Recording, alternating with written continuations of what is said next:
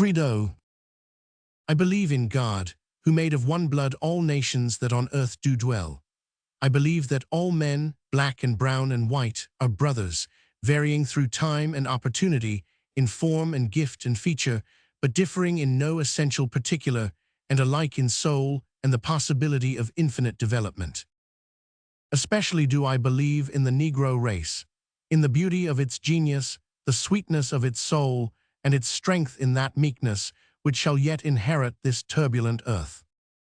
I believe in pride of race and lineage and self, in pride of self so deep as to scorn injustice to other selves, in pride of lineage so great as to despise no man's father, in pride of race so chivalrous as neither to offer bastardy to the weak nor beg wedlock of the strong, knowing that men may be brothers in Christ, even though they be not brothers-in-law.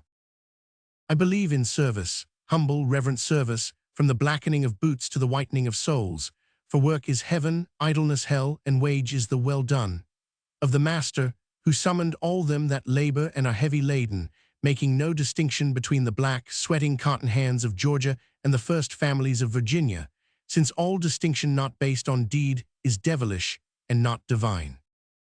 I believe in the devil and his angels, who wantonly work to narrow the opportunity of struggling human beings, especially if they be black, who spit in the faces of the fallen, strike them that cannot strike again, believe the worst and work to prove it, hating the image which their Maker stamped on a brother's soul. I believe in the Prince of Peace. I believe that war is murder. I believe that armies and navies are at bottom the tinsel and braggadocio of oppression and wrong, and I believe that the wicked conquest of weaker and darker nations by nations whiter and stronger, but foreshadows the death of that strength. I believe in liberty for all men, the space to stretch their arms and their souls, the right to breathe and the right to vote, the freedom to choose their friends, enjoy the sunshine, and ride on the railroads, uncursed by color, thinking, dreaming, working as they will in a kingdom of beauty and love. I believe in the training of children, black even as white, the leading out of little souls into the green pastures and beside the still waters, not for pelf or peace, but for life lit by some large vision of beauty and goodness and truth, lest we forget, and the sons of the fathers, like Esau, for mere meat barter their birthright in a mighty nation. Finally, I believe in patience, patience with the weakness of the weak and the strength of the strong, the prejudice of the ignorant and the ignorance of the blind, patience with the tardy triumph of joy and the mad chastening of sorrow. 1. The shadow of years. I was born by a golden river and in the shadow of two great hills, 5 years after the Emancipation Proclamation. The house was quaint, with clapboards running up and down, neatly trimmed, and there were 5 rooms, a tiny porch, a rosy front yard, and unbelievably delicious strawberries in the rear. A South Carolinian, lately come to the Berkshire Hills, owned all this, tall, thin, and black, with golden earrings, and given to religious trances. We were his transient tenants for the time. My own people were part of a great clan. Fully 200 years before, Tom Burgart had come through the western pass from the Hudson with his Dutch captor, Coenriet Burgart, sullen in his slavery and achieving his freedom by volunteering for the revolution at a time of sudden alarm. His wife was a little black Bantu woman who never became reconciled to this strange land. She clasped her knees and rocked and crooned. Dubana Koba, Jinmi. Ben Danuli, Ben Delite. Tom died about 1787, but of him came many sons, and one, Jack, who helped in the War of 1812. Of Jack and his wife, Violet, was born a mighty family, splendidly named, Harlow and Ira, Chloe, Lucinda, Maria, and Othello. I dimly remember my grandfather, Othello, or Uncle Tallow, a brown man, strong-voiced and redolent with tobacco, who sat stiffly in a great high chair because his hip was broken. He was probably a bit lazy and given to wassail. At any rate, grandmother had a shrewish tongue and often berated him. This grandmother was Sarah, Aunt Sally, a stern, tall Dutch-African woman, beak-nosed, but beautiful-eyed and golden-skinned. 10 or more children were theirs, of whom the youngest was Mary, my mother. Mother was dark, shining bronze, with a tiny ripple in her black hair, black-eyed, with a heavy, kind face. She gave one the impression of infinite patience, but a curious determination was concealed in her softness. The family were small farmers on Egremont Plain, between Great Barrington and Sheffield, Massachusetts. The bits of land were too small to support the great families born on them, and we were always poor. I never remember being cold or hungry, but I do remember that shoes and coal, and sometimes flour, caused mother moments of anxious thought in winter, and a new suit was an event. At about the time of my birth, economic pressure was transmuting the family generally from farmers to hired help. Some revolted and migrated westward, others went cityward as cooks and barbers. Mother worked for some years at house service in Great Barrington, and after a disappointed love episode with a cousin who went to California, she met and married Alfred Du Bois and went to town to live by the Golden River where I was born. Alfred, my father, must have seemed a splendid vision in that little valley under the shelter of those mighty hills. He was small and beautiful of face and feature, just tinted with the sun, his curly hair chiefly revealing his kinship to Africa. In nature, he was a dreamer, romantic, indolent, kind, unreliable. He had in him the making of a poet, an adventurer, or a beloved vagabond, according to the life that closed round him, and that life gave him all too little. His father, Alexander Du Bois, cloaked under a stern, austere demeanor a passionate revolt against the world. He too was small but squarish. I remember him as I saw him first in his home in New Bedford, white hair close cropped, a seamed, hard face, but high in tone, with a grey eye that could twinkle or glare. Long years before him, Louis Roman XIV drove two Huguenots, Jacques and Louis Du Bois, into wild Ulster County, New York. One of them, in the third or fourth generation, had a descendant, Dr. James Du Bois, a gay, rich bachelor who made his money in the Bahamas, where he and the Gilberts had plantations. There he took a beautiful little mulatto slave as his mistress, and two sons were born, Alexander in 1803 and John later. They were fine, straight, clear-eyed boys, white enough to pass. He brought them to America and put Alexander in the celebrated Cheshire School in Connecticut. Here he often visited him, but one last time fell dead. He left no will, and his relations made short shrift of these sons. They gathered in the property, apprenticed grandfather to a shoemaker, then dropped him. Grandfather took his bitter dose like a thoroughbred. Wild as was his inner revolt against this treatment, he uttered no word against the thieves and made no plea. He tried his fortunes here and in Haiti, where during his short, restless sojourn, my own father was born. Eventually, grandfather became chief steward on the passenger boat between New York and New Haven. Later, he was a small merchant in Springfield, and finally he retired and ended his days at New Bedford. Always he held his head high, took no insults, made few friends. He was not a Negro, he was a man, yet the current was too strong even for him. Then, even more than now, a colored man had colored friends or none at all, lived in a colored world or lived alone. A few fine, strong black men gained the heart of this silent, bitter man in New York and New Haven. If he had scant sympathy with their social clannishness, he was with them in fighting discrimination. So, when the white Episcopalians of Trinity Parish, New Haven, showed plainly that they no longer wanted black folks as fellow Christians, he led the revolt which resulted in St. Luke's Parish and was for years its senior warden. He lies dead in the Grove Street Cemetery beside Jehudi Ashman. Beneath his sternness was a very human man. Slyly he wrote poetry, stilted, pleading things from a soul astray. He loved women in his masterful way, marrying 3 beautiful wives in succession and clinging to each with a certain desperate, even if unsympathetic, affection. As a father he was, naturally, a failure, hard, domineering, unyielding. His 4 children reacted characteristically. One was until past middle life a thin spinster, the mental image of her father. One died, one passed over into the white world, and her children's children are now white, with no knowledge of their Negro blood. The 4th, my father, bent before grandfather, but did not break, better if he had. He yielded and flared back, asked forgiveness and forgot why, became the harshly held favorite, who ran away and rioted and roamed and loved, and married my brown mother. So with some circumstance, having finally gotten myself born, with a flood of Negro blood, a strain of French, a bit of Dutch, but thank God, no Anglo-Saxon, I come to the days of my childhood. They were very happy. Early we moved back to Grandfather Burgott's home. I barely remember its stone fireplace, big kitchen, and delightful woodshed. Then this house passed to other branches of the clan, and we moved to rented quarters in town, to one delectable place upstairs, with a wide yard full of shrubbery and a brook, to another house abutting a railroad, with infinite interests and astonishing playmates, and finally back to the quiet street on which I was born, down a long lane, and in a homely, cozy cottage, with a living room, a tiny sitting room, a pantry, and 2 attic bedrooms. Here Mother and I lived until she died in 1884, for Father early began his restless wanderings. I last remember urgent letters for us to come to New Milford, where he had started a barber shop. Later he became a preacher, but Mother no longer trusted his dreams, and he soon faded out of our lives into silence.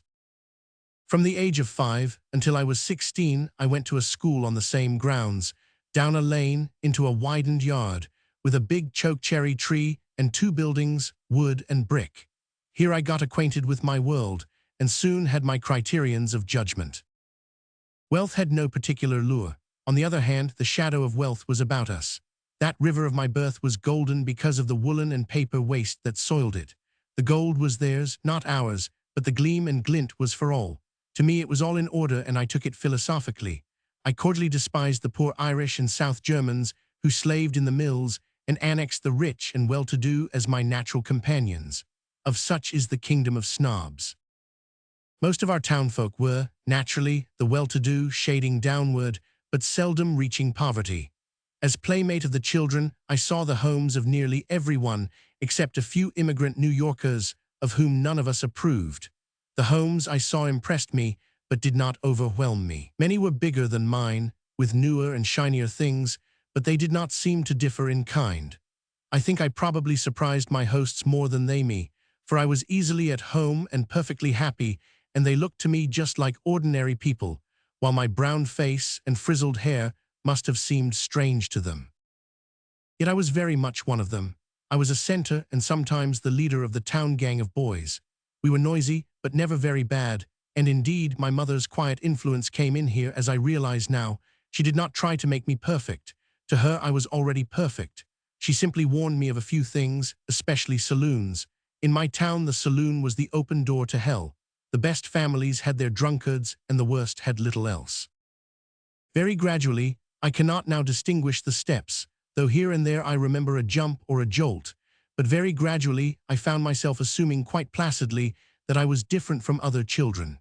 At first I think I connected the difference with a manifest ability to get my lessons rather better than most, and to recite with a certain happy, almost taunting, glibness, which brought frowns here and there. Then slowly I realized that some folks, a few, even several, actually considered my brown skin a misfortune. Once or twice, I became painfully aware that some human beings even thought it a crime. I was not for a moment daunted, although, of course, there were some days of secret tears. Rather, I was spurred to tireless effort. If they beat me at anything, I was grimly determined to make them sweat for it. Once I remember challenging a great, hard farmer boy to battle when I knew he could whip me, and he did. But ever after, he was polite. As time flew, I felt not so much disowned and rejected as rather drawn up into higher spaces and made part of a mightier mission. At times, I almost pitied my pale companions, who were not of the Lord's anointed, and who saw in their dreams no splendid quests of golden fleeces. Even in the matter of girls, my peculiar fantasy asserted itself. Naturally, it was in our town voted bad form for boys of 12 and 14 to show any evident weakness for girls. We tolerated them loftily, and now and then they played in our games, when I joined in quite as naturally as the rest. It was when strangers came, or summer boarders, or when the oldest girls grew up that my sharp senses noted little hesitancies in public and searchings for possible public opinion. Then I flamed. I lifted my chin and strode off to the mountains, where I viewed the world at my feet and strained my eyes across the shadow of the hills. I was graduated from high school at 16, and I talked of Wendell Phillips. This was my first sweet taste of the world's applause. There were flowers and upturned faces, music and marching, and there was my mother's smile. She was lame then and a bit drawn, but very happy. It was her great day, and that very year she lay down with a sigh of content and has not yet awakened. I felt a certain gladness to see her, at last, at peace, for she had worried all her life. Of my own loss I had then little realization. That came only with the after-years. Now it was the choking gladness and solemn feel of wings. At last, I was going beyond the hills and into the world that beckoned steadily. There came a little pause, a singular pause. I was given to understand that I was almost too young for the world. Harvard was the goal of my dreams, but my white friends hesitated, and my colored friends were silent. Harvard was a mighty conjure word in that hill town, and even the mill owners' sons had aimed lower. Finally, it was tactfully explained that the place for me was in the South among my people. A scholarship had been already arranged at Fisk, and my summer earnings would pay the fare. My relatives grumbled, but after a twinge I felt a strange delight. I forgot, or did not thoroughly realize, the curious irony by which I was not looked upon as a real citizen of my birth town, with a future and a career, and instead was being sent to a far land among strangers who were regarded as, and in truth were, mine own people. Ah, the wonder of that journey, with its faint spice of adventure, as I entered the land of slaves, the never-to-be-forgotten marvel of that first supper at Fisk, with the world, colored, and opposite two of the most beautiful beings God ever revealed to the eyes of 17. I promptly lost my appetite, but I was deliriously happy. As I peer back through the shadow of my years, seeing not too clearly, but through the thickening veil of wish and afterthought, I seem to view my life divided into 4 distinct parts: the age of miracles, the days of disillusion, the discipline of work and play, and the second miracle age. The age of miracles began with Fisk and ended with Germany. I was bursting with the joy of living. I seemed to ride in conquering might. I was captain of my soul and master of fate. I willed to do, it was done. I wished, the wish came true. Now and then out of the void flashed the great sword of hate to remind me of the battle. I remember once, in Nashville, brushing by accident against a white woman on the street. Politely and eagerly I raised my hat to apologize. That was 35 years ago. From that day to this, I have never knowingly raised my hat to a southern white woman. I suspect that, beneath all of my seeming triumphs, there were many failures and disappointments, but the realities loomed so large that they swept away even the memory of other dreams and wishes. Consider, for a moment, how miraculous it all was to a boy of 17, just escaped from a narrow valley. I willed, and lo, my people came dancing about me, riotous in color, gay in laughter, full of sympathy, need, and pleading. Darkly delicious girls, colored girls, sat beside me and actually talked to me while I gazed in tongue-tied silence or babbled in boastful dreams. Boys with my own experiences and out of my own world, who knew and understood, wrought out with me great remedies. I studied eagerly under teachers who bent in subtle sympathy, feeling themselves some shadow of the veil and lifting it gently that we darker souls might peer through to other worlds. I willed, and lo, I was walking beneath the elms of Harvard, the name of allurement, the college of my youngest, wildest visions. I needed money, scholarships and prizes fell into my lap, not all I wanted or strove for, but all I needed to keep in school. Commencement came, and standing before governor, president, and grave, gowned men, I told them certain astonishing truths, waving my arms and breathing fast.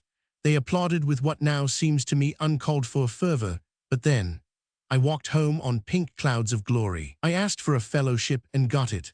I announced my plan of studying in Germany, but Harvard had no more fellowships for me. A friend, however, told me of the Slater Fund and how the board was looking for colored men worth educating. No thought of modest hesitation occurred to me. I rushed at the chance. The trustees of the Slater Fund excused themselves politely. They acknowledged that they had in the past looked for colored boys of ability to educate, but being unsuccessful, they had stopped searching. I went at them hammer and tongs. I plied them with testimonials and mid-year and final marks.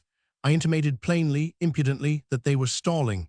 In vain did the chairman, ex-president Hayes, explain and excuse. I took no excuses and brushed explanations aside. I wonder now that he did not brush me aside too, as a conceited meddler, but instead he smiled and surrendered. I crossed the ocean in a trance. Always I seemed to be saying, "It is not real, I must be dreaming. I can live it again, the little Dutch ship, the blue waters, the smell of new-mown hay, Holland and the Rhine." I saw the Wartburg in Berlin. I made the Harzreise and climbed the Brocken. I saw the Hansa towns and the cities and dwarfs of South Germany. I saw the Alps at Bern, the cathedral at Milan, Florence, Rome, Venice, Vienna, and Pest. I looked on the boundaries of Russia, and I sat in Paris and London. On mountain and valley, in home and school, I met men and women as I had never met them before. Slowly they became not white folks, but folks. The unity beneath all life clutched me. I was not less fanatically a Negro, but Negro meant a greater, broader sense of humanity and world fellowship.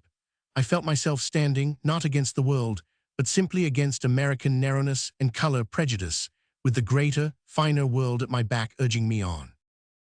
I builded great castles in Spain and lived therein. I dreamed and loved and wandered and sang. Then, after 2 long years, I dropped suddenly back into nigger-hating America. My days of disillusion were not disappointing enough to discourage me.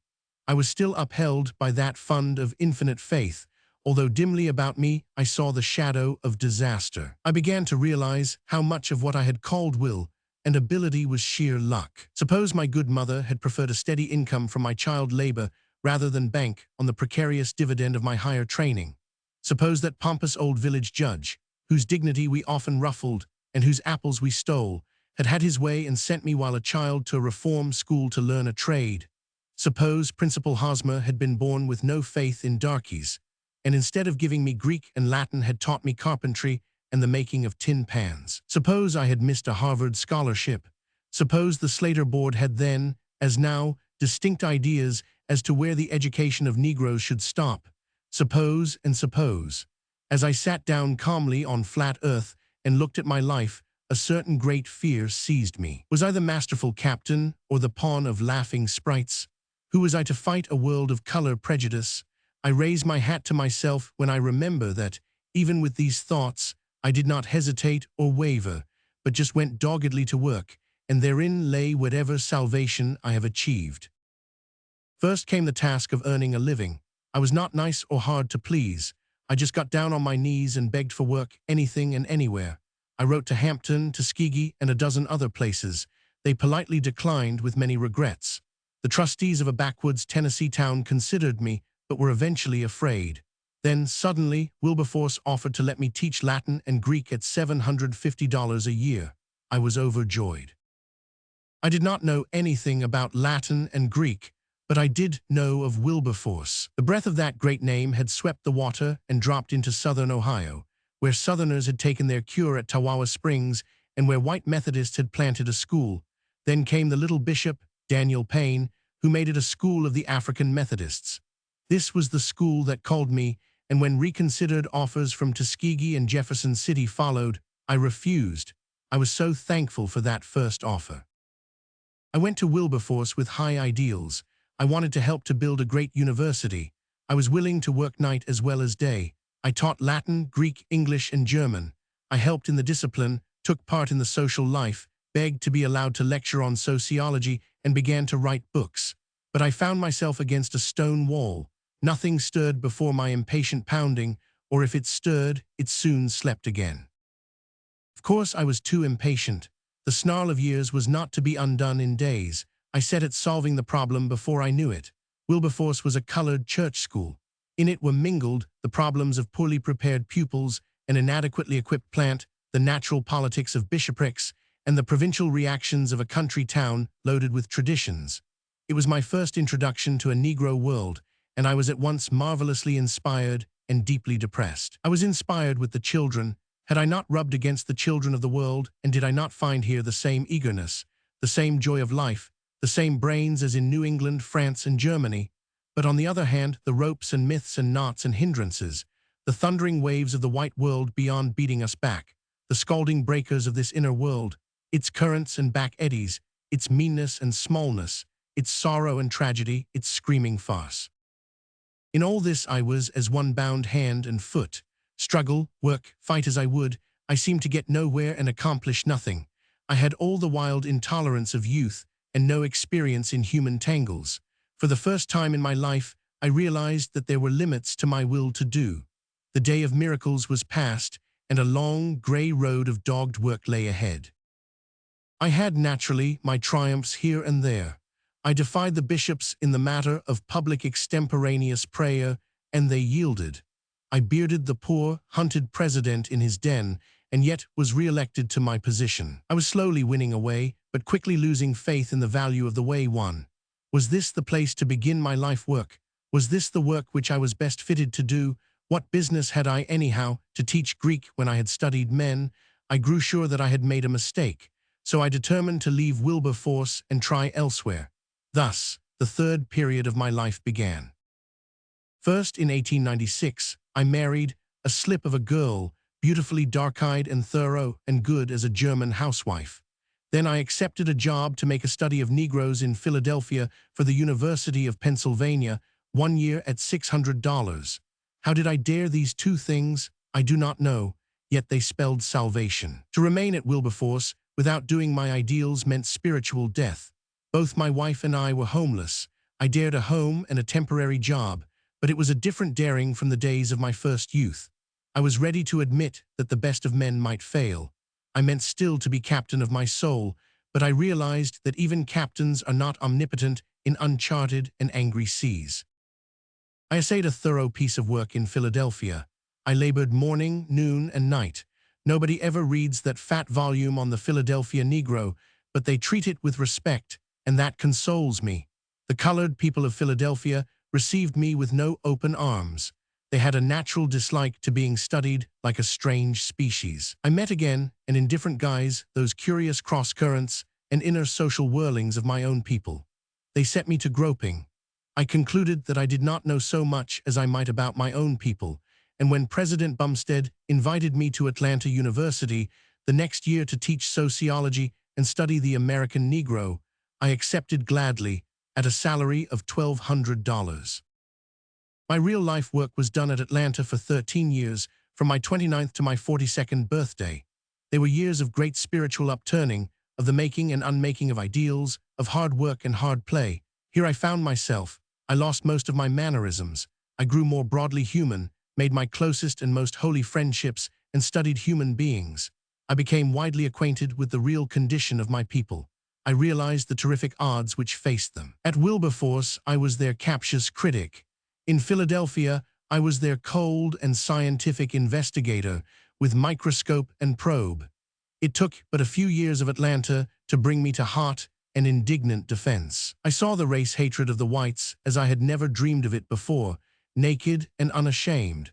The faint discrimination of my hopes and intangible dislikes paled into nothing before this great, red monster of cruel oppression. I held back with more difficulty each day my mounting indignation against injustice and misrepresentation. With all this came the strengthening and hardening of my own character. The billows of birth, love, and death swept over me. I saw life through all its paradox and contradiction of streaming eyes and mad merriment. I emerged into full manhood, with the ruins of some ideals about me, but with others planted above the stars, scarred and a bit grim, but hugging to my soul the divine gift of laughter, and withal determined, even unto stubbornness, to fight the good fight. At last, forbear and waver as I would, I faced the great decision. My life's last and greatest door stood ajar. What with all my dreaming, studying, and teaching was I going to do in this fierce fight? Despite all my youthful conceit and bumptiousness, I found developed beneath it all a reticence and new fear of forwardness, which sprang from searching criticisms of motive and high ideals of efficiency. But contrary to my dream of racial solidarity, and notwithstanding my deep desire to serve and follow and think, rather than to lead and inspire and decide, I found myself suddenly the leader of a great wing of people fighting against another and greater wing. Nor could any effort of mine keep this fight from sinking to the personal plane. Heaven knows I tried. That first meeting of a knot of enthusiasts at Niagara Falls had all the earnestness of self-devotion. At the second meeting, at Harper's Ferry, it arose to the solemnity of a holy crusade, and yet without, and to the cold, hard stare of the world, it seemed merely the envy of fools against a great man, Booker Washington. Of the movement, I was willy-nilly leader. I hated the role. For the first time, I faced criticism and cared. Every ideal and habit of my life was cruelly misjudged. I, who had always overstriven to give credit for good work, who had never consciously stooped to envy, was accused by honest colored people of every sort of small and petty jealousy, while white people said I was ashamed of my race and wanted to be white. And this of me, whose one life fanaticism had been belief in my Negro blood. Away back in the little years of my boyhood, I had sold the Springfield Republican and written for Mr. Fortune's Globe. I dreamed of being an editor myself someday. I am an editor. In the great, slashing days of college life, I dreamed of a strong organization to fight the battles of the Negro race. The National Association for the Advancement of Colored People is such a body, and it grows daily. In the dark days at Wilberforce, I planned a time when I could speak freely to my people and of them, interpreting between two worlds. I am speaking now. In the study at Atlanta, I grew to fear lest my radical beliefs should so hurt the college that either my silence or the institution's ruin would result. Powers and principalities have not yet curbed my tongue, and Atlanta still lives. It all came, this new age of miracles, because a few persons in 1909 determined to celebrate Lincoln's birthday properly by calling for the final emancipation of the American Negro. I came at their call. My salary even for a year was not assured, but it was the voice without reply.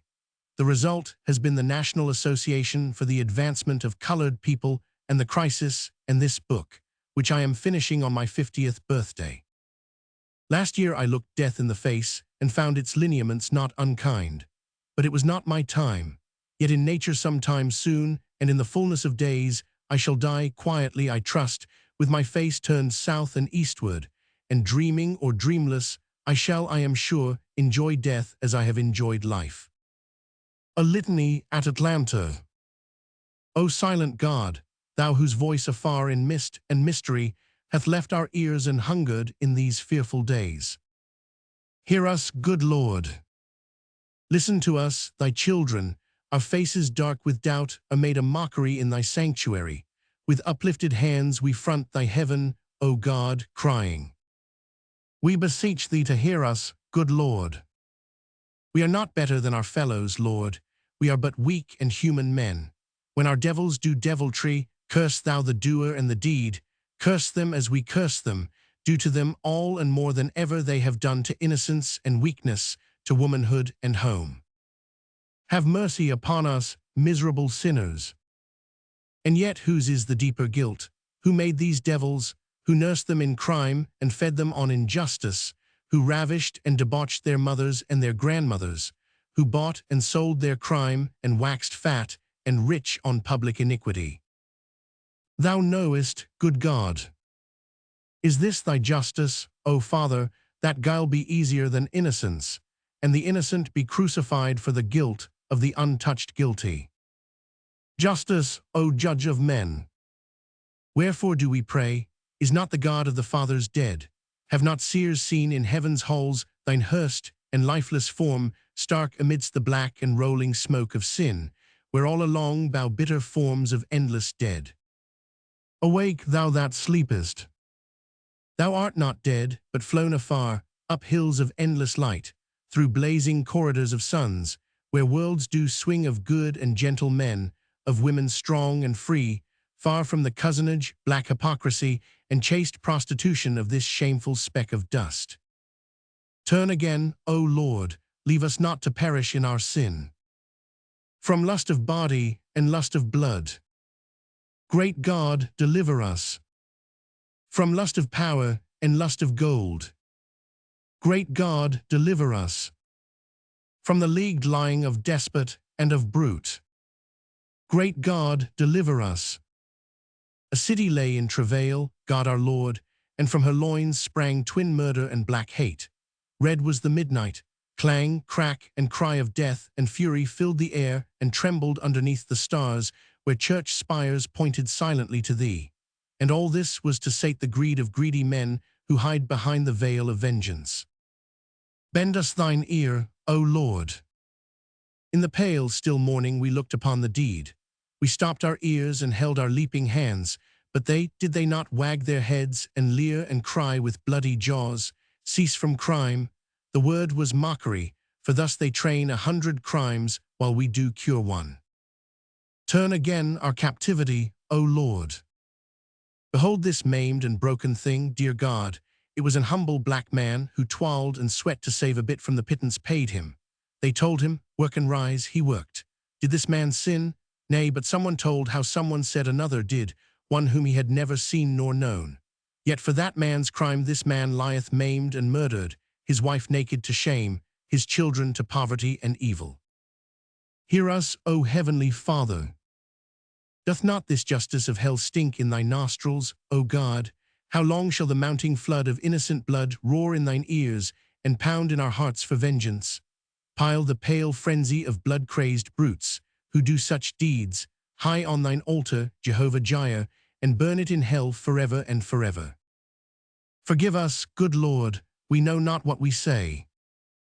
Bewildered we are and passion-tossed, mad with the madness of a mobbed and mocked and murdered people.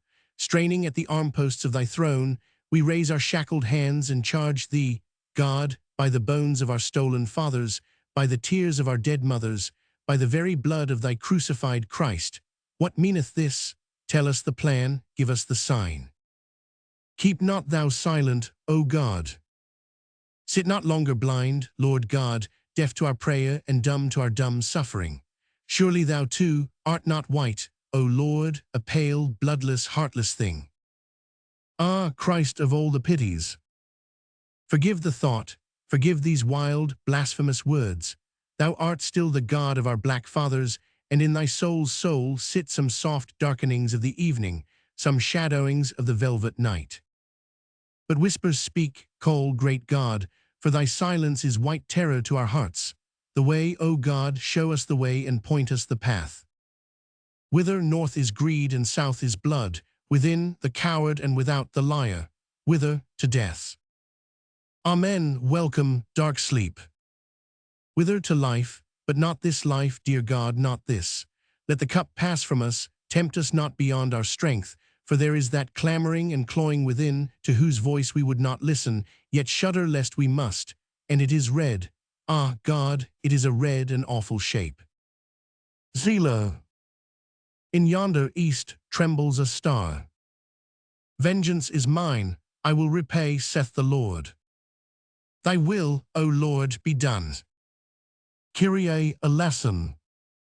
Lord, we have done these pleading, wavering words. We beseech thee to hear us, good Lord. We bow our heads and hearken soft to the sobbing of women and little children. We beseech thee to hear us, good Lord. Our voices sink in silence and in night. Hear us, good Lord. In night, O God of a godless land. Amen. In silence, O silent God. Selah. Chapter 2. The Souls of White Folk. High in the tower, where I sit above the loud complaining of the human sea, I know many souls that toss and whirl and pass, but none there are that intrigue me more than the souls of white folk. Of them I am singularly clairvoyant. I see in and through them. I view them from unusual points of vantage. Not as a foreigner do I come, for I am native, not foreign, bone of their thought and flesh of their language.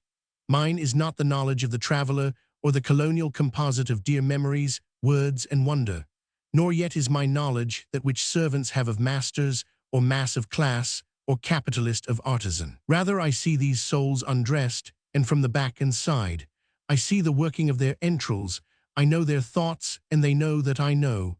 This knowledge makes them now embarrassed, now furious. They deny my right to live and be and call me misbirth. My word is to them mere bitterness, and my soul, pessimism. And yet as they preach and strut and shout and threaten, crouching as they clutch at rags of facts and fancies to hide their nakedness, they go twisting, flying by my tired eyes, and I see them ever stripped, ugly human. The discovery of personal whiteness among the world's peoples is a very modern thing, a 19th and 20th century matter, indeed. The ancient world would have laughed at such a distinction. The Middle Age regarded skin color with mild curiosity, and even up into the 18th century, we were hammering our national mannequins into one great, universal man, with fine frenzy which ignored color and race even more than birth. Today we have changed all that, and the world, in a sudden emotional conversion, has discovered that it is white, and by that token, wonderful. This assumption that of all the hues of God whiteness alone is inherently and obviously better than brownness or tan leads to curious acts. Even the sweeter souls of the dominant world, as they discourse with me on weather, weal, and woe, are continually playing above their actual words an obligato of tune and tone, saying, "My poor unwhite thing, weep not nor rage. I know too well that the curse of God lies heavy on you. Why, that is not for me to say, but be brave. Do your work in your lowly sphere, praying the good Lord that into heaven above, where all is love, you may one day be born white." I do not laugh. I am quite straight-faced as I ask soberly, "But what on earth is whiteness that one should so desire it?" Then always, somehow, someway, silently but clearly, I am given to understand that whiteness is the ownership of the earth forever and ever. Amen. Now what is the effect on a man or a nation when it comes passionately to believe such an extraordinary dictum as this? That nations are coming to believe it is manifest daily. Wave on wave, each with increasing virulence, is dashing this new religion of whiteness on the shores of our time. Its first effects are funny: the strut of the southerner, the arrogance of the Englishman amuck, the whoop of the hoodlum who vicariously leads your mob. Next it appears dampening generous enthusiasm in what we once counted glorious. To free the slave is discovered to be tolerable only insofar as it freed his master. Do we sense somnolent writhings in black Africa, or angry groans in India, or triumphant banzais in Japan? To your tents, O Israel! These nations are not white. After the more comic manifestations and the chilling of generous enthusiasm come subtler, darker deeds. Everything considered, the title to the universe claimed by white folk is faulty. It ought, at least, to look plausible. How easy, then, by emphasis and omission, to make children believe that every great soul the world ever saw was a white man's soul, that every great thought the world ever knew was a white man's thought, that every great deed the world ever did was a white man's deed, that every great dream the world ever sang was a white man's dream. In fine, that if from the world were dropped everything that could not fairly be attributed to white folk, the world would, if anything, be even greater, truer, better than now. And if all this be a lie, is it not a lie in a great cause? Here it is that the comedy verges to tragedy. The first minor note is struck, all unconsciously, by those worthy souls in whom consciousness of high descent brings burning desire to spread the gift abroad, the obligation of nobility to the ignoble. Such sense of duty assumes two things: a real possession of the heritage and its frank appreciation by the humble-born. So long, then, as humble black folk, voluble with thanks, receive barrels of old clothes from lordly and generous whites, there is much mental peace and moral satisfaction. But when the black man begins to dispute the white man's title to certain alleged bequests of the fathers in wage and position, authority and training, and when his attitude toward charity is sullen anger rather than humble jollity, when he insists on his human right to swagger and swear and waste, then the spell is suddenly broken, and the philanthropist is ready to believe that Negroes are impudent, that the South is right, and that Japan wants to fight America. After this, the descent to hell is easy. On the pale, white faces which the great billows whirl upward to my tower, I see again and again, often and still more often, a writing of human hatred, a deep and passionate hatred, vast by the very vagueness of its expressions. Down through the green waters, on the bottom of the world, where men move to and fro, I have seen a man, an educated gentleman, grow livid with anger because a little silent black woman was sitting by herself in a Pullman car. He was a white man. I have seen a great grown man curse a little child who had wandered into the wrong waiting room, searching for its mother. "Here, you damned black," he was white. In Central Park, I have seen the upper lip of a quiet, peaceful man curl back in a tigerish snarl of rage because black folk rode by in a motor car.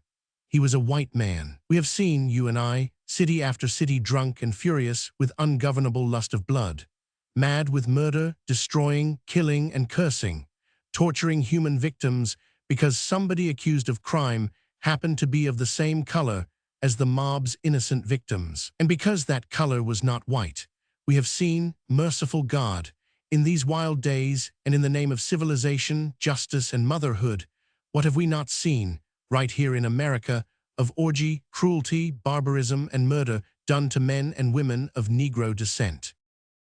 Up through the foam of green and weltering waters wells this great mass of hatred, in wilder, fiercer violence, until I look down and know that today to the millions of my people no misfortune could happen, of death and pestilence, failure and defeat, that would not make the hearts of millions of their fellows beat with fierce, vindictive joy. Do you doubt it? Ask your own soul what it would say if the next census were to report that half of Black America was dead and the other half dying. Unfortunate, unfortunate, but where is the misfortune?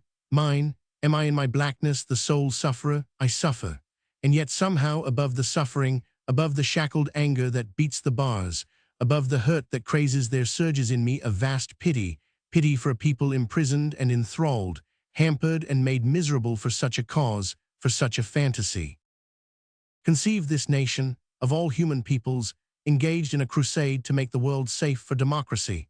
Can you imagine the United States protesting against Turkish atrocities in Armenia, while the Turks are silent about mobs in Chicago and St. Louis? What is Louisville compared with Memphis, Waco, Washington, Dyersburg, and Estill Springs? In short, what is the black man but America's Belgium, and how could America condemn in Germany that which she commits, just as brutally, within her own borders? A true and worthy ideal frees and uplifts a people, a false ideal imprisons and lowers. Say to men, earnestly and repeatedly, honesty is best, knowledge is power, do unto others as you would be done by. Say this and act it, and the nation must move toward it, if not to it. But say to a people, the one virtue is to be white, and the people rush to the inevitable conclusion, kill the nigger. Is not this the record of present America? Is not this its headlong progress? Are we not coming more and more day by day to making the statement, I am white, the one fundamental tenet of our practical morality? Only when this basic, iron rule is involved is our defense of right nationwide and prompt. Murder may swagger, theft may rule, and prostitution may flourish, and the nation gives but spasmodic, intermittent, and lukewarm attention. But let the murderer be black, or the thief brown, or the violator of womanhood have a drop of Negro blood, and the righteousness of the indignation sweeps the world. Nor would this fact make the indignation less justifiable did not we all know that it was blackness that was condemned and not crime. In the awful cataclysm of world war, where from beating, slandering, and murdering us, the white world turned temporarily aside to kill each other, we of the darker peoples looked on in mild amaze. Among some of us, I doubt not, this sudden descent of Europe into hell brought unbounded surprise. To others, over wide area, it brought the schadenfreude of the bitterly hurt. But most of us, I judge, looked on silently and sorrowfully in sober thought, seeing sadly the prophecy of our own souls. Here is a civilization that has boasted much. Neither Roman nor Arab, Greek nor Egyptian, Persian nor Mongol ever took himself and his own perfectness with such disconcerting seriousness as the modern white man. We whose shame, humiliation, and deep insult his aggrandizement so often involved were never deceived. We looked at him clearly, with world-old eyes, and saw simply a human thing, weak and pitiable and cruel, even as we are and were. These supermen and world-mastering demigods listened, however, to no low tongues of ours, even when we pointed silently to their feet of clay. Perhaps we, as folk of simpler soul and more primitive type, have been most struck in the welter of recent years by the utter failure of white religion. We have curled our lips in something like contempt as we have witnessed glib apology and weary explanation. Nothing of the sort deceived us. A nation's religion is its life, and as such white Christianity is a miserable failure. Nor would we be unfair in this criticism. We know that we too have failed as you have, and have rejected many a Buddha even as you have denied Christ. But we acknowledge our human frailty, while you, claiming superhumanity, scoff endlessly at our shortcomings. The number of white individuals who are practicing with even reasonable approximation the democracy and unselfishness of Jesus Christ is so small and unimportant as to be fit subject for jest in Sunday supplements and in Punch, Life, Laria, and Flegend Bladder. In her foreign mission work, the extraordinary self-deception of white religion is epitomized. Solemnly, the white world sends $5 million worth of missionary propaganda to Africa each year, and in the same 12 months adds $25 million worth of the vilest gin manufactured. Peace to the augurs of Rome. We may, however, grant without argument that religious ideals have always far outrun their very human devotees.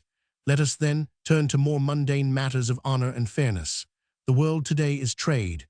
The world has turned shopkeeper. History is economic history. Living is earning a living. Is it necessary to ask how much of high emprise and honorable conduct has been found here? Something, to be sure. The establishment of world credit systems is built on splendid and realizable faith in fellow men. But it is, after all, so low and elementary a step that sometimes it looks merely like honor among thieves. For the revelations of highway robbery and low cheating in the business world, and in all its great modern centers, have raised in the hearts of all true men in our day an exceeding great cry for revolution in our basic methods and conceptions of industry and commerce. We do not for a moment forget the robbery of other times and races when trade was a most uncertain gamble. But was there not a certain honesty and frankness in the evil that argued a saner morality? There are more merchants today, surer deliveries and wider well-being, but are there not, also, bigger thieves, deeper injustice, and more callous selfishness in well-being? Be that as it may, certainly the nicer sense of honor that has risen ever and again in groups of forward-thinking men has been curiously and broadly blunted. Consider our chiefest industry, fighting. Laboriously the Middle Ages built its rules of fairness, equal armament, equal notice, equal conditions. What do we see today? Machine guns against assegais, conquest sugared with religion, mutilation and rape masquerading as culture, all this with vast applause at the superiority of white over black soldiers. War is horrible, this the dark world knows to its awful cost. But has it just become horrible in these last days, when under essentially equal conditions, equal armament, and equal waste of wealth white men are fighting white men, with surgeons and nurses hovering near? Think of the wars through which we have lived in the last decade. In German Africa, in British Nigeria, in French and Spanish Morocco, in China, in Persia, in the Balkans, in Tripoli, in Mexico, and in a dozen lesser places. Were not these horrible too? Mind you, there were for most of these wars no Red Cross funds. Behold little Belgium and her pitiable plight, but has the world forgotten Congo? What Belgium now suffers is not half, not even a tenth, of what she has done to Black Congo since Stanley's great dream of 1880. Down the dark forests of inmost Africa sailed this modern Sir Galahad, in the name of the noble-minded men of several nations, to introduce commerce and civilization. What came of it? Rubber and murder, slavery in its worst form, wrote Glaive in 1895. Harris declares that King Leopold's regime meant the death of 12 million natives. But what we who were behind the scenes felt most keenly was the fact that the real catastrophe in the Congo was desolation and murder in the larger sense. The invasion of family life, the ruthless destruction of every social barrier, the shattering of every tribal law, the introduction of criminal practices which struck the chiefs of the people dumb with horror. In a word, a veritable avalanche of filth and immorality overwhelmed the Congo tribes. Yet the fields of Belgium laughed, the cities were gay, art and science flourished. The groans that helped to nourish this civilization fell on deaf ears because the world round about was doing the same sort of thing elsewhere on its own account. As we saw the dead dimly through rifts of battle smoke and heard faintly the cursings and accusations of blood brothers, we darker men said, "This is not Europe gone mad. This is not aberration nor insanity. This is Europe. This seeming terrible is the real soul of white culture back of all culture, stripped and visible today. This is where the world has arrived, these dark and awful depths, and not the shining and ineffable heights of which it boasted. Here is whither the might and energy of modern humanity has really gone." But may not the world cry back at us and ask, what better thing have you to show? What have you done or would do better than this if you had today the world rule?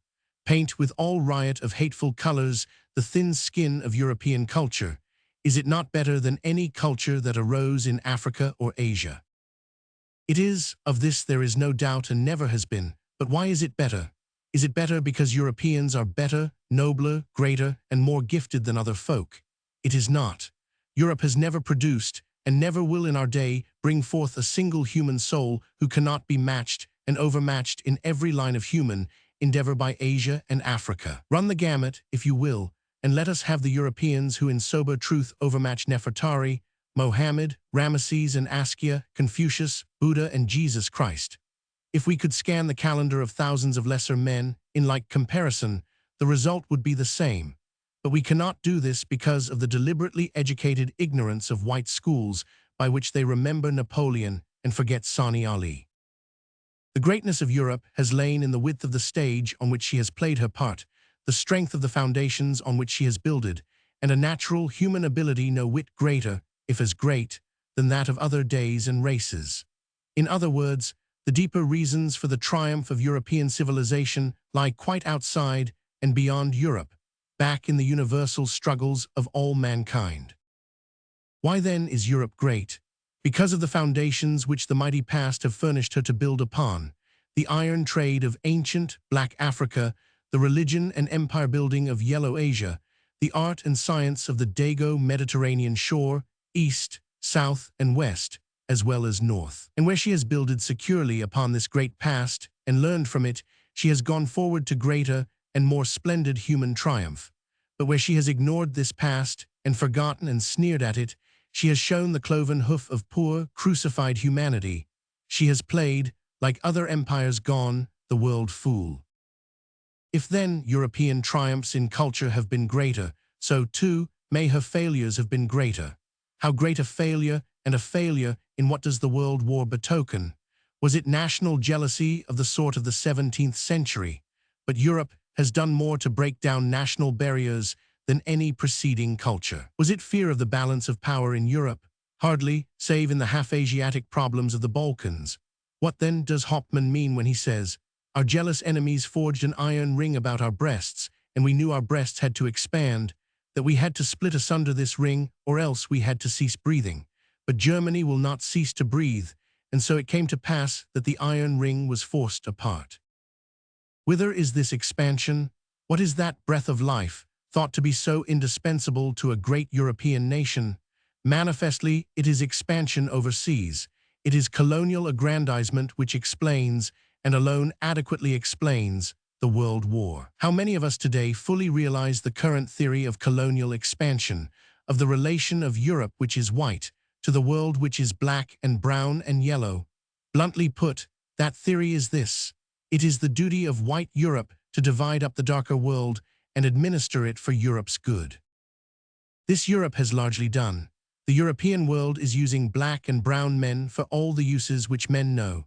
Slowly but surely white culture is evolving the theory that darkies are born beasts of burden for white folk. It was silly to think otherwise, cries the cultured world, with stronger and shriller accord. The supporting arguments grow and twist themselves in the mouths of merchant, scientist, soldier, traveler, writer, and missionary. Darker peoples are dark in mind as well as in body, of dark, uncertain, and imperfect descent, of frailer, cheaper stuff. They are cowards in the face of Mausers and Maxims. They have no feelings, aspirations, and loves. They are fools, illogical idiots, half devil and half child. Such as they are, civilization must, naturally, raise them, but soberly and in limited ways. They are not simply dark white men. They are not men in the sense that Europeans are men. To the very limited extent of their shallow capacities, lift them to be useful to whites, to raise cotton, gather rubber, fetch ivory, dig diamonds, and let them be paid what men think they are worth, white men who know them to be well-nigh worthless. Such degrading of men by men is as old as mankind, and the invention of no one race or people.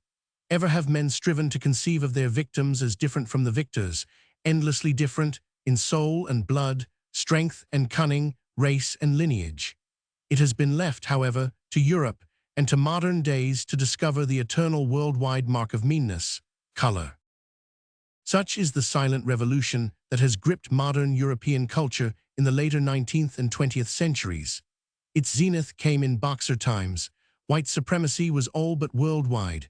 Africa was dead, India conquered, Japan isolated, and China prostrate, while white America whetted her sword for mongrel Mexico and mulatto South America, lynching her own Negroes the while. Temporary halt in this program was made by Little Japan, and the white world immediately sensed the peril of such yellow presumption. What sort of a world would this be if yellow men must be treated white?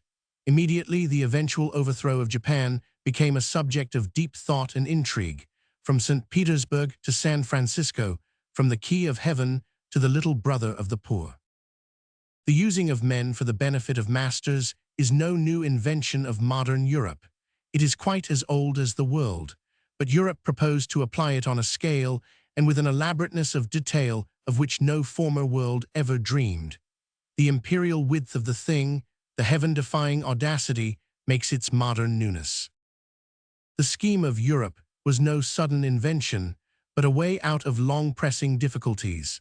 It is plain to modern white civilization that the subjection of the white working classes cannot much longer be maintained. Education, political power, and increased knowledge of the technique and meaning of the industrial process are destined to make a more and more equitable distribution of wealth in the near future. The day of the very rich is drawing to a close, so far as individual white nations are concerned. But there is a loophole. There is a chance for exploitation on an immense scale for inordinate profit, not simply to the very rich, but to the middle class and to the laborers. This chance lies in the exploitation of darker peoples. It is here that the golden hand beckons. Here are no labor unions or votes or questioning onlookers or inconvenient consciences. These men may be used down to the very bone and shot and maimed in punitive expeditions when they revolt. In these dark lands, industrial development may repeat in exaggerated form every horror of the industrial history of Europe, from slavery and rape to disease and maiming, with only one test of success: dividends. This theory of human culture and its aims has worked itself through warp and woof of our daily thought, with a thoroughness that few realize. Everything great, good, efficient, fair, and honorable is white.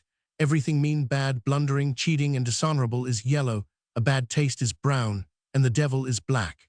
The changes of this theme are continually rung in picture and story, in newspaper heading and moving picture, in sermon and school book, until, of course, the king can do no wrong.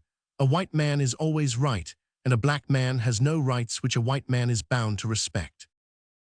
There must come the necessary despisings and hatreds of these savage half-men, this unclean canaille of the world, these dogs of men. All through the world this gospel is preaching. It has its literature, it has its secret propaganda, and above all, it pays. There's the rub, it pays. Rubber, ivory and palm oil, tea, coffee and cocoa, bananas, oranges and other fruit, cotton, gold and copper, they and 100 other things which dark and sweating bodies hand up to the white world from pits of slime, pay and pay well. But of all that the world gets, the black world gets only the pittance that the white world throws it disdainfully. Small wonder, then, that in the practical world of things, that be there is jealousy and strife for the possession of the labor of dark millions, for the right to bleed and exploit the colonies of the world, where this golden stream may be had, not always for the asking, but surely for the whipping and shooting. It was this competition for the labor of yellow, brown, and black folks that was the cause of the World War. Other causes have been glibly given, and other contributing causes there doubtless were, but they were subsidiary and subordinate to this vast quest of the dark world's wealth and toil. Colonies we call them, these places where niggers are cheap and the earth is rich. They are those outlands where, like a swarm of hungry locusts, white masters may settle to be served as kings, wield the lash of slave drivers, rape girls and wives, grow as rich as Croesus, and send homeward a golden stream. They belt the earth, these places, but they cluster in the tropics, with its darkened peoples, in Hong Kong and Annam, in Borneo and Rhodesia, in Sierra Leone and Nigeria, in Panama and Havana. These are the El Dorados toward which the world powers stretch itching palms. Germany, at last won and united and secure on land, looked across the seas, and seeing England, with sources of wealth ensuring a luxury and power, which Germany could not hope to rival by the slower processes of exploiting her own peasants and working men, especially with these workers half in revolt, immediately built her navy, and entered into a desperate competition for possession of colonies of darker peoples. To South America, to China, to Africa, to Asia Minor, she turned like a hound quivering on the leash, impatient, suspicious, irritable, with bloodshot eyes and dripping fangs, ready for the awful word. England and France crouched watchfully over their bones, growling and wary, but gnawing industriously, while the blood of the dark world whetted their greedy appetites. In the background, shut out from the highway to the seven seas, sat Russia and Austria, snarling and snapping at each other, and at the last Mediterranean gate to the El Dorado, where the sick man enjoyed bad health, and where millions of serfs in the Balkans, Russia, and Asia offered a feast to greed well nigh as great as Africa. The fateful day came. It had to come. The cause of war is preparation for war, and of all that Europe has done in a century, there is nothing that has equaled in energy, thought, and time her preparation for wholesale murder. The only adequate cause of this preparation was conquest, and conquest, not in Europe, but primarily among the darker peoples of Asia and Africa. Conquest, not for assimilation and uplift, but for commerce and degradation. For this, and this mainly, did Europe gird herself at frightful cost for war. The red day dawned, when the tinder was lighted in the Balkans, and Austro-Hungary seized a bit which brought her a step nearer to the world's highway. She seized one bit and poised herself for another. Then came that curious chorus of challenges, those leaping suspicions, raking all causes for distrust and rivalry and hatred, but saying little of the real and greatest cause. Each nation felt its deep interests involved. But how? Not surely in the death of Ferdinand the Warlike, not surely in the old half-forgotten revanche for Alsace-Lorraine, not even in the neutrality of Belgium. No, but in the possession of land overseas, in the right to colonies, the chance to levy endless tribute on the darker world, on coolies in China, on starving peasants in India, on black savages in Africa, on dying South Sea Islanders, on Indians of the Amazon, all this and nothing.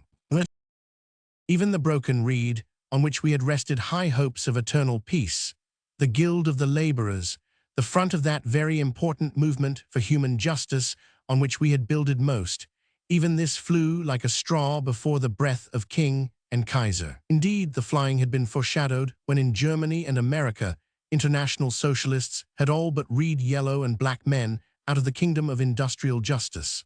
Subtly had they been bribed, but effectively, were they not lordly whites, and should they not share in the spoils of rape? High wages in the United States and England might be the skillfully manipulated result of slavery in Africa and of peonage in Asia.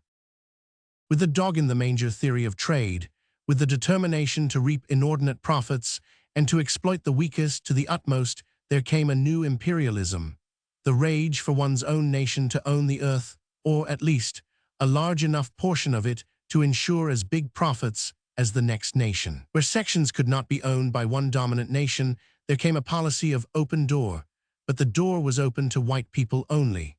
As to the darkest and weakest of peoples, there was but one unanimity in Europe, that which Hindenburg of the German Colonial Office called the agreement with England to maintain white prestige in Africa, the doctrine of the divine right of white people to steal. Thus the world market most wildly and desperately sought today is the market where labor is cheapest and most helpless and profit is most abundant. This labor is kept cheap and helpless because the white world despises darkies. If one has the temerity to suggest that these working men may walk the way of white working men and climb by votes and self-assertion and education to the rank of men, he is howled out of court. They cannot do it, and if they could, they shall not, for they are the enemies of the white race, and the whites shall rule forever and everywhere. Thus the hatred and despising of human beings from whom Europe wishes to extort her luxuries has led to such jealousy and bickering between European nations that they have fallen afoul of each other and have fought like crazed beasts. Such is the fruit of human hatred. But what of the darker world that watches? Most men belong to this world. With Negro and Negroid, East Indian, Chinese, and Japanese, they form 2/3 of the population of the world. A belief in humanity is a belief in colored men. If the uplift of mankind must be done by men, then the destinies of this world will rest ultimately in the hands of darker nations. What then is this dark world thinking? It is thinking that as wild and awful as this shameful war was, it is nothing to compare with that fight for freedom which black and brown and yellow men must, and will make unless their oppression and humiliation and insult at the hands of the white world cease. The dark world is going to submit to its present treatment just as long as it must, and not one moment longer. Let me say this again and emphasize it and leave no room for mistaken meaning. The World War was primarily the jealous and avaricious struggle for the largest share in exploiting darker races.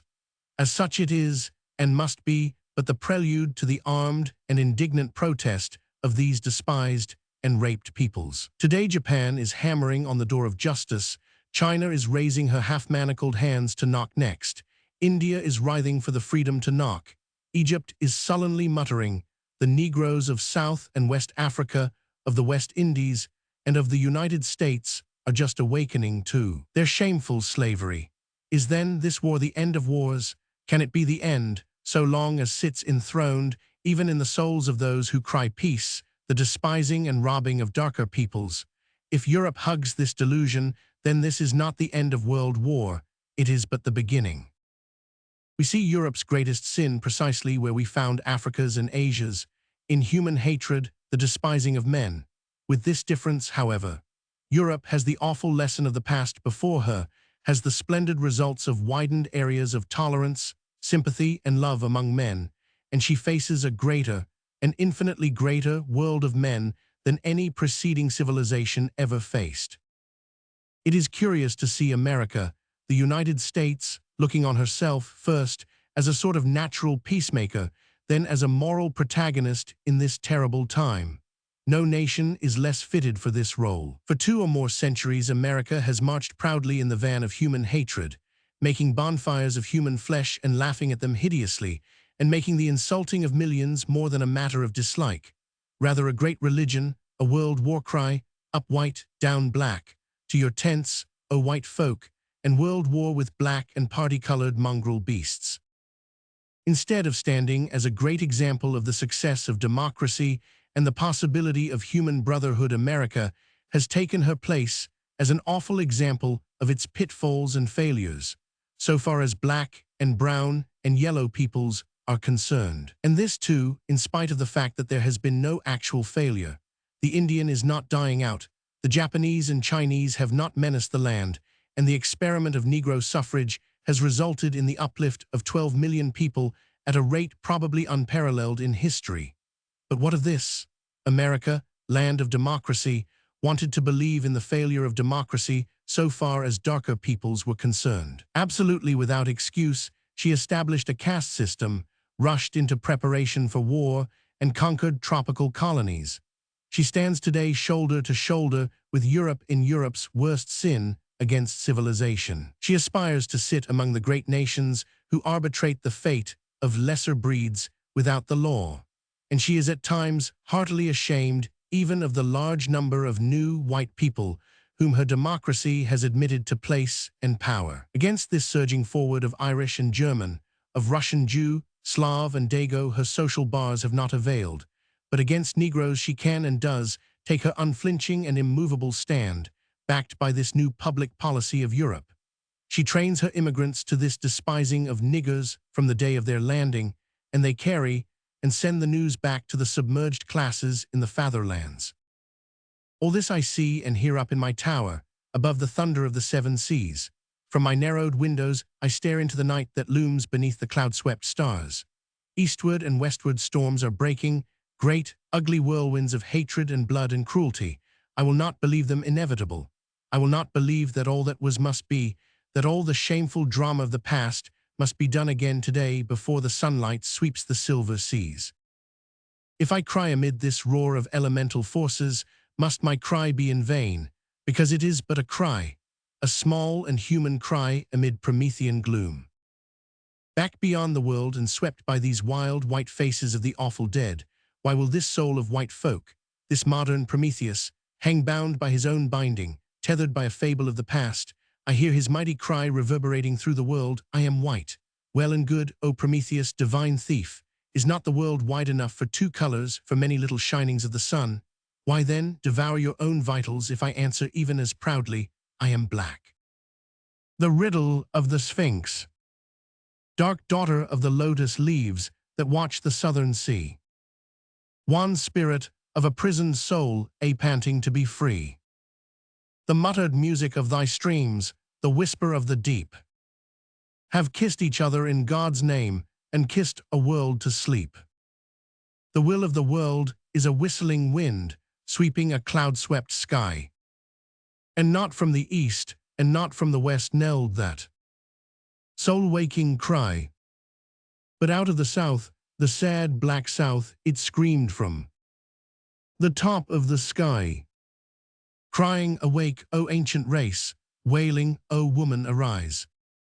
And crying and sighing, and crying again, as a voice in the midnight cries. But the burden of white men bore her back, and the white world stifled her sighs. The white world's vermin and filth, all the dirt of London, all the scum of New York, valiant spoilers of women, and conquerors of unarmed men, shameless breeders of bastards, drunk with the greed of gold, baiting their blood-stained hooks, with cant for the souls of the simple, bearing the white man's burden of liquor and lust and lies. Unthankful we wince in the east, unthankful we wail from the westward, unthankfully thankful we curse in the unworn wastes of the wild. I hate them, oh, I hate them well, I hate them, Christ, as I hate hell. If I were God, I'd sound their knell. This day, who raised the fools to their glory, but black men of Egypt and Ind, Ethiopia's sons of the evening, Indians and yellow Chinese, Arabian children of morning, and mongrels of Rome and Greece, are well. And they that raised the boasters shall drag them down again, down with the theft of their thieving, and murder and mocking of men, down with their barter of women, and laying and lying of creeds, down with their cheating of childhood, and drunken orgies of war. Down, down, deep down, till the devil's strength be shorn, till some dim, darker David, a hoeing of his corn, and married maiden, mother of God, bid the black Christ be born. Then shall our burden be manhood, be it yellow or black or white, and poverty and justice and sorrow, the humble and simple and strong, shall sing with the sons of morning, and daughters of evensong, black mother of the iron hills that ward the blazing sea, wild spirit of a storm-swept soul, a struggling to be free, where neath the bloody finger marks thy riven bosom quakes, thicken the thunders of God's voice and lo, a world awakes. Chapter 3. The hands of Ethiopia. Semper novi quid ex Africa, cried the Roman proconsul, and he voiced the verdict of 40 centuries. Yet there are those who would write world history and leave out of account this most marvelous of continents. Particularly today, most men assume that Africa is far afield from the center of our burning social problems, and especially from our problem of world war. Always Africa is giving us something new or some metempsychosis of a world-old thing. On its black bosom arose one of the earliest, if not the earliest, of self-protecting civilizations, which grew so mightily that it still furnishes superlatives to thinking and speaking men. Out of its darker and more remote forest fastnesses came, if we may credit many recent scientists, the first welding of iron, and we know that agriculture and trade flourished there when Europe was a wilderness.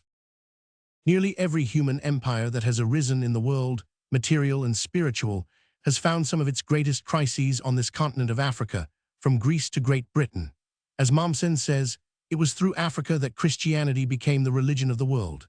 In Africa, the last flood of Germanic invasions spent itself within hearing of the last gasp of Byzantium, and it was through Africa that Islam came to play its great role of conqueror and civilizer. With the Renaissance and the widened world of modern thought, Africa came no less suddenly with her new old gift, Shakespeare's ancient pistol cries. A fouter for the world and worldlings base. I speak of Africa and golden joys. He echoes a legend of gold from the days of Punt and Ophir to those of Ghana, the Gold Coast, and the Rand. This thought had sent the world's greed scurrying down the hot, mysterious coasts of Africa to the good hope of gain, until for the first time a real world commerce was born, albeit it started as a commerce mainly in the bodies and souls of men. The present problem of problems is nothing more than democracy beating itself helplessly against the color bar, purling, seeping, seething, foaming to burst through, ever and again overwhelming the emerging masses of white men in its rolling backwaters, and held back by those who dream of future kingdoms of greed built on black and brown and yellow slavery. The indictment of Africa against Europe is grave. For 400 years, white Europe was the chief support of that trade in human beings, which first and last robbed black Africa of 100 million human beings, transformed the face of her social life, overthrew organized government, distorted ancient industry, and snuffed out the lights of cultural development. Today, instead of removing laborers from Africa to distant slavery, industry built on a new slavery approaches Africa to deprive the natives of their land, to force them to toil, and to reap all the profit for the white world. It is scarcely necessary to remind the reader of the essential facts underlying these broad assertions. A recent law of the Union of South Africa assigns nearly 250 million acres of the best of natives' land to 1.5 million whites and leaves 36 million acres of swamp and marsh for 4.5 million blacks. In Rhodesia, over 90 million acres have been practically confiscated. In the Belgian Congo, all the land was declared the property of the state. Slavery in all but name has been the foundation of the cocoa industry in St. Thome and St. Principe and in the mines of the Rand. Gin has been one of the greatest of European imports, having increased 50% in 10 years and reaching a total of at least $25 million a year today. Negroes of ability have been carefully gotten rid of, deposed from authority, kept out of positions of influence, and discredited in their people's eyes, while a caste of white overseers and governing officials has appeared everywhere. Naturally, the picture is not all lurid. David Livingstone has had his successors, and Europe has given Africa something of value in the beginning of education and industry. Yet the balance of iniquity is desperately large, but worse than that, it has aroused no world protest. A great Englishman, familiar with African problems for a generation, says frankly today, there does not exist any real international conscience to which you can appeal. Moreover, that treatment shows no certain signs of abatement. Today in England, the Empire Resources Development Committee proposes to treat African colonies as crown estates, and by intensive scientific exploitation of both land and labor, to make these colonies pay the English national debt after the war. German thinkers, knowing the tremendous demand for raw material which would follow the war, had similar plans of exploitation. It is the clear, common sense of the African situation, says H.G. Wells, that while these precious regions of raw material remain divided up between a number of competitive European imperialisms, each resolutely set upon the exploitation of its possessions to its own advantage and the disadvantage of the others, there can be no permanent peace in the world. It is impossible. We then, who fought the war against war, who, in a hell of blood and suffering, held hardly our souls in leash by the vision of a world organized for peace, who are looking for industrial democracy and for the organization of Europe so as to avoid incentives to war. We, least of all, should be willing to leave the backward world as the greatest temptation, not only to wars based on international jealousies, but to the most horrible of wars, which arise from the revolt of the maddened against those who hold them in common contempt. Consider, my reader, if you were today a man of some education and knowledge, but born a Japanese or a Chinaman, an East Indian or a Negro, what would you do and think? What would be in the present chaos your outlook and plan for the future? Manifestly, you would want freedom for your people. Freedom from insult, from segregation, from poverty, from physical slavery.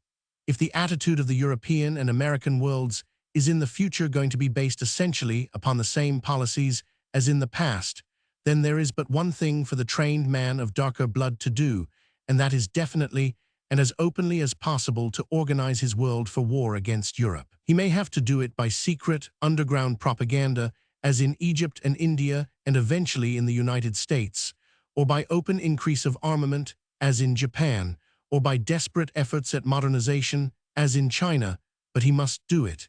He represents the vast majority of mankind.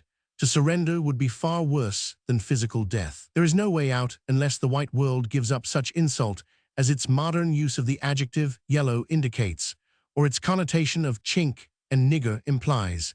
Either it gives up the plan of color serfdom, which its use of the other adjective, white, implies, as indicating everything decent and every part of the world worth living in, or trouble is written in the stars. It is therefore of singular importance, after disquieting delay, to see the real pacifist appear. Both England and Germany have recently been basing their claims to parts of Black Africa on the wishes and interests of the black inhabitants. Lloyd George has declared the general principle of national self-determination applicable at least to German Africa, while Chancellor Hertling once welcomed a discussion on the reconstruction of the world's colonial possessions. The demand that an Africa for Africans shall replace the present barbarous scramble for exploitation by individual states comes from singularly different sources. Colored America demands that the conquered German colonies should not be returned to Germany, neither should they be held by the Allies. Here is the opportunity for the establishment of a nation that may never recur. Thousands of colored men, sick of white arrogance and hypocrisy, see in this their race's only salvation. Sir Harry H. Johnston recently said, "If we are to talk, as we do, sentimentally but justly about restoring the nationhood of Poland, about giving satisfaction to the separatist feeling in Ireland, and about what is to be done for European nations who are oppressed, then we can hardly exclude from this feeling the countries of Africa. Laborers, black laborers on the Canal Zone right, out of this chaos may be the great awakening of our race. There is cause for rejoicing. If we fail to embrace this opportunity now, we fail to see how we will be ever able to solve the race question. It is for the British Negro, the French Negro, and the American Negro to rise to the occasion and start a national campaign, jointly and collectively, with this aim in view. From British West Africa comes the bitter complaint that the West Africans should have the right or opportunity to settle their future for themselves, is a thing which hardly enters the mind of the European politician. That the Balkan states should be admitted to the Council of Peace and decide the government under which they are to live is taken as a matter of course because they are Europeans, but no extra-European is credited, even by the extremist advocates of human equality, with any right except to humbly accept the fate which Europe shall decide for him. Here then is the danger and the demand, and the real pacifist will seek to organize, not simply the masses in white nations, guarding against exploitation and profiteering, but will remember that no permanent relief can come but by including in this organization the lowest and the most exploited races in the world. World philanthropy, like national philanthropy, must come as uplift and prevention and not merely as alleviation and religious conversion. Reverence for humanity, as such, must be installed in the world, and Africa should be the talisman. Black Africa, including British, French, Belgian, Portuguese, Italian, and Spanish possessions, and the independent states of Abyssinia and Liberia, and leaving out of account Egypt and North Africa, on the one hand, and South Africa, on the other, has an area of 8,200,000 square miles and a population well over 100 millions of black men, with less than 100,000 whites. Commercial exploitation in Africa has already larger results to show than most people realize. Annually $200 million worth of goods was coming out of Black Africa before the World War, including a third of the world's supply of rubber, a quarter of all of the world's cocoa, and practically all of the world's cloves, gum arabic, and palm oil. In exchange, there was being returned to Africa 100 millions in cotton cloth, 25 millions in iron and steel, and as much in foods, and probably 25 millions in liquors. Here are the beginnings of a modern industrial system: iron and steel for permanent investment, bound to yield large dividends; cloth as the cheapest exchange for invaluable raw material; liquor to tickle the appetites of the natives and render the alienation of land and the breakdown of customary law easier; eventually forced and contract labor under white drivers to increase and systematize the production of raw materials.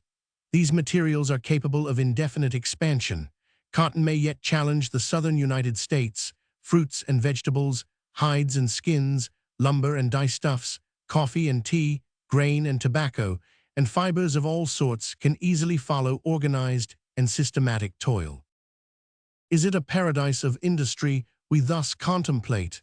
It is much more likely to be a hell. Under present plans, there will be no voice or law or custom to protect labor, no trades unions, no eight-hour laws, no factory legislation, nothing of that great body of legislation built up in modern days to protect mankind from sinking to the level of beasts of burden. All the industrial deviltry, which civilization has been driving to the slums and the backwaters, will have a voiceless continent to conceal it. If the slave cannot be taken from Africa, slavery can be taken to Africa. Who are the folk who live here? They are brown and black, curly and crisp-haired, short and tall and long-headed. Out of them in days without date flowed the beginnings of Egypt. Among them rose, later, centers of culture at Ghana, Mel, and Timbuktu. Kingdoms and empires flourished in Songhai and Zimbabwe, and art and industry in Yoruba and Benin. They have fought every human calamity in its most hideous form, and yet today they hold some similar vestiges of a mighty past. Their work in iron, their weaving and carving, their music and singing, their tribal government, their town meeting and marketplace, their desperate valor in war. Missionaries and commerce have left some good with all their evil. In Black Africa today, there are more than 1,000 government schools and some 30,000 mission schools, with a more or less regular attendance of 750,000 school children. In a few cases, training of a higher order is given chiefs' sons and selected pupils. These beginnings of education are not much for so vast a land, and there is no general standard or set plan of development. But after all, the children of Africa are beginning to learn. In Black Africa, today only 1/17 of the land and 1/9 of the people in Liberia and Abyssinia are approximately independent, although menaced and policed by European capitalism. Half the land and the people are in domains under Portugal, France, and Belgium, held with the avowed idea of exploitation for the benefit of Europe under a system of caste and color serfdom. Out of this dangerous nadir of development stretch two paths. One is indicated by the condition of about 3% of the people who in Sierra Leone, the Gold Coast, and French Senegal are tending toward the path of modern development. The other path, followed by 1/4 of the land and people, has local self-government and native customs, and might evolve, if undisturbed, a native culture along their own peculiar lines. 1/10 of the land, sparsely settled, is being monopolized and held for whites to make an African Australia. To these later folk must be added the 4.5 millions of the South African Union, who by every modern device are being forced into landless serfdom. Before the World War, tendencies were strongly toward the destruction of independent Africa, the industrial slavery of the mass of the blacks, and the encouragement of white immigration, where possible, to hold the blacks in subjection. Against this idea, let us set the conception of a new African world state, a Black Africa, applying to these peoples the splendid pronouncements which have of late been so broadly and perhaps carelessly given the world. Recognizing in Africa the Declaration of the American Federation of Labor that no people must be forced under sovereignty under which it does not wish to live. Recognizing in President Wilson's message to the Russians the principle of the undictated development of all peoples. Recognizing the resolution of the recent conference of the Aborigines Protection Society of England, that in any reconstruction of Africa which may result from this war, the interests of the native inhabitants and also their wishes insofar as those wishes can be clearly ascertained, should be recognized as among the principal factors upon which the decision of their destiny should be based. In other words, recognizing for the first time in the history of the modern world that black men are human. It may not be possible to build this state at once. With the victory of the Entente allies, the German colonies, with their million of square miles and 1/2 million black inhabitants, should form such a nucleus. It would give black Africa its physical beginnings. Beginning with the German colonies, 2 other sets of colonies could be added, for obvious reasons. Neither Portugal nor Belgium has shown any particular capacity for governing colonial peoples. Valid excuses may in both cases be advanced, but it would certainly be fair to Belgium to have her start her great task of reorganization after the World War with neither the burden nor the temptation of colonies. And in the same way Portugal has, in reality, the alternative of either giving up her colonies to an African state or to some other European state in the near future. These 2 sets of colonies would, 700,000 square miles and 18 million inhabitants. It would not, however, be fair to despoil Germany, Belgium, and Portugal of their colonies unless, as Count Hertling once demanded, the whole question of colonies be opened. How far shall the modern world recognize nations which are not nations, but combinations of a dominant caste and a suppressed horde of serfs? Will it not be possible to rebuild a world with compact nations, empires of self-governing elements, and colonies of backward peoples under benevolent international control? The great test would be easy. Does England propose to erect in India and Nigeria nations brown and black, which shall be eventually independent, self-governing entities with a full voice in the British imperial government? If not, let these states either have independence at once, or, if unfitted for that, be put under international tutelage and guardianship. It is possible that France, with her great heart, may welcome a black France, an enlarged Senegal in Africa, but it would seem that eventually all Africa south of 20 degrees north latitude and north of the Union of South Africa should be included in a new African state. Somaliland and Eritrea should be given to Abyssinia, and then with Liberia, we would start with 2 small, independent African states and 1 large state under international control. Does this sound like an impossible dream? No one could be blamed for so regarding it before 1914. I myself would have agreed with them. But since the nightmare of 1914-1918, since we have seen the impossible happen and the unspeakable become so common as to cease to stir us. In a day when Russia has dethroned her Tsar, England has granted the suffrage to women and is in the act of giving home rule to Ireland, when Germany has adopted parliamentary government, when Jerusalem has been delivered from the Turks, and the United States has taken control of its railroads. Is it really so far-fetched to think of an Africa for the Africans, guided by organized civilization? No one would expect this new state to be independent and self-governing from the start. Contrary, however, to present schemes for Africa, the world would expect independence and self-government as the only possible end of the experiment. At first, we can conceive of no better way of governing this state than through that same international control by which we hope to govern the world for peace. A curious and instructive parallel has been drawn by Simeon Strunsky. Just as the common ownership of the Northwest Territory helped to weld the colonies into the United States, so could not joint and benevolent domination of Africa and of other backward parts of the world be a cornerstone upon which the future federation of the world could be built. From the British Labour Party comes this declaration. With regard to the colonies of the several belligerents in tropical Africa, from sea to sea, the British Labour movement disclaims all sympathy with the imperialist idea that these should form the booty of any nation, should be exploited for the profit of the capitalists, or should be used for the promotion of the militarists' aims of government. In view of the fact that it is impracticable here to leave the various peoples concerned to settle their own destinies, it is suggested that the interests of humanity would be best served by the full and frank abandonment by all the belligerents of any dreams of an African empire.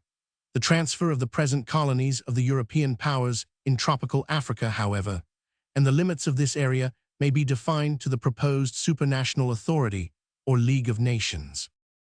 Lloyd George himself has said in regard to the German colonies, a word difficult to restrict merely to them.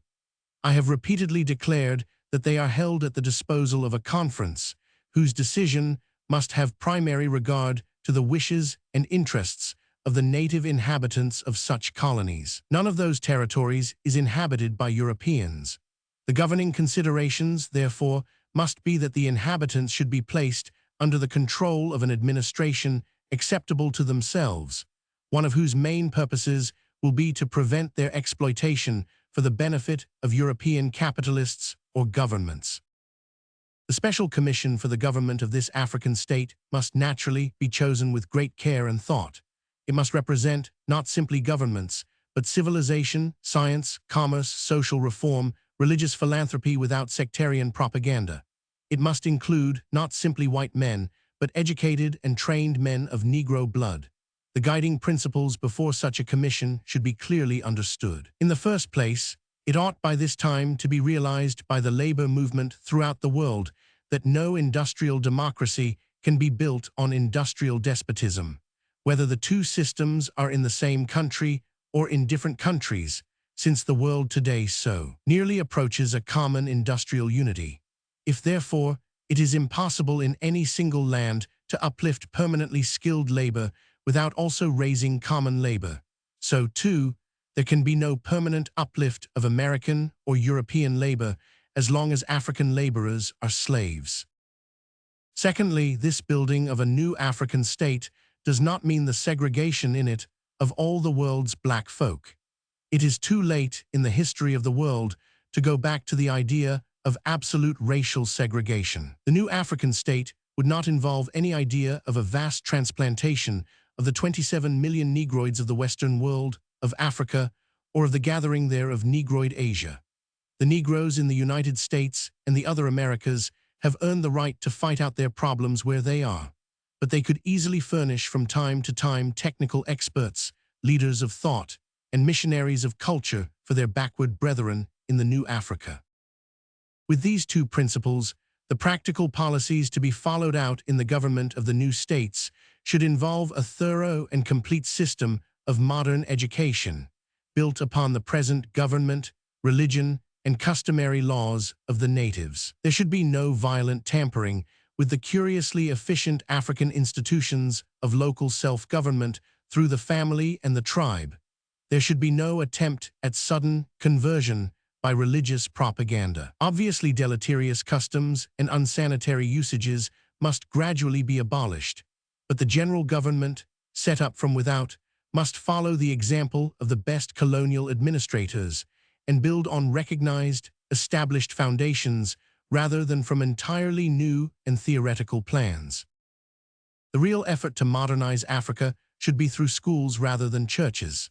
Within 10 years, 20 million black children ought to be in school. Within a generation, young Africa should know the essential outlines of modern culture, and groups of bright African students could be going to the world's great universities. From the beginning, the actual general government should use both colored and white officials, and later natives should be worked in. Taxation and industry could follow the newer ideals of industrial democracy, avoiding private land monopoly and poverty, and promoting cooperation in production and the socialization of income. Difficulties as to capital and revenue would be far less than many imagine. If a capable English administrator of British Nigeria could with $1,500 build up a cocoa industry of $20 million annually, what might not be done in all Africa without gin, thieves, and hypocrisy? Capital could not only be accumulated in Africa, but attracted from the white world, with one great difference from present usage. No return so fabulous would be offered that civilized lands would be tempted to divert to colonial trade and invest materials and labor needed by the masses at home, but rather would receive the same modest profits as legitimate home industry offers. There is no sense in asserting that the ideal of an African state, thus governed and directed toward independence and self-government, is impossible of realization. The first great essential is that the civilized world believe in its possibility. By reason of a crime, perhaps the greatest crime in human history, the modern world has been systematically taught to despise colored peoples. Men of education and decency ask seriously, if it is really possible to uplift Africa.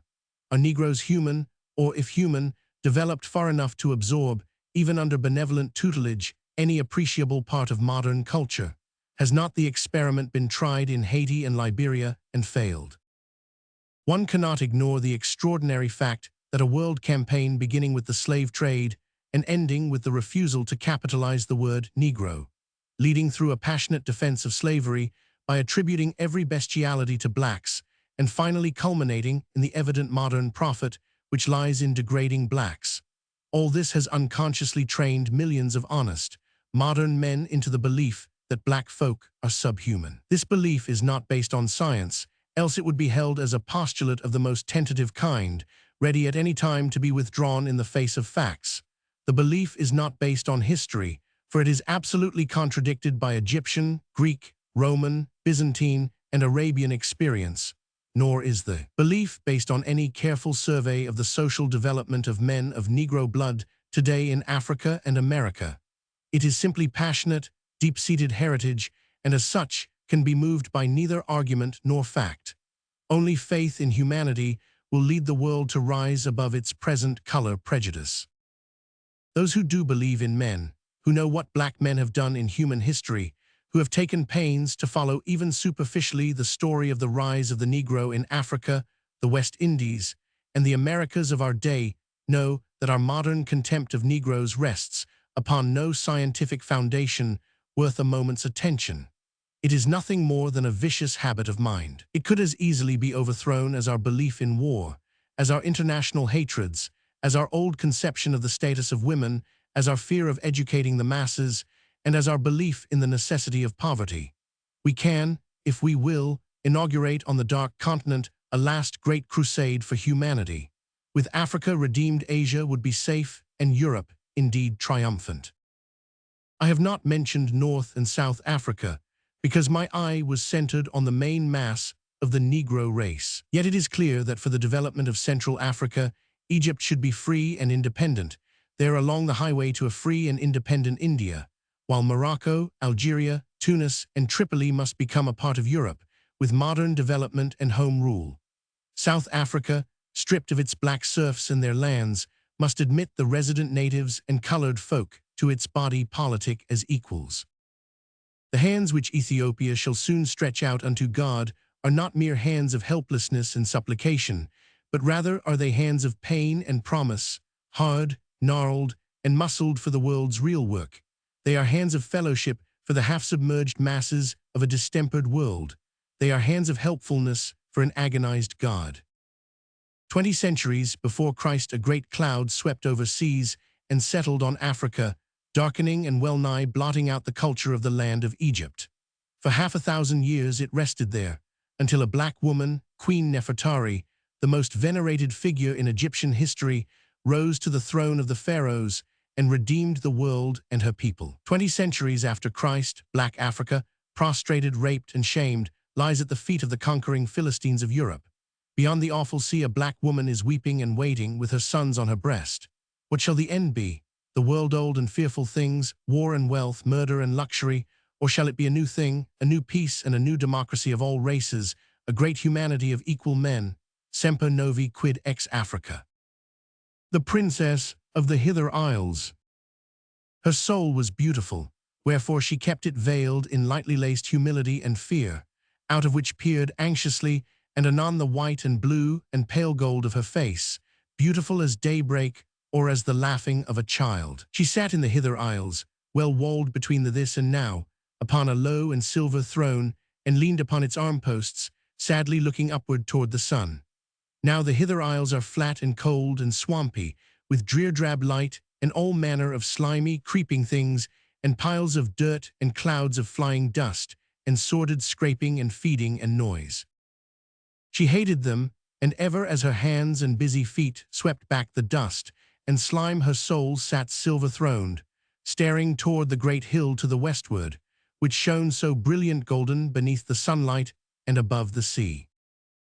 The sea moaned, and with it moaned the princess soul, for she was lonely, very, very lonely and full weary of the monotone of life. So she was glad to see a moving in yonder kingdom on the mountainside, where the sun shone warm, and when the king of yonder kingdom, silken in robe and golden crowned and warded by his hound, walked down along the restless waters and sat beside the armpost of her throne, she wondered why she could not love him and fly with him up the shining mountain's side, out of the dirt and dust that nested between the this and now. She looked at him and tried to be glad, for he was bonny and good to look upon, this king of yonder kingdom, tall and straight, thin-lipped and white and tawny. So again this last day she strove to burn life into his singularly sodden clay, to put his icy soul aflame wherewith to warm her own, to set his senses singing. Vacantly he heard her winged words, staring and curling his long mustaches with vast thoughtfulness. Then he said, "We've found more gold in yonder kingdom." "Hell seize your gold," blurted the princess. "No, it's mine," he maintained stolidly. She raised her eyes. "It belongs," she said, "to the empire of the sun." "Nay, the sun belongs to us," said the king calmly, as he glanced to where yonder kingdom blushed above the sea. She glanced too, and a softness crept into her eyes. "No, no," she murmured, as with hesitating pause she raised her eyes above the sea, above the hill, up into the sky where the sun hung silent and splendid. Its robes were heaven's blue, lined and broidered in living flame, and its crown was one vast jewel, glistening in glittering glory that made the sun's own face a blackness, the blackness of utter light. With blinded, tear-filled eyes she peered into that formless black and burning face and sensed in its soft, sad gleam unfathomed understanding. With sudden, wild abandon she stretched her arms toward it, appealing, beseeching, entreating, and low. "Niggers and Dagos," said the king of yonder kingdom, glancing carelessly backward and lighting in his lips a carefully rolled wisp of fragrant tobacco. She looked back too, but in half-wondering terror, for it seemed a beggar man was creeping across the swamp, shuffling through the dirt and slime. He was little and bald and black, rough-clothed, sodden with dirt and bent with toil, yet withal something she sensed about him, and it seemed. The king of yonder kingdom lounged more comfortably beside the silver throne, and let curl a tiny trail of light blue smoke. "I hate beggars," he said, "especially brown and black ones." And he then pointed at the beggar's retinue and laughed, an unpleasant laugh, welded of contempt and amusement. The princess looked and shrank on her throne. He, the beggar man, was what? But his retinue, that squalid, sordid, party-colored band of vacant, dull-faced filth and viciousness, was writhing over the land, and he and they seemed almost crouching underneath the scorpion lash of one tall skeleton that looked like death, and the twisted woman whom men called pain. Yet they all walked as one. The king of yonder kingdom laughed, but the princess shrank on her throne, and the king, on seeing her thus, took a gold piece from out of his purse and tossed it carelessly to the passing throng. She watched it with fascinated eyes, how it rose and sailed and whirled and struggled in the air, then seemed to burst, and upward flew its light and sheen, and downward dropped its dross. She glanced at the king, but he was lighting a match. She watched the dross wallow in the slime, but the sunlight fell on the back of the beggar's neck, and he turned his head. The beggar, passing afar, turned his head, and the princess straightened on her throne. He turned his head, and she shivered forward on her silver seat. He looked upon her full and slow, and suddenly she saw within that formless black and burning face the same soft, glad gleam of utter understanding, seen so many times before. She saw the suffering of endless years and endless love that softened it. She saw the burning passion of the sun, and with it the cold, unbending duty deeds of upper air. All she had seen and dreamed of seeing in the rising, blazing sun she saw now again, and with it myriads more of human tenderness, of longing and of love. So then she knew. She rose as to a dream come true, with solemn face and waiting eyes. With her rose the king of yonder kingdom, almost eagerly. "You'll come," he cried, "you'll come and see my gold." And then in sudden generosity he added, "You'll have a golden throne up there when we marry." But she, looking up and on with radiant face, answered softly, "I come." So down and up and on they mounted, the black beggar man and his cavalcade of death and pain, and then a space, and then a lone, black hound that nosed and whimpered as he ran, and then a space, and then the king of yonder kingdom in his robes, and then a space, and last the princess of the hither isles, with face set sunward and lovelight in her eyes. And so they marched, and struggled on and up through endless years and spaces, and ever the black beggar looked back past death and pain toward the maid, and ever the maid strove forward with lovelit eyes, but ever the great and silken shoulders of the king of yonder kingdom arose between the princess and the sun like a cloud of storms. Now finally they neared unto the hillside's topmost shoulder, and there most eagerly the king bent to the bowels of the earth, and bared its golden entrails, all green and grey and rusted, while the princess strained her pitiful eyes aloft to where the beggar, set twixt death and pain, whirled his slim back against the glory of the setting sun, and stood sombre in his grave majesty, enhallowed and transfigured, outstretching his long arms, and around all heaven glittered jewels in a cloth of gold. Awhile the princess stood and moaned in mad amaze, then with one wilful wrench she bared the white flowers of her breast, and snatching forth her own red heart held it with one hand aloft, while with the other she gathered close her robe and poised herself. The king of yonder kingdom looked upward quickly, curiously, still fingering the earth, and saw the offer of her bleeding heart. "It's a Negro," he growled darkly. "It may not be." The woman quivered. "It's a nigger," he repeated fiercely. "It's neither God nor man, but a nigger." The princess stepped forward. The king grasped his sword and looked north and east. He raised his sword and looked south and west. "I seek the sun," the princess sang, and started into the west. "Never," cried the king of yonder kingdom, "for such were blasphemy and defilement, and the making of all evil." So raising his great sword he struck with all his might and more. Down hissed the blow, and it bit that little white heart-holding hand until it flew armless and disbodied up through the sunlit air. Down hissed the blow, and it clove the whimpering hound until his last shriek shook the stars. Down hissed the blow, and it rent the earth. It trembled, fell apart, and yawned to a chasm wide as earth from heaven, deep as hell, and empty, cold, and silent. On yonder distant shore blazed the mighty empire of the sun in warm and blissful radiance, while on this side, in shadows cold and dark, gloomed the hither isles and the hill that once was golden, but now was green and slimy dross. All below was the sad and moaning sea, while between the here and there flew the severed hand and dripped the bleeding heart. Then up from the soul of the princess welled a cry of dark despair, such a cry as only babe-raped mothers know and murdered loves. Poised on the crumbling edge of that great nothingness, the princess hung, hungering with her eyes and straining her fainting ears against the awful splendor of the sky. Out from the slime and shadows groped the king, thundering, "Back, don't be a fool." But down through the thin ether thrilled the still and throbbing warmth of heaven's sun, whispering, "Leap." And the princess leapt. Full of work and wealth. For 15 years I was a teacher of youth. They were years out of the fullness and bloom of my younger manhood. They were years mingled of half-breathless work, of anxious self-questionings, of planning and replanning, of disillusion or mounting wonder.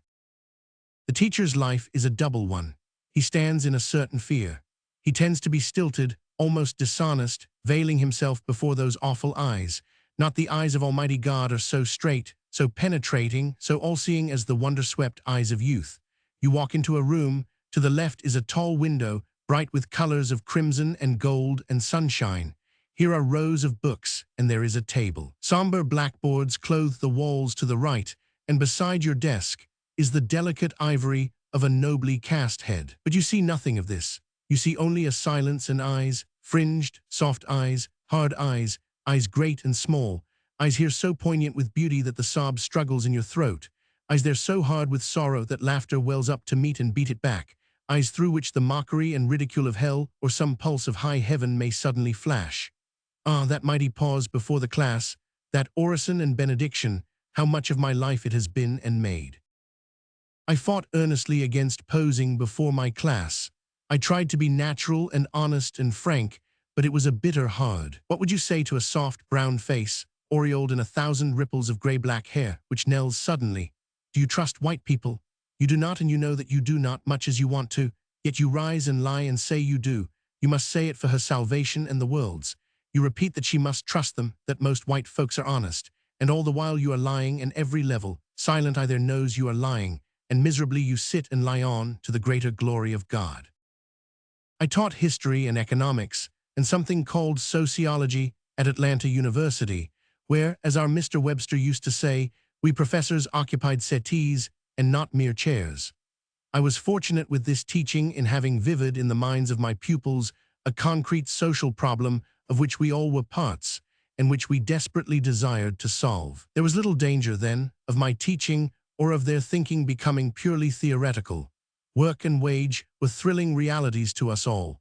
What did we study? I can tell you best by taking a concrete human case, such as was continually leaping to our eyes and thought, and demanding understanding and interpretation, and what I could bring of prophecy.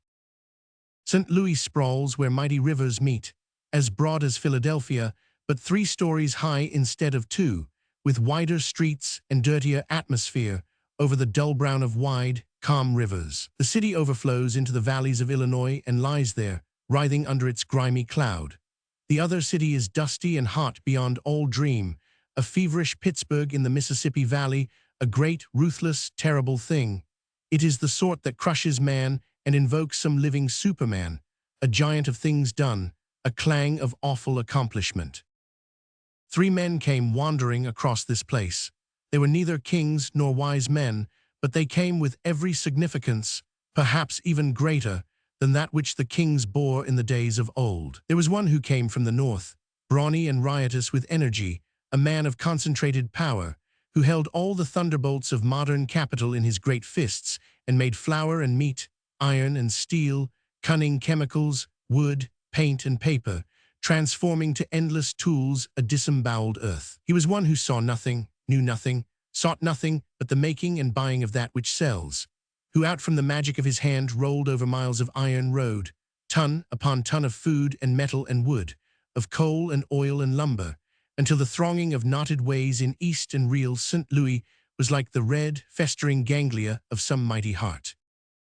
Then from the east, and called by the crash of thunderbolts and forked flame, came the unwise man, unwise by the theft of endless ages, but as human as anything God ever made. He was the slave for the miracle maker. It was he that the thunderbolts struck and electrified into gasping energy. The rasp of his hard breathing shook the midnights of all this endless valley, and the pulse of his powerful arms set the great nation to trembling. And then at last, out of the south, like a still, small voice, came the 3rd man, black, with great eyes and greater memories, hesitantly eager and yet with the infinite softness and ancient calm which come from that eternal race, whose history is not the history of a day, but of endless ages. Here surely was fit meeting place for these curiously intent forces, for these epic-making and age-twisting forces, for these human feet on their superhuman errands. Yesterday I rode in East St. Louis. It is the kind of place one quickly recognizes, tireless and with no restful green of verdure, hard and uneven of street, crude, cold, and even hateful of aspect, conventional, of course, in its business quarter, but quickly beyond one sees the ruts and the hollows, the stench of ill-tamed sewerage, unguarded railroad crossings, saloons outnumbering churches and churches catering to saloons, homes impudently straight and new, prostitutes free and happy, gamblers in paradise, the town wide open, shameless and frank, great factories pouring out stench, filth, and flame, these and all other things so familiar in the world marketplaces, where industry triumphs over thought and products overwhelm men. May I tell, too, how yesterday I rode in the city past flame-swept walls and over gray ashes, in streets almost wet with blood, and beside ruins, where the bones of dead men new-bleached peered out at me in sullen wonder. Across the river, in the greater city, where bronze St. Louis, that just and austere king, looks with angry, fear-swept eyes down from the rolling heights of Forest Park, which knows him not nor heeds him, there is something of the same thing, but this city is larger and older, and the forces of evil have had some curbing from those who have seen the vision and panted for life. But eastward from St. Louis there is a land of no taxes for great industries. There is a land where you may buy grafting politicians at far less rate than you would pay for franchises or privileges in a modern town. There too, you may escape the buying of indulgences from the great terminal fist, which squeezes industry out of St. Louis.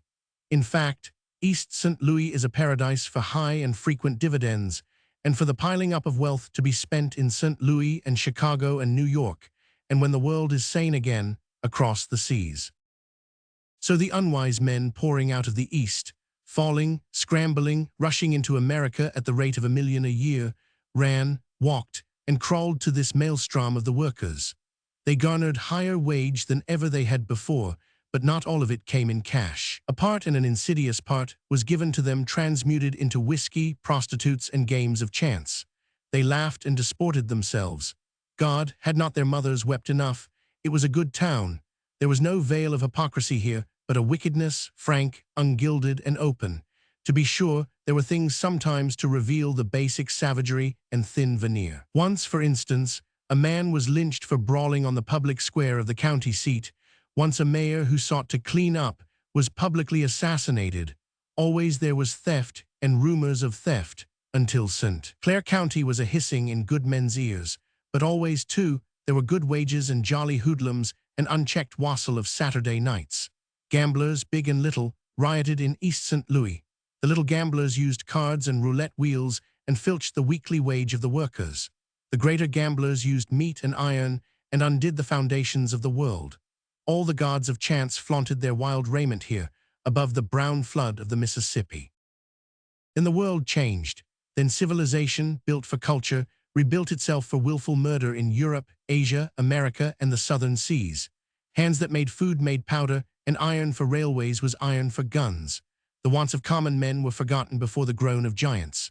Streams of gold, lost from the world's workers, filtered and trickled into the hands of gamblers and put new power into the thunderbolts of East St. Louis. Wages had been growing before the World War. Slowly but remorselessly, the skilled and intelligent, banding themselves, had threatened the coffers of the mighty, and slowly the mighty had disgorged. Even the common workers, the poor and unlettered, had again and again gripped the sills of the city walls and pulled themselves to their chins. But alas, there were so many hands and so many mouths, and the feet of the disinherited kept coming across the wet paths of the sea to this old El Dorado. War brought subtle changes. Wages stood still while prices fattened. It was not that the white American worker was threatened with starvation, but it was what was, after all, a more important question: whether or not he should lose his front room and Victrola and even the dream of a Ford car. There came a whirling and scrambling among the workers. They fought each other. They climbed on each other's backs. The skilled and intelligent, banding themselves even better than before, bargained with the men of might and held them by bitter threats. The less skilled and more ignorant seethed at the bottom and tried, as of old, to bring it about that the ignorant and unlettered should learn to stand together against both capital and skilled labor. It was here that there came out of the East a beam of unearthly light, a triumph of possible good in evil so strange that the workers hardly believed it. Slowly they saw the gates of Ellis Island closing. Slowly the footsteps of the yearly million men became fainter and fainter, until the stream of immigrants overseas was stopped by the shadow of death at the very time when new murder opened new markets over all the world to American industry. And the giants with the thunderbolts stamped and raged and peered out across the world and called for men and ever more men. The unwise men laughed and squeezed reluctant dollars out of the fists of the mighty and saw in their dream the vision of a day when labor, as they knew it, should come into its own. Saw this day and saw it with justice and with right, save for one thing, and that was the sound of the moan of the disinherited who still lay without the walls. When they heard this moan and saw that it came not across the seas, they were at first amazed and said it was not true, and then they were mad and said it should not be. Quickly they turned and looked into the red blackness of the South, and in their hearts were fear and hate. What did they see? They saw something at which they had been taught to laugh and make sport.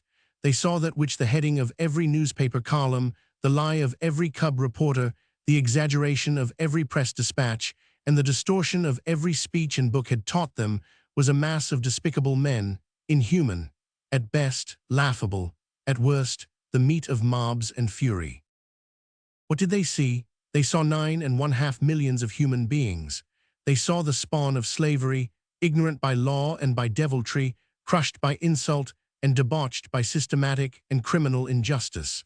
They saw a people whose helpless women have been raped by thousands and whose men lynched by hundreds in the face of a sneering world. They saw a people with heads bloody but unbowed, working faithfully at wages 50% lower than the wages of the nation and under conditions which shame civilization, saving homes, training children, hoping against hope. They saw the greatest industrial miracle of modern days, slaves transforming themselves to freemen and climbing out of perdition by their own efforts, despite the most contemptible opposition God ever saw. They saw all this, and what they saw the distraught employers of America saw too. The North called to the South. A scream of rage went up from the cotton monopolists and industrial barons of the New South. Who was this who dared to interfere with their labor, who sought to own their black slaves, but they, who honored and loved niggers as they did? They mobilized all the machinery of modern oppression: taxes, city ordinances, licenses, state laws, municipal regulations, wholesale police arrests, and of course, the peculiarly Southern method of the mob and the lyncher. They appealed frantically to the United States government. They groveled on their knees and shed wild tears at the suffering of their poor, misguided black friends. And yet, despite this, the Northern employers simply had to offer $2 and $3 a day, and from 1/4 to 1/2 a million dark workers arose and poured themselves into the North. They went to the mines of West Virginia because war needs coal. They went to the industries of New Jersey and Pennsylvania because war needs ships and iron. They went to the automobiles of Detroit and the load carrying of Chicago, and they went to East St. Louis. Now there came fear in the hearts of the unwise men. It was not that their wages were lowered. They went even higher. They received, not simply a living wage, but a wage that paid for some of the decencies, and in East St. Louis, many of the indecencies of life. What they feared was not deprivation of the things they were used to and the shadow of poverty, but rather the definite death of their rising dreams.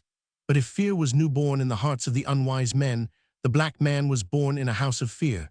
To him, poverty of the ugliest and straightest type was father, mother, and blood brother.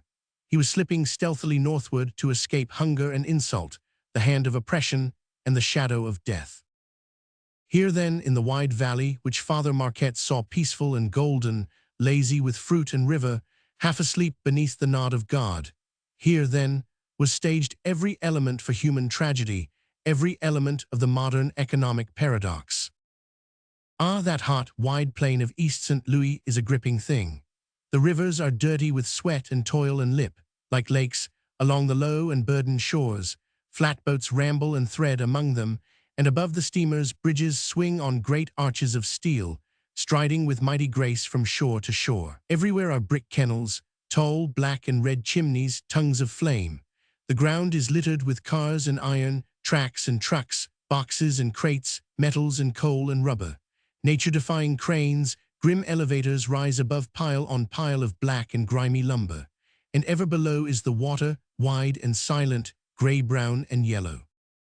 This is the stage for the tragedy, the armored might of the modern world urged by the bloody needs of the world wants, fevered today by a fabulous vision of gain and needing only hands, hands, hands. Fear of loss and greed of gain in the hearts of the giants, the clustered cunning of the modern workman, skilled as artificer and skilled in the rhythm of the habit of work, tasting the world's good and panting for more. Fear of poverty and hate of scabs in the hearts of the workers, the dumb yearning in the hearts of the oppressed, the echo of laughter heard at the foot of the pyramids, the faithful, plodding slouch of the laborers, fear of the shadow of death in the hearts of black men. We ask, and perhaps there is no answer, how far may the captain of the world's industry do his deeds, despite the grinding tragedy of its doing? How far may men fight for the beginning of comfort, out beyond the horrid shadow of poverty, at the cost of starving other, and what the world calls lesser men? How far may those who reach up out of the slime that fills the pits of the world's damned compel men with loaves to divide with men who starve? The answers to these questions are hard, but yet one answer looms above all. Justice lies with the lowest. The plight of the lowest man, the plight of the black man, deserves the first answer, and the plight of the giants of industry the last. Little cared East St. Louis for all this bandying of human problems, so long as its grocers and saloon-keepers flourished, and its industries steamed and screamed and smoked, and its bankers grew rich. Stupidity, license, and graft sat enthroned in the city hall. The new black folk were exploited as cheerfully as white Polacks and Italians. The rent of shacks mounted merrily, the streetcar lines counted gleeful gains, and the crimes of white men and black men flourished in the dark. The high and skilled and smart climbed on the bent backs of the ignorant. Harder the mass of laborers strove to unionize their fellows and to bargain with employers. Nor were the new blacks fools. They had no love for nothings in labor. They had no wish to make their fellows' wage envelopes smaller, but they were determined to make their own larger. They, too, were willing to join in the new union movement. But the unions did not want them. Just as employers monopolized meat and steel, so they sought to monopolize labor and beat a giant's bargain. In the higher trades they succeeded. The best electrician in the city was refused admittance to the union and driven from the town because he was black. No black builder, printer, or machinist could join a union or work in East St. Louis, no matter what his skill or character. But out of the stink of the stockyards and the dust of the aluminum works and the sweat of the lumber yards, the willing blacks could not be kept. They were invited to join unions of the laborers here, and they joined. White workers and black workers struck at the aluminum works in the fall and won higher wages and better hours. Then again in the spring, they struck to make bargaining compulsory for the employer, but this time they fronted new things. The conflagration of war had spread to America. Government and court stepped in and ordered no hesitation, no strikes. The work must go on. Deeper was the call for workers. Black men poured in, and red anger flamed in the hearts of the white workers. The anger was against the wielders of the thunderbolts, but here it was impotent because employers stood with the hand of the government before their faces. It was against entrenched union labor, which had risen on the backs of the unskilled and unintelligent, and on the backs of those whom for any reason of race or prejudice or chicane they could beat beyond the bars of competition. And finally, the anger of the mass of white workers was turned toward these new black interlopers, who seemed to come to spoil their last dream of a great monopoly of common labor. These angers flamed, and the union leaders, fearing their fury and knowing their own guilt, not only in the larger and subtler matter of bidding their way to power across the weakness of their less fortunate fellows, but also conscious of their part in making East St. Louis a miserable town of liquor and lust, leaped quickly toward the gathering thunder from their own heads. The thing they wanted was even at their hands. Here were black men, guilty not only of bidding for jobs which white men could have held at war prices, even if they could not fill, but also guilty of being black. It was at this blackness that the unions pointed the accusing finger. It was here that they committed the unpardonable crime. It was here that they entered the shadow of hell, where suddenly from a fight for wage and protection against industrial oppression, East St. Louis became the center of the oldest and nastiest form of human oppression, race hatred. The whole situation lent itself to this terrible transformation. Everything in the history of the United States, from slavery to Sunday supplements, from disfranchisement to resident segregation, from Jim Crow cars to a Jim Crow army draft, all this history of discrimination and insult festered to make men think and willing to think. That the venting of their unbridled anger against 12 million humble, upstriving workers was a way of settling the industrial tangle of the ages. It was the logic of the broken plate, which, seared of old across its pattern, cracks never again, save along the old destruction. So hell flamed in East St. Louis. The white men drove even black union men out of their unions, and when the black men, beaten by night and assaulted, flew to arms and shot back at the marauders, 5,000 rioters arose and surged like a crested storm wave, from noonday until midnight. They killed and beat and murdered. They dashed out the brains of children and stripped off the clothes of women. They drove victims into the flames and hanged the helpless to the lighting poles. Fathers were killed before the faces of mothers, children were burned, heads were cut off with axes, pregnant women crawled and spawned in dark, wet fields, Thieves went through houses and firebrands followed. Bodies were thrown from bridges, and rocks and bricks flew through the air. The Negroes fought. They grappled with the mob like beasts at bay. They drove them back from the thickest cluster of their homes and piled the white dead on the street. But the cunning mob caught the black men between the factories and their homes, where they knew they were armed only with their dinner pails. Firemen, policemen, and militiamen stood with hanging hands or even joined eagerly with the mob. It was the old world horror come to life again. All that Jews suffered in Spain and Poland, all that peasants suffered in France and Indians in Calcutta, all that aroused human deviltry had accomplished in ages past they did in East St. Louis, while the rags of 6,000 half-naked black men and women fluttered across the bridges of the calm Mississippi. The white South laughed. It was infinitely funny. The niggers who had gone north to escape slavery and lynching had met the fury of the mob which they had fled.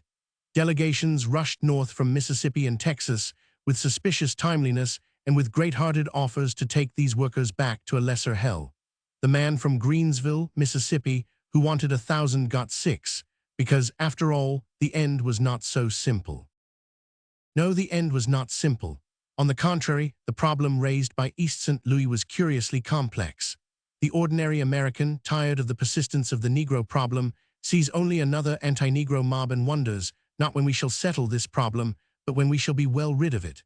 The student of social things sees another milepost in the triumphant march of Union labor. He is sorry that blood and rapine should mark its march. But what will you? War is life. Despite these smug reasonings, the bare facts were these. East St. Louis, a great industrial center, lost 5,000 laborers, good, honest, hard-working laborers. It was not the criminals, either black or white, who were driven from East St. Louis.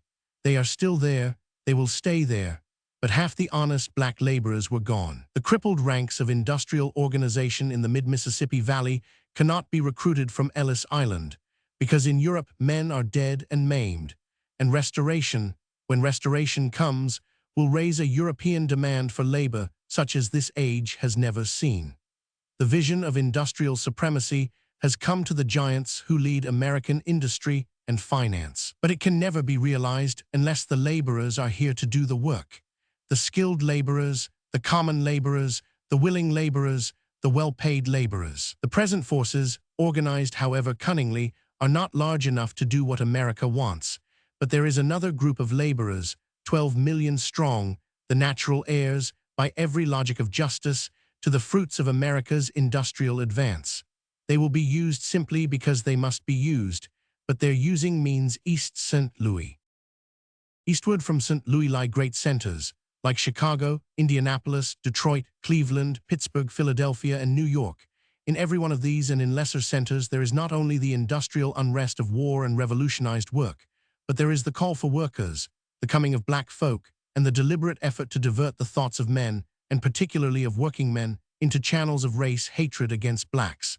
In every one of these centers, what happened in East St. Louis has been attempted, with more or less success. Yet the American Negroes stand today as the greatest strategic group in the world. Their services are indispensable, their temper and character are fine, and their souls have seen a vision more beautiful than any other mass of workers. They may win back culture to the world if their strength can be used with the forces of the world that make for justice and not against the hidden hates that fight for barbarism. For fight they must and fight they will. Rising on wings, we cross again the rivers of St. Louis, winding and threading between the towers of industry that threaten and drown the towers of God. Far, far beyond, we sight the green of fields and hills, but ever below lies the river, blue, brownish-gray, touched with the hint of hidden gold. Drifting through half-flooded lowlands, with shanties and crops and stunted trees, past struggling corn and straggling village, we rush toward the battle of the Marne and the West, from this dread battle of the East. Westward, dear God, the fire of thy mad world crimsons our heaven. Our answering hell rolls eastward from St. Louis. Here in microcosm is the sort of economic snarl that arose continually for me and my pupils to solve. We could bring to its unraveling little of the scholarly aloofness and academic calm of most white universities. To us, this thing was life and hope and death. How should we think such a problem through, not simply as Negroes, but as men and women of a new century helping to build a new world. And first of all, here is no simple question of race antagonism. There are no races, in the sense of great, separate, pure breeds of men, differing in attainment, development, and capacity. There are great groups, now with common history, now with common interests, now with common ancestry. More and more common experience and present interest drive back the common blood, and the world today consists, not of races, but of the imperial commercial group of master capitalists, international and predominantly white. The national middle classes of the several nations, white, yellow, and brown, with strong blood bonds, common languages, and common history. The international laboring class of all colors, the backward, oppressed groups of nature folk, predominantly yellow, brown, and black. Two questions arise from the work and relations of these groups: how to furnish goods and services for the wants of men, and how equitably and sufficiently to satisfy these wants. There can be no doubt that we have passed in our day from a world that could hardly satisfy the physical wants of the mass of men, by the greatest effort, to a world whose technique supplies enough for all, if all can claim their right. Our great ethical question today is, therefore, how may we justly distribute the world's goods to satisfy the necessary wants of the mass of men? What hinders the answer to this question? Dislikes, jealousies, hatreds, undoubtedly like the race hatred in East St. Louis, the jealousy of English and German, the dislike of the Jew and the Gentile. But these are, after all, surface disturbances sprung from ancient habit more than from present reason. They persist and are encouraged because of deeper, mightier currents. If the white workingmen of East St. Louis felt sure that Negro workers would not and could not take the bread and cake from their mouths, their race hatred would never have been translated into murder. If the black workingmen of the South could earn a decent living under decent circumstances at home, they would not be compelled to underbid their white fellows. Thus the shadow of hunger, in a world which never needs to be hungry, drives us to war and murder and hate. But why does hunger shadow so vast a mass of men? Manifestly, because in the great organizing of men for work, a few of the participants come out with more wealth than they can possibly use, while a vast number emerge with less than can decently support life. In earlier economic stages, we defended this as the reward of thrift and sacrifice, and as the punishment of ignorance and crime. To this, the answer is sharp. Sacrifice calls for no such reward, and ignorance deserves no such punishment. The chief meaning of our present thinking is that the disproportion between wealth and poverty today cannot be adequately accounted for by the thrift and ignorance of the rich and the poor. Yesterday we righted one great mistake when we realized that the ownership of the laborer did not tend to increase production. The world at large had learned this long since, but black slavery arose again in America as an inexplicable anachronism, a willful crime. The freeing of the black slaves freed America. Today we are challenging another ownership, the ownership of materials which go to make the goods we need. Private ownership of land, tools, and raw materials may at one stage of economic development be a method of stimulating production, and one which does not greatly interfere with equitable distribution. When, however, the intricacy and length of technical production increased, the ownership of these things becomes a monopoly, which easily makes the rich richer and the poor poorer. Today, therefore, we are challenging this ownership. We are demanding general consent as to what materials shall be privately owned and as to how materials shall be used. We are rapidly approaching the day when we shall repudiate all private property in raw materials and tools and demand that distribution hinge, not on the power of those who monopolize the materials, but on the needs of the mass of men. Can we do this and still make sufficient goods, justly gauge the needs of men, and rightly decide who are to be considered men? How do we arrange to accomplish these things today? Somebody decides whose wants should be satisfied. Somebody organizes industry so as to satisfy these wants. What is to hinder the same ability and foresight from being used in the future as in the past? The amount and kind of human ability necessary need not be decreased. It may even be vastly increased, with proper encouragement and rewards. Are we today evoking the necessary ability? On the contrary, it is not the inventor, the manager, and the thinker who today are reaping the great rewards of industry, but rather the gambler and the highwayman. Rightly organized industry might easily save the gambler's profit and the monopolist's interest, and by paying a more discriminating reward in wealth and honor, bring to the service of the state more ability and sacrifice than we can today command. If we do away with interest and profit, consider the savings that could be made. But above all, think how great the revolution would be when we ask the mysterious somebody to decide, in the light of public opinion, whose wants should be satisfied. This is the great and real revolution that is coming in future industry. But this is not the need of the revolution, nor indeed, perhaps, its real beginning. What we must decide sometime is who are to be considered men.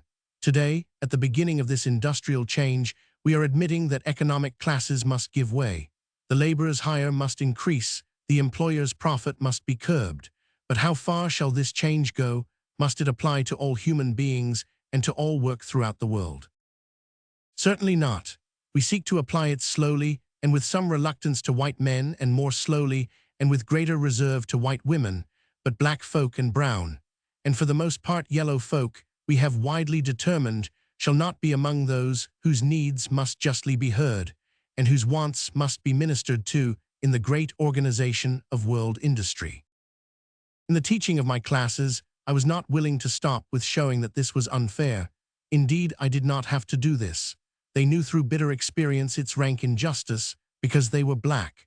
What I had to show was that no real reorganization of industry could be permanently made with the majority of mankind left out. These disinherited darker peoples must either share in the future industrial democracy or overturn the world. Of course, the foundation of such a system must be a high ethical ideal. We must really envisage the wants of humanity. We must want the wants of all men. We must get rid of the fascination for exclusiveness. Here, in a world full of folk, men are lonely. The rich are lonely. We are all frantic for fellow souls, yet we shut souls out and bar the ways and bolster up the fiction of the elect and the superior when the great mass of men is capable of producing larger and larger numbers for every human height of attainment. To be sure, there are differences between men and groups, and there will ever be, but they will be differences of beauty and genius and of interest, and not necessarily of ugliness, imbecility, and hatred. The meaning of America is the beginning of the discovery of the crowd. The crowd is not so well trained as a Versailles Garden Party of Louis Roman XIV, but it is far better trained than the sans-culottes, and it has infinite possibilities.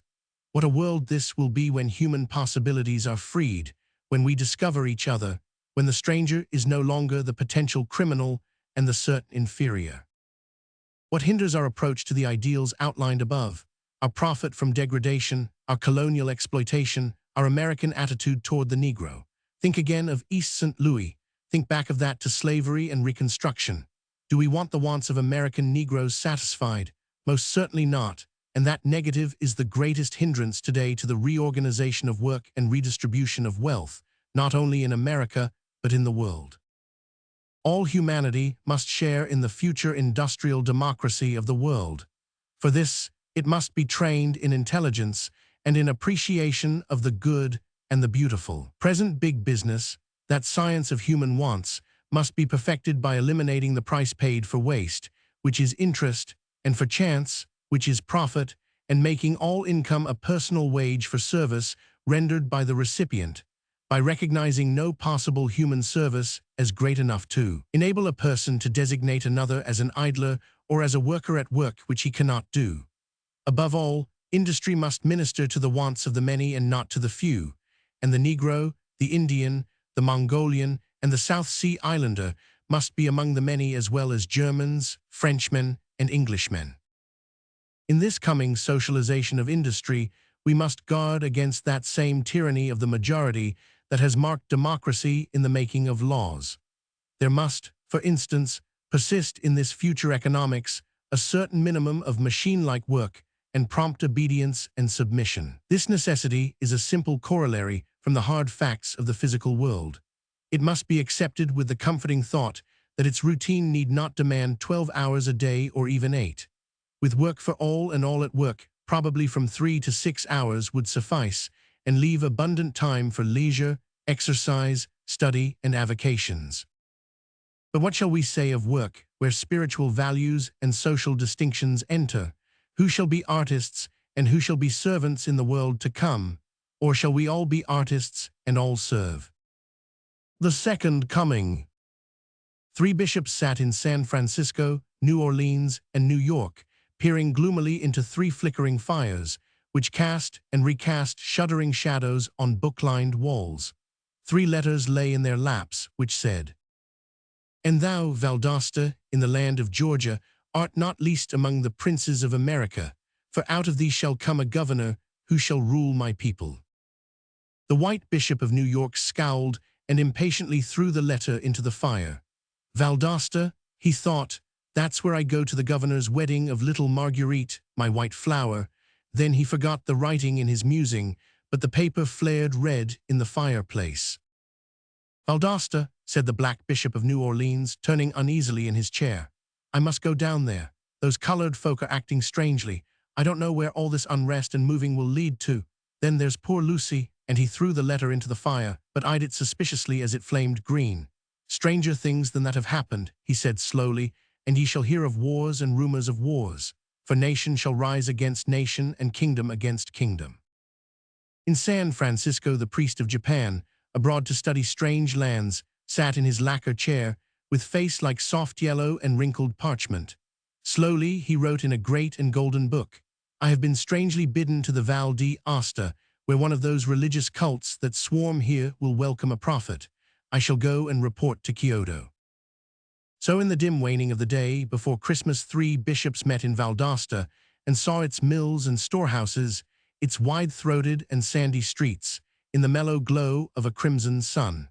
The governor glared anxiously up the street as he helped the Bishop of New York into his car and welcomed him graciously. I am troubled, said the governor, about the niggers. They are acting queerly. I'm not certain, but Fleming is back of it. Fleming? Yes, he's running against me next term for governor. He's a firebrand, wants niggers to vote, and all that. Pardon me a moment, there's a darky I know. And he hurried to the black bishop, who had just descended from the Jim Crow car and clasped his hand cordially. They talked in whispers. Search diligently, said the governor in parting, and bring me word again. Then returning to his guest, you will excuse me, won't you? He asked, but I am sorely troubled. I never saw niggers act so. They're leaving by the hundreds, and those who stay are getting impudent. They seem to be expecting something. What's the crowd, Jim? The chauffeur said that there was some sort of Chinese official in town, and everybody wanted to glimpse him. He drove around another way. It all happened very suddenly. The Bishop of New York, in full canonicals for the early wedding, stepped out on the rear balcony of his mansion, just as the dying sun lit crimson clouds of glory in the east and burned the west. Fire, yelled a wag in the surging crowd that was gathering to celebrate a southern Christmas Eve. All laughed and ran. The Bishop of New York did not understand. He peered around. Was it that dark little house in the far backyard that flamed? Forgetful of his robes, he hurried down, a brave, white figure in the sunset. He found himself before an old, black, rickety stable. He could hear the mules stamping within.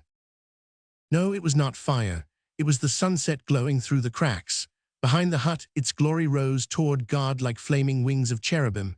He paused until he heard the faint wail of a child. Hastily he entered. A white girl crouched before him, down by the very mule's feet, with a baby in her arms, a little mite of a baby that wailed weakly. Behind mother and child stood a shadow. The Bishop of New York turned to the right, inquiringly, and saw a black man in bishop's robes that faintly re-echoed his own. He turned away to the left and saw a golden Japanese in golden garb. Then he heard the black man mutter behind him, but he was to come the second time in clouds of glory, with the nations gathered around him and angels.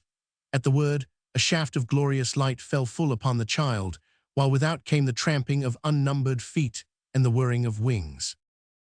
The Bishop of New York bent quickly over the baby. It was black. He stepped back with a gesture of disgust, hardly listening to and yet hearing the black bishop, who spoke almost as if in apology. She's not really white. I know Lucy, you see, her mother worked for the governor. The white bishop turned on his heel and nearly trod on the yellow priest, who knelt with bowed head before the pale mother and offered incense and a gift of gold. Out into the night rushed the Bishop of New York. The wings of the cherubim were folded black against the stars. As he hastened down the front staircase, the governor came rushing up the street steps. "We are late," he cried nervously. "The bride awaits." He hurried the bishop to the waiting limousine, asking him anxiously, "Did you hear anything? Do you hear that noise? The crowd is growing strangely on the streets, and there seems to be a fire over toward the east. I never saw so many people here. I fear violence, a mob, a lynching, I fear. Hark!" What was that which he, too, heard beneath the rhythm of unnumbered feet? Deep in his heart a wonder grew. What was it? Ah, he knew it was music, some strong and mighty chord. It rose higher as the brilliantly lighted church split the night and swept radiantly toward them. So high and clear that music flew, it seemed above, around, behind them. The governor, ashen-faced, crouched in the car, but the bishop said softly as the ecstasy pulsed in his heart, "Such music, such wedding music, what choir is it?" 5. The servant in the house. The lady looked at me severely. I glanced away. I had addressed the little audience at some length on the disfranchisement of my people in society, politics, and industry, and had studiously avoided the while her cold, green eye. I finished and shook weary hands while she lay in wait. I knew what was coming and braced my soul. "Do you know where I can get a good colored cook?" she asked. I disclaimed all guilty concupiscence. She came nearer and spitefully shook a finger in my face. "Why won't Negroes work?" she panted. "I have given money for years to Hampton and Tuskegee, and yet I can't get decent servants. They won't try. They're lazy, they're unreliable, they're impudent, and they leave without notice. They all want to be lawyers and doctors," and she spat the word in venom, "ladies." "God forbid," I answered solemnly, and then, being of gentle birth and unminded to strike a defenseless female of uncertain years, I ran home and wrote a chapter in my book, and this is it. I speak and speak bitterly as a servant and a servant's son, for my mother spent 5 or more years of her life as a menial. My father's family escaped, although grandfather as a boat steward had to fight hard to be a man and not a lackey. He fought and won. My mother's folk, however, during my childhood, sat poised on that thin edge between the farmer and the menial. The surrounding Irish had 2 chances, the factory and the kitchen, and most of them took the factory with all its dirt and noise and low wage. The factory was closed to us. Our little lands were too small to feed most of us. A few clung almost sullenly to the old homes, low and red things crouching on a wide level, but the children stirred restlessly and walked often to town and saw its wonders. Slowly they dribbled off, a waiter here, a cook there, help for a few weeks in Mrs. Blank's kitchen when she had summer boarders. Instinctively I hated such work from my birth. I loathed it and shrank from it. Why, I could not have said. Had I been born in Carolina instead of Massachusetts, I should hardly have escaped the taint of service. Its temptations in wage and comfort would soon have answered my scruples, and yet I am sure I would have fought long even in Carolina, for I knew in my heart that thither lay hell. I mowed lawns on contract, did chores that left me my own man, sold papers and peddled tea, anything to escape the shadow of the awful thing that lurked to grip my soul. Once, and once only, I felt the sting of its talons. I was 20 and had graduated from Fisk with a scholarship for Harvard. I needed, however, travel money and clothes and a bit to live on until the scholarship was due. Fortson was a fellow student in winter and a waiter in summer. He proposed that the Glee Club quartet of Fisk spend the summer at the hotel in Minnesota where he worked, and that I go along as business manager to arrange for engagements on the journey back. We were all eager, but we knew nothing of table waiting. "Never mind," said Fortson. "You can stand around the dining room during meals and carry out the big wooden trays of dirty dishes. Thus you can pick up knowledge of waiting and earn good tips and get free board." I listened askance, but I went. I entered that broad and blatant hotel at Lake Minnetonka with distinct forebodings. The flamboyant architecture, the great verandas, rich furniture, and richer dresses awed us mightily. The long loft reserved for us, with its clean little cots, was reassuring. The work was not difficult, but the meals, there were no meals. At first, before the guests ate, a dirty table in the kitchen was hastily strewn with uneatable scraps. We novices were the only ones who came to eat, while the guests' dining room with its savors and sights, set our appetites on edge. After a while, even the pretense of meals for us was dropped. We were sure we were going to starve when Doug, one of us, made a startling discovery. The waiters stole their food, and they stole the best. We gulped and hesitated. Then we stole too, or at least they stole and I shared, and we all fattened, for the dainties were marvelous. You slipped a bit here and hid it there. You cut off extra portions and gave false orders. You dashed off into darkness and hid in corners and ate and ate. It was nasty business. I hated it. I was too cowardly to steal much myself, and not coward enough to refuse what others stole. Our work was easy, but insipid. We stood about and watched overdressed people gorge. For the most part, we were treated like furniture and were supposed to act the wooden part. I watched the waiters even more than the guests. I saw that it paid to amuse and to cringe. One particular black man set me crazy. He was intelligent and deft, but one day I caught sight of his face as he served a crowd of men. He was playing the clown, crouching, grinning, assuming a broad dialect when he usually spoke good English. It was a heartbreaking sight, and he made more money than any waiter in the dining room.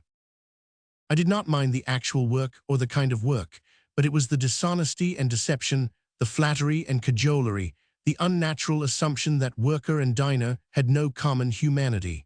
It was uncanny. It was inherently and fundamentally wrong. I stood staring and thinking while the other boys hustled about. Then I noticed one fat hog feeding at a heavily gilded trough who could not find his waiter. He beckoned me. It was not his voice, for his mouth was too full. It was his way, his air, his assumption. Thus Caesar ordered his legionaries or Cleopatra her slaves. Dogs recognized the gesture. I did not. He may be beckoning yet for all I know, for something froze within me. I did not look his way again. Then and there I disowned menial service for me and my people. I would work my hands off for an honest wage, but for tips and hand-me-outs, never.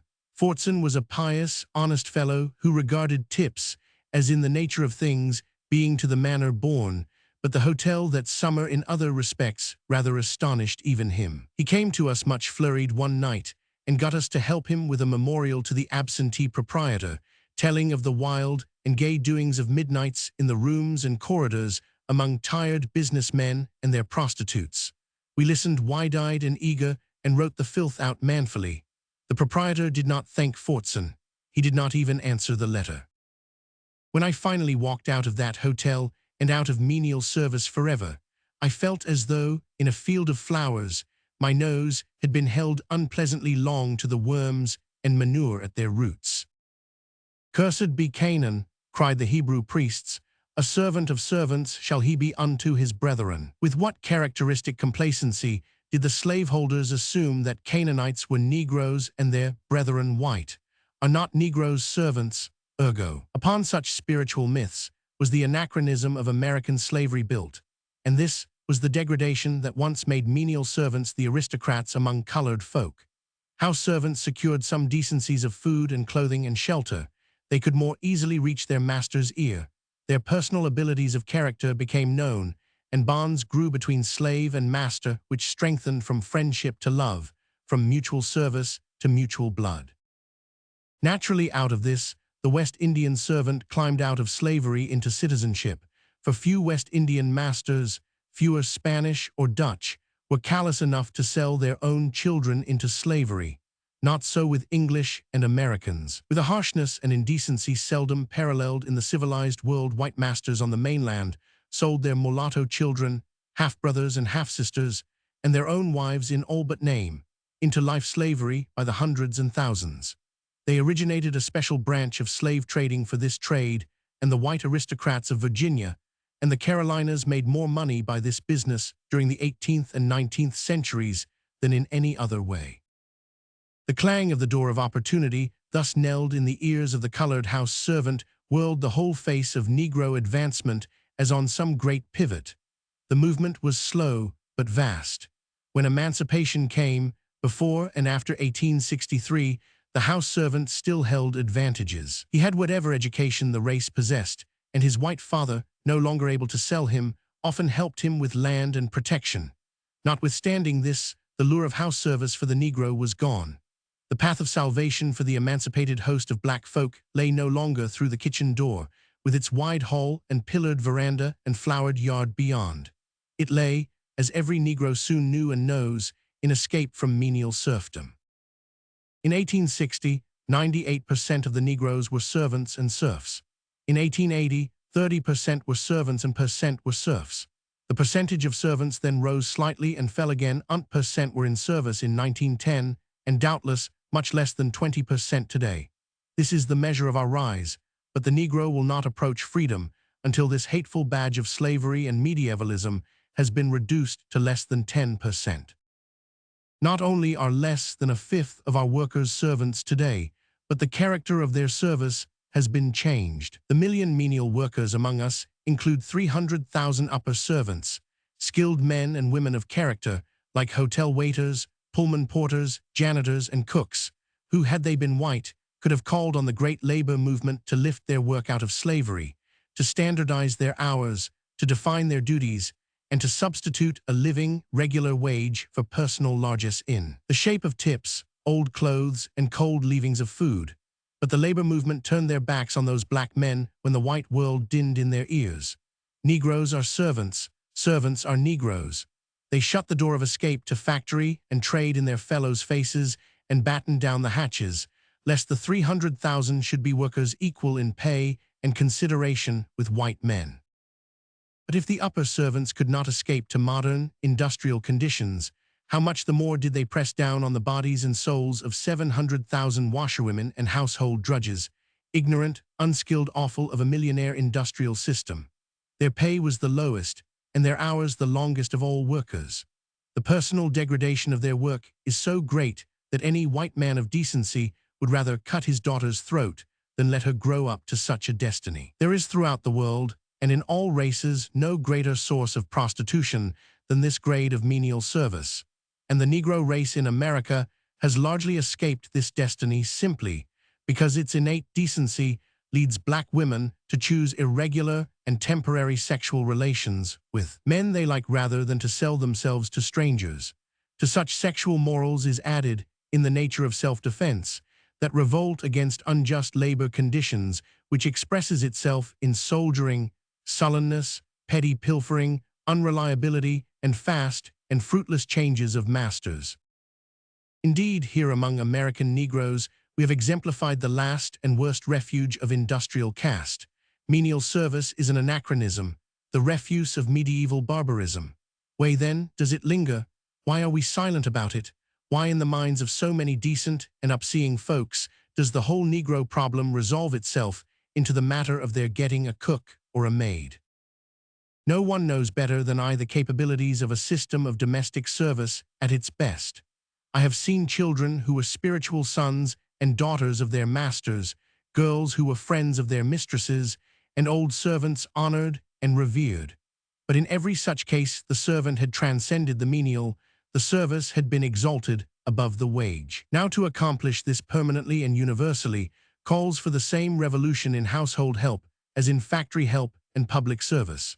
While organized industry has been slowly making its help into self-respecting, well-paid men, and while public service is beginning to call for the highest types of educated and efficient thinkers, domestic service lags behind and insists upon seeking to evolve the best types of men from the worst conditions. The cause of this perversity, to my mind, is twofold. First, the ancient high estate of service, now pitifully fallen, yet gasping for breath. Secondly, the present low estate of the outcasts of the world, peering with bloodshot eyes at the gates of the industrial heaven. The Master spoke no greater word than that which said, "Whosoever will be great among you, let him be your servant." What is greater than personal service? Surely no social service, no wholesale helping of masses of men can exist which does not find its effectiveness and beauty in the personal aid of man to man. It is the purest and holiest of duties. Some mighty glimmer of this truth survived in those who made the first gentlemen of the bedchamber, the keepers of the robes, and the knights of the bath, the highest nobility that hedged an anointed king. Nor does it differ today in what the mother does for the child or the daughter for the mother, in all the personal attentions in the old-fashioned home. This is service.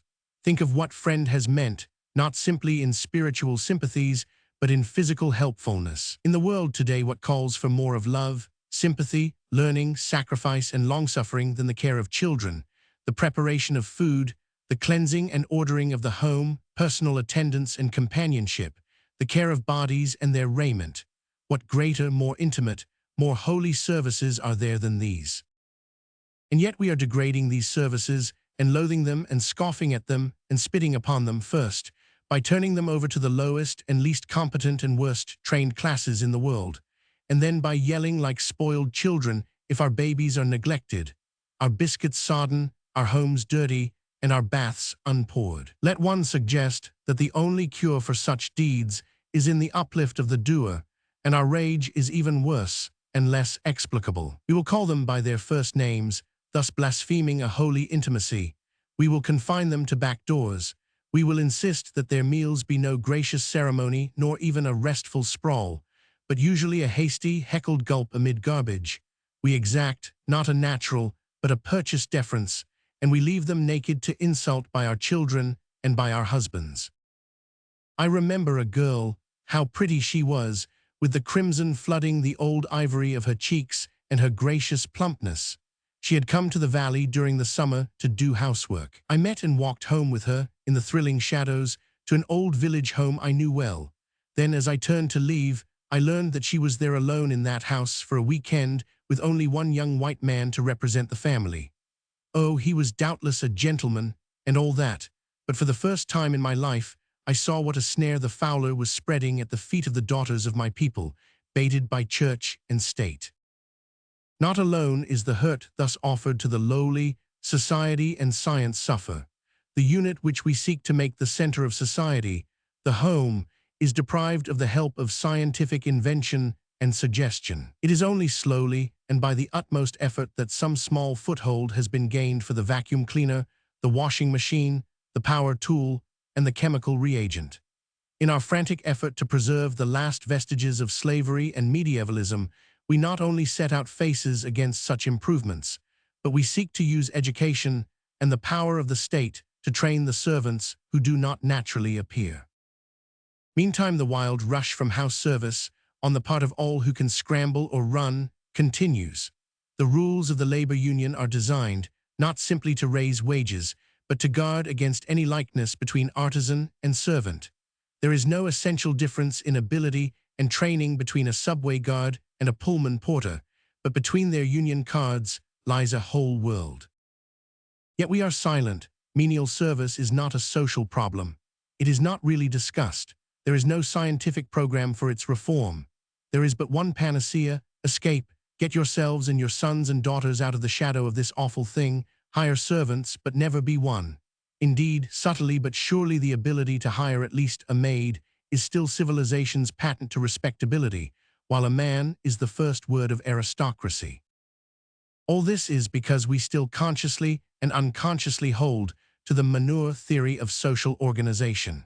We believe that at the bottom of organized human life, there are necessary duties and services which no real human being ought to be compelled to do. We push below this mudsill the derelicts and half-men whom we hate and despise, and seek to build above it democracy. On such foundations is reared a theory of exclusiveness, a feeling that the world progresses by a process of excluding from the benefits of culture the majority of men, so that a gifted minority may blossom.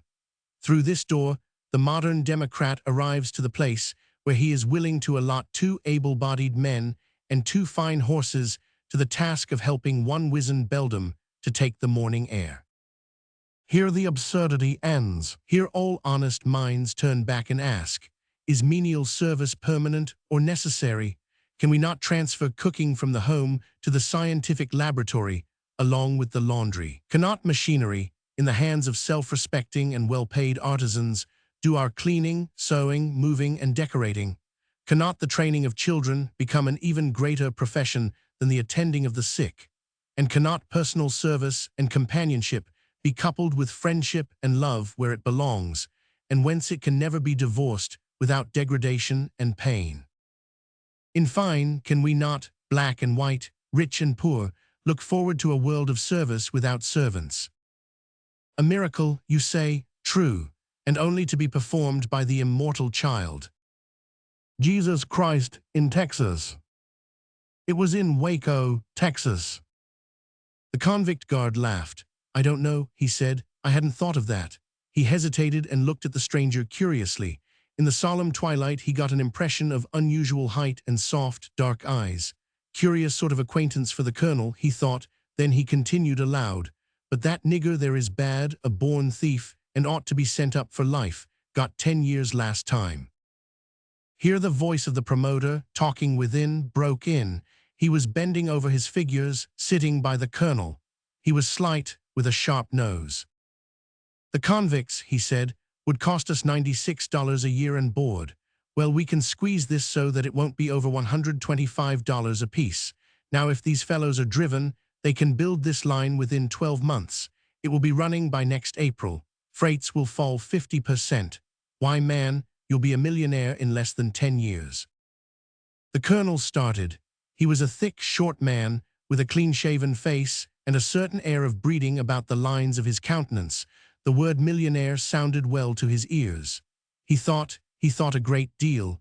He almost heard the puff of the fearfully costly automobile that was coming up the road, and he said, I suppose we might as well hire them.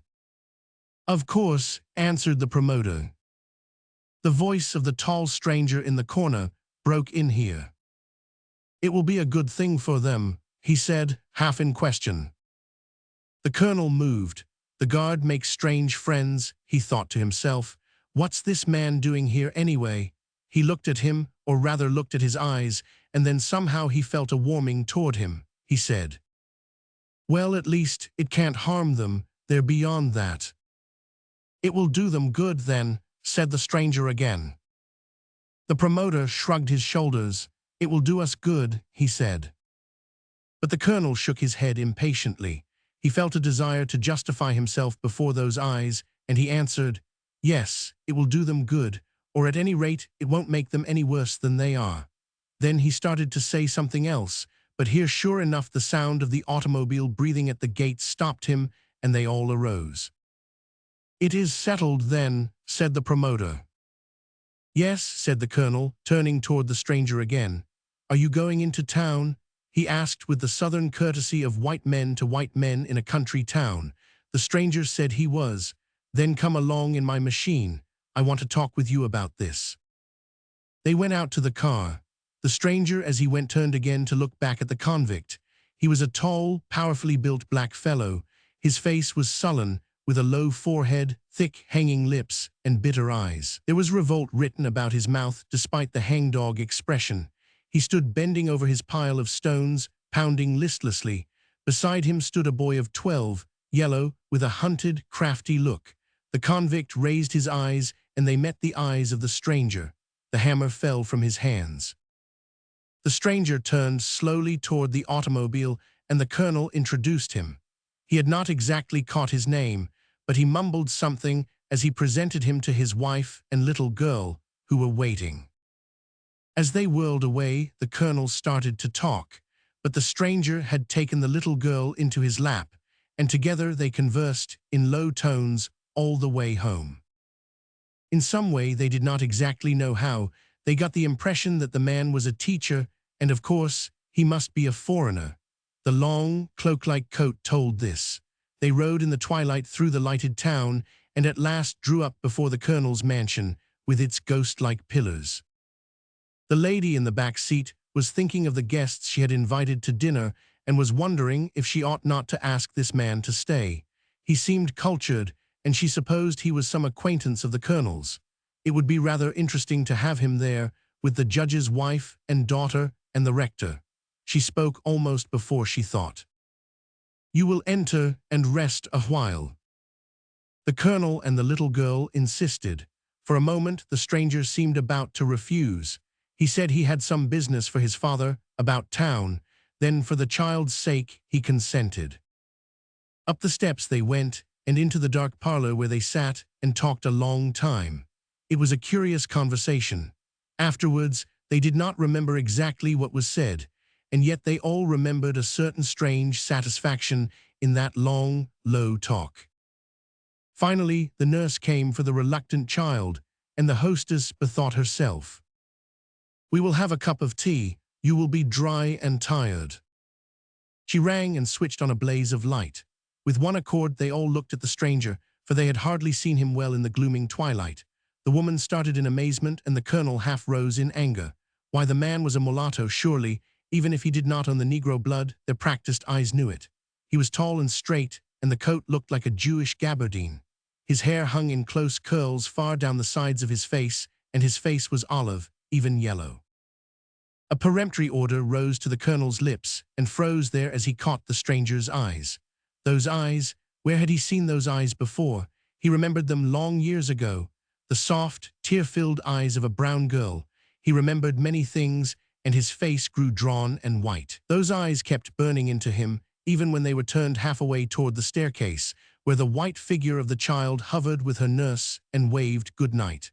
The lady sank into her chair and thought, "What will the judge's wife say? How did the colonel come to invite this man here? How shall we be rid of him?" She looked at the colonel in reproachful consternation. Just then the door opened, and the old butler came in. He was an ancient black man with tufted white hair, and he held before him a large silver tray filled with a China tea service. The stranger rose slowly and stretched forth his hands as if to bless the viands. The old man paused in bewilderment, tottered, and then with sudden gladness in his eyes dropped to his knees, and the tray crashed to the floor. "My Lord and my God," he whispered, but the woman screamed, "Mother's china." The doorbell rang. "Heavens, here is the dinner party," exclaimed the lady. She turned toward the door, but there in the hall, clad in her night clothes, was the little girl. She had stolen down the stairs to see the stranger again, and the nurse above was calling in vain. The woman felt hysterical and scolded at the nurse, but the stranger had stretched out his arms, and with a glad cry, the child nestled in them. They caught some words about the kingdom of heaven as he slowly mounted the stairs with his little white burden. The mother was glad of anything to get rid of the interloper, even for a moment. The bell rang again, and she hastened toward the door, which the loitering black maid was just opening. She did not notice the shadow of the stranger as he came slowly down the stairs and paused by the newel post, dark and silent. The judge's wife came in. She was an old woman, frilled and powdered into a semblance of youth, and gorgeously gowned. She came forward, smiling with extended hands, but when she was opposite the stranger, somewhere a chill seemed to strike her, and she shuddered and cried. "What a draught!" As she drew a silken shawl about her and shook hands cordially, she forgot to ask who the stranger was. The judge strode in unseeing, thinking of a puzzling case of theft. What? Oh, yes. Good evening," he said. "Good evening." Behind them came a young woman in the glory of youth and daintily silked, beautiful in face and form, with diamonds around her fair neck. She came in lightly, but stopped with a little gasp. Then she laughed gaily and said, "Why, I beg your pardon, was it not curious? I thought I saw there behind your man." She hesitated, "But he must be a servant," she argued, the shadow of great white wings. "It was but the light on the drapery. What a turn it gave me." And she smiled again. With her came a tall, handsome young naval officer. Hearing his lady refer to the servant, he hardly looked at him, but held his gilded cap carelessly toward him, and the stranger placed it carefully on the rack. Last came the rector, a man of 40 and well-clothed. He started to pass the stranger, stopped, and looked at him inquiringly. "I beg your pardon," he said. "I beg your pardon, I think I have met you." The stranger made no answer, and the hostess nervously hurried the guests on, but the rector lingered and looked perplexed. "Surely I know you. I have met you somewhere," he said, putting his hand vaguely to his head. You remember me, do you not?" The stranger quietly swept his cloak aside, and to the hostess, unspeakable relief passed out of the door. "I never knew you," he said in low tones as he went. The lady murmured some vain excuse about intruders, but the rector stood with annoyance written on his face. "I beg 1,000 pardons," he said to the hostess absently. "It is a great pleasure to be here. Somehow I thought I knew that man. I am sure I knew him once." The stranger had passed down the steps, and as he passed, the nurse, lingering at the top of the staircase, flew down after him, caught his cloak, trembled, hesitated, and then kneeled in the dust.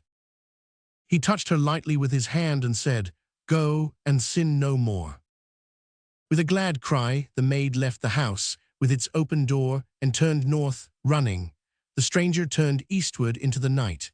As they parted, a long, low howl rose tremulously and reverberated through the night. The colonel's wife within shuddered. "The bloodhounds," she said.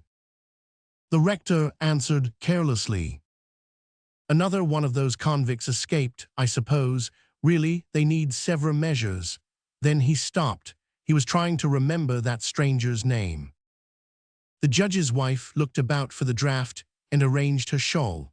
The girl glanced at the white drapery in the hall, but the young officer was bending over her, and the fires of life burned in her veins. Howl after howl rose in the night, swelled, and died away. The stranger strode rapidly along the highway and out into the deep forest. There he paused and stood waiting, tall and still. A mile up the road behind a man was running, tall and powerful and black, with crime-stained face and convict stripes upon him and shackles on his legs. He ran and jumped in little short steps, and his chains rang. He fell and rose again, while the howl of the hounds rang louder behind him. Into the forest he leapt and crept and jumped and ran, streaming with sweat. Seeing the tall form rise before him, he stopped suddenly, dropped his hands in sullen impotence, and sank panting to the earth. A greyhound shot out of the woods behind him, howled, whined, and fawned before the stranger's feet. Hound after hound bayed, leapt, and lay there. Then silently, one by one, and with bowed heads, they crept backward toward the town. The stranger made a cup of his hands and gave the man water to drink, bathed his hot head, and gently took the chains and irons from his feet. By and by the convict stood up. Day was dawning above the treetops. He looked into the stranger's face, and for a moment a gladness swept over the stains of his face. "Why, you are a nigger too," he said. Then the convict seemed anxious to justify himself. "I never had no chance," he said furtively. "Thou shalt not steal," said the stranger. The man bridled. "But how about them? Can they steal? Didn't they steal a whole year's work? And then when I stole to keep from starving," he glanced at the stranger. "No, I didn't steal just to keep from starving. I stole to be stealing. I can't seem to keep from stealing. Seems like when I see things, I just must, but yes, I'll try." The convict looked down at his striped clothes, but the stranger had taken off his long coat. He had put it around him, and the stripes disappeared. In the opening morning, the black man started toward the low log farmhouse in the distance, while the stranger stood watching him. There was a new glory in the day. The black man's face cleared up, and the farmer was glad to get him. All day the black man worked as he had never worked before. The farmer gave him some cold food. "You can sleep in the barn," he said, and turned away. "How much do I get a day?" asked the black man. The farmer scowled. "Now see here," said he, "if you'll sign a contract for the season, I'll give you $10 a month." "I won't sign no contract," said the black man doggedly. "Yes, you will," said the farmer threateningly, "or I'll call the convict guard," and he grinned. The convict shrank and slouched to the barn. As night fell, he looked out and saw the farmer leave the place. Slowly he crept out and sneaked toward the house. He looked through the kitchen door. No one was there, but the supper was spread as if the mistress had laid it and gone out. He ate ravenously. Then he looked into the front room and listened. He could hear low voices on the porch. On the table lay a gold watch. He gazed at it, and in a moment he was beside it. His hands were on it. Quickly he slipped out of the house and slouched toward the field. He saw his employer coming along the highway. He fled back in tenor and around to the front of the house, when suddenly he stopped. He felt the great, dark eyes of the stranger and saw the same dark, cloak-like coat where the stranger sat on the doorstep talking with the mistress of the house. Slowly, guiltily, he turned back, entered the kitchen, and laid the watch stealthily where he had found it. Then he rushed wildly back toward the stranger, with arms outstretched. The woman had laid supper for her husband, and going down from the house had walked out toward a neighbor's. She was gone but a little while, and when she came back, she started to see a dark figure on the doorsteps under the tall, red oak. She thought it was the new Negro until he said in a soft voice, "Will you give me bread?" Reassured at the voice of a white man, she answered quickly in her soft, southern tones, "Why, certainly." She was a little woman, and once had been pretty, but now her face was drawn with work and care.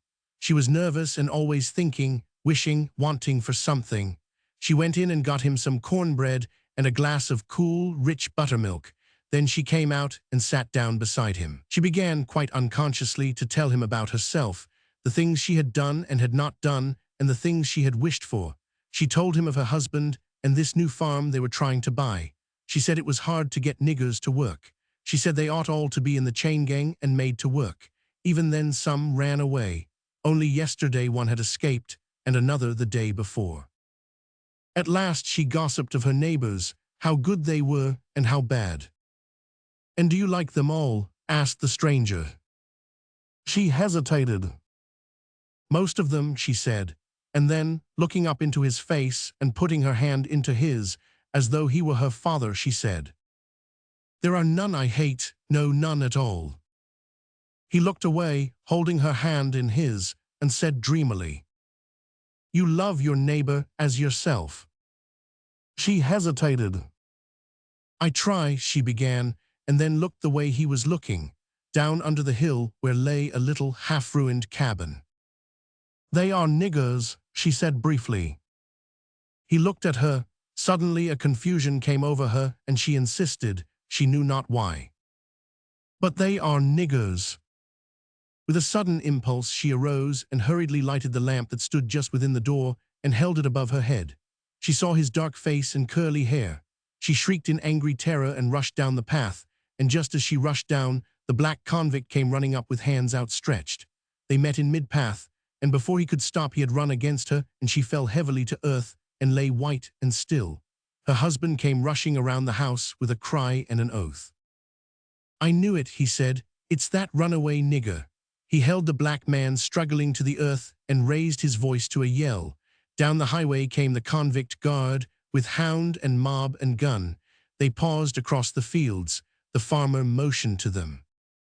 "He attacked my wife," he gasped. The mob snarled and worked silently. Right to the limb of the red oak, they hoisted the struggling, writhing black man, while others lifted the dazed woman. Right and left, as she tottered to the house, she searched for the stranger with a yearning, but the stranger was gone, and she told none of her guests. "No, no, I want nothing," she insisted, until they left her as they thought asleep. For a time she lay still, listening to the departure of the mob. Then she rose. She shuddered as she heard the creaking of the limb where the body hung, but resolutely she crawled to the window and peered out into the moonlight. She saw the dead man writhe. He stretched his arms out like a cross, looking upward. She gasped and clung to the window sill. Behind the swaying body, and down where the little half-ruined cabin lay, a single flame flashed up amid the far-off shout and cry of the mob. A fierce joy sobbed up through the terror in her soul, and then sank abashed as she watched the flame rise. Suddenly whirling into one great crimson column, it shot to the top of the sky and threw great arms athwart the gloom, until above the world, and behind the roped and swaying form below hung quivering and burning a great crimson cross. She hid her dizzy, aching head in an agony of tears, and dared not look, for she knew. Her dry lips moved. Despised and rejected of men. She knew, and the very horror of it lifted her dull and shrinking eyelids. There, heaven-tall, earthwide, hung the stranger on the crimson cross, riven and blood-stained, with thorn-crowned head and pierced hands. She stretched her arms and shrieked. He did not hear, he did not see. His calm dark eyes, all sorrowful, were fastened on the writhing, twisting body of the thief, and a voice came out of the winds of the night, saying, "This day thou shalt be with me in paradise." Chapter 6. Of the ruling of men. The ruling of men is the effort to direct the individual actions of many persons toward some end. This end theoretically should be the greatest good of all, but no human group has ever reached this ideal because of ignorance and selfishness. The simplest object would be rule for the pleasure of one, namely the ruler, or of the few, his favorites, or of many, the rich, the privileged, the powerful. Democratic movements inside groups and nations are always taking place, and they are the efforts to increase the number of beneficiaries of the ruling. In 18th century Europe, the effort became so broad and sweeping that an attempt was made at universal expression, and the philosophy of the movement said that if all ruled, they would rule for all, and thus universal good was sought through universal suffrage. The unrealized difficulty of this program lay in the widespread ignorance. The mass of men, even of the more intelligent men, not only knew little about each other, but less about the action of men in groups and the technique of industry in general. They could only apply universal suffrage, therefore, to the things they knew or knew partially. They knew personal and menial service, individual craftsmanship, agriculture and barter, taxes, or the taking of private property for public ends, and the rent of land. With these matters, then they attempted to deal. Under the cry of freedom, they greatly relaxed the grip of selfish interests by restricting menial service, securing the right of property in handiwork and regulating public taxes, distributing land ownership, and freeing trade and barter. While they were doing this against stubborn resistance, a whole new organization of work suddenly appeared. The suddenness of this industrial revolution of the 19th century was partly fortuitous, in the case of Watt's tea kettle, partly a natural development, as in the matter of spinning, but largely the determination of powerful and intelligent individuals to secure the benefits of privileged persons, as in the case of foreign slave trade. The result was, on the one hand, a vast and unexampled development of industry. Life and civilization in the late 19th and early 20th century were industry in its whole conception, language, and accomplishment. The object of life was to make goods. Now, before this giant aspect of things, the new democracy stood aghast and impotent. It could not rule because it did not understand. An invincible kingdom of trade, business, and commerce ruled the world, and before its threshold stood the freedom of 18th century philosophy warding the way. Some of the very ones who were freed from the tyranny of the Middle Age became the tyrants of the Industrial Age. There came a reaction. Men sneered at democracy and politics and brought forth fate and philanthropy to rule the world, fate which gave divine right to rule to the captains of industry and their created millionaires, philanthropy which organized vast schemes of relief to stop at least the flow of blood in the vaster wounds which industry was making. It was at this time that the lowest laborers, who worked hardest, got least and suffered most, began to mutter and rebel, and among these were the American Negroes. Lions have no historians, and therefore lion hunts are thrilling and satisfactory human reading. Negroes had no bards, and therefore it has been widely told how American philanthropy freed the slave. In truth, the Negro revolted by armed rebellion, by sullen refusal to work, by poison and murder, by running away to the North and Canada, by giving point and powerful example to the agitation of the abolitionists, and by furnishing 200,000 soldiers and many times as many civilian helpers in the Civil War. This war was not a war for Negro freedom, but a duel between two industrial systems, one of which was bound to fail because it was an anachronism, and the other bound to succeed because of the Industrial Revolution. When now the Negro was freed, the philanthropists sought to apply to his situation the philosophy of democracy handed down from the 18th century. There was a chance here to try democratic rule in a new way, that is, against the new industrial oppression with a mass of workers who were not yet in its control. With plenty of land widely distributed, staple products like cotton, rice, and sugar cane, and a thorough system of education, there was a unique chance to realize a new modern democracy in industry in the southern United States, which would point the way to the world. This, too, if done by black folk, would have tended to a new unity of human beings and an obliteration of human hatreds festering along the color line. Efforts were begun. The 14th Anth Amendments gave the right to vote to white and black laborers, and they immediately established a public school system and began to attack the land question. The United States government was seriously considering the distribution of land and capital, 40 acres and a mule, and the price of cotton opened an easy way to economic independence. Cooperative movements began on a large scale. But alas, not only were the former slave owners solidly arrayed against this experiment, but the owners of the industrial North saw disaster in any such beginnings of industrial democracy. The opposition based its objections on the color line, and Reconstruction became in history a great movement for the self-assertion of the white race against the impudent ambition of degraded blacks, instead of, in truth, the rise of a mass of black and white laborers. The result was the disfranchisement of the blacks of the South and a worldwide attempt to restrict democratic development to white races and to distract them with race hatred against the darker races.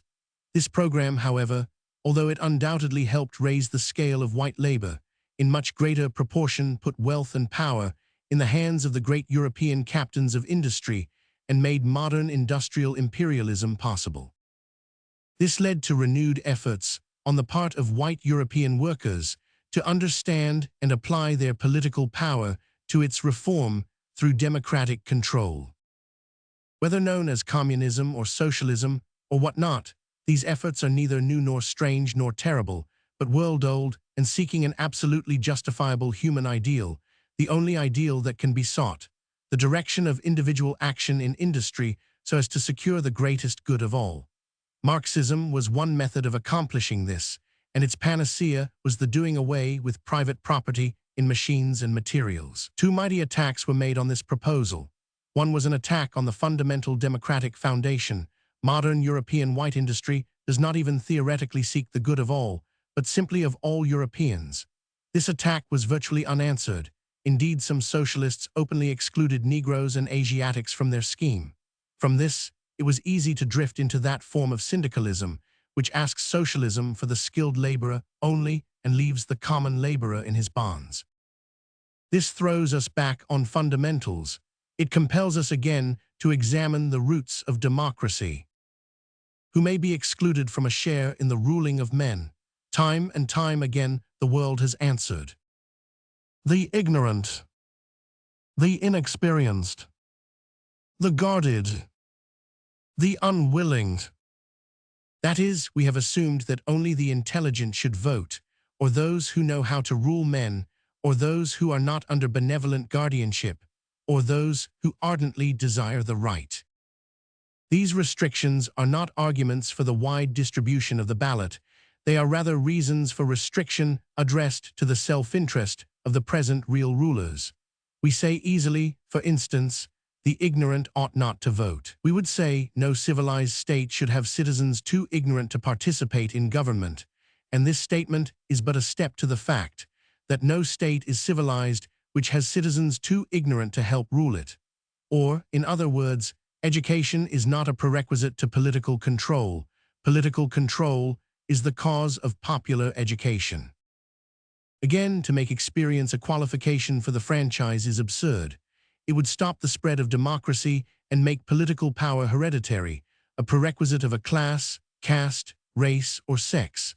It has of course been soberly argued that only white folk or Englishmen or men are really capable of exercising sovereign power in a modern state. The statement proves too much. Only yesterday it was Englishmen of high descent or men of blood or sovereigns by divine right who could rule. Today the civilized world is being ruled by the descendants of persons who a century ago were pronounced incapable of ever developing a self-ruling people. In every modern state, there must come to the polls every generation, and indeed every year, men who are inexperienced in the solutions of the political problems that confront them and who must experiment in methods of ruling men. Thus, and thus, only will civilization grow. Again, what is this theory of benevolent guardianship for women, for the masses, for Negroes, for lesser breeds without the law? It is simply the old cry of privilege, the old assumption that there are those in the world who know better what is best for others than those others know themselves, and who can be trusted to do this best. In fact, no one knows himself but that self's own soul. The vast and wonderful knowledge of this marvelous universe is locked in the bosoms of its individual souls. To tap this mighty reservoir of experience, knowledge, beauty, love, and deed, we must appeal not to the few, not to some souls, but to all. The narrower the appeal, the poorer the culture, The wider the appeal, the more magnificent are the possibilities. Infinite is human nature. We make it finite by choking back the mass of men, by attempting to speak for others, to interpret and act for them, and we end by acting for ourselves and using the world as our private property. If this were all, it were crime enough. But it is not all. By our ignorance, we make the creation of the greater world impossible. We beat back a world built of the playing of dogs and laughter of children, the song of black folk and worship of yellow, the love of women and strength of men, and try to express by a group of doddering ancients the will of the world. There are people who insist upon regarding the franchise not as a necessity for the many, but as a privilege for the few. They say of persons and classes, they do not need the ballot. This is often said of women. It is argued that everything which women with the ballot might do for themselves can be done for them, that they have influence and friends at court, and that their enfranchisement would simply double the number of ballots. So too, we are told that American Negroes can have done for them by other voters all that they could possibly do for themselves with the ballot, and much more because the white voters are more intelligent. Further than this, it is argued that many of the disfranchised people recognize these facts. Women do not want the ballot has been a very effective counter-war cry, so much so that many men have taken refuge in the Declaration. When they want to vote, why then? So too, we are continually told that the best Negroes stay out of politics. Such arguments show so curious a misapprehension of the foundation of the argument for democracy that the argument must be continually restated and emphasized. We must remember that if the theory of democracy is correct, the right to vote is not merely a privilege, not simply a method of meeting the needs of a particular group, and least of all a matter of recognized want or desire. Democracy is a method of realizing the broadest measure of justice to all human beings. The world has, in the past, attempted various methods of attaining this end, most of which can be summed up in three categories. The method of the benevolent tyrant. The method of the select few. The method of the excluded groups. The method of entrusting the government of a people to a strong ruler has great advantages when the ruler combines strength with ability, unselfish devotion to the public good, and knowledge of what that good calls for. Such a combination is, however, rare, and the selection of the right ruler is very difficult. To leave the selection to force is to put a premium on physical strength, chance, and intrigue. To make the selection a matter of birth simply transfers the real power from sovereign to minister. Inevitably, the choice of rulers must fall on electors. Then comes the problem, who shall elect? The earlier answer was a select few, such as the wise, the best-born, the able. Many people assume that it was corruption that made such aristocracies fail. By no means. The best and most effective aristocracy, like the best monarchy, suffered from lack of knowledge. The rulers did not know or understand the needs of the people, and they could not find out.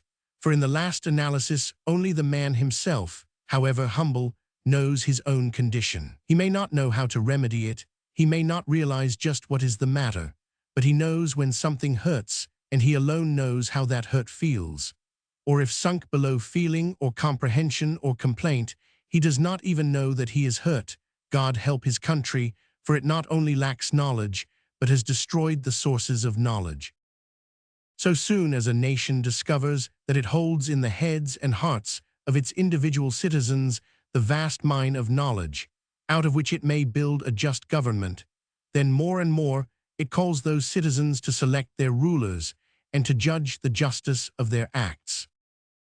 Even here, however, the temptation is to ask only for the wisdom of citizens of a certain grade or those of recognized worth. Continually, some classes are tacitly or expressly excluded.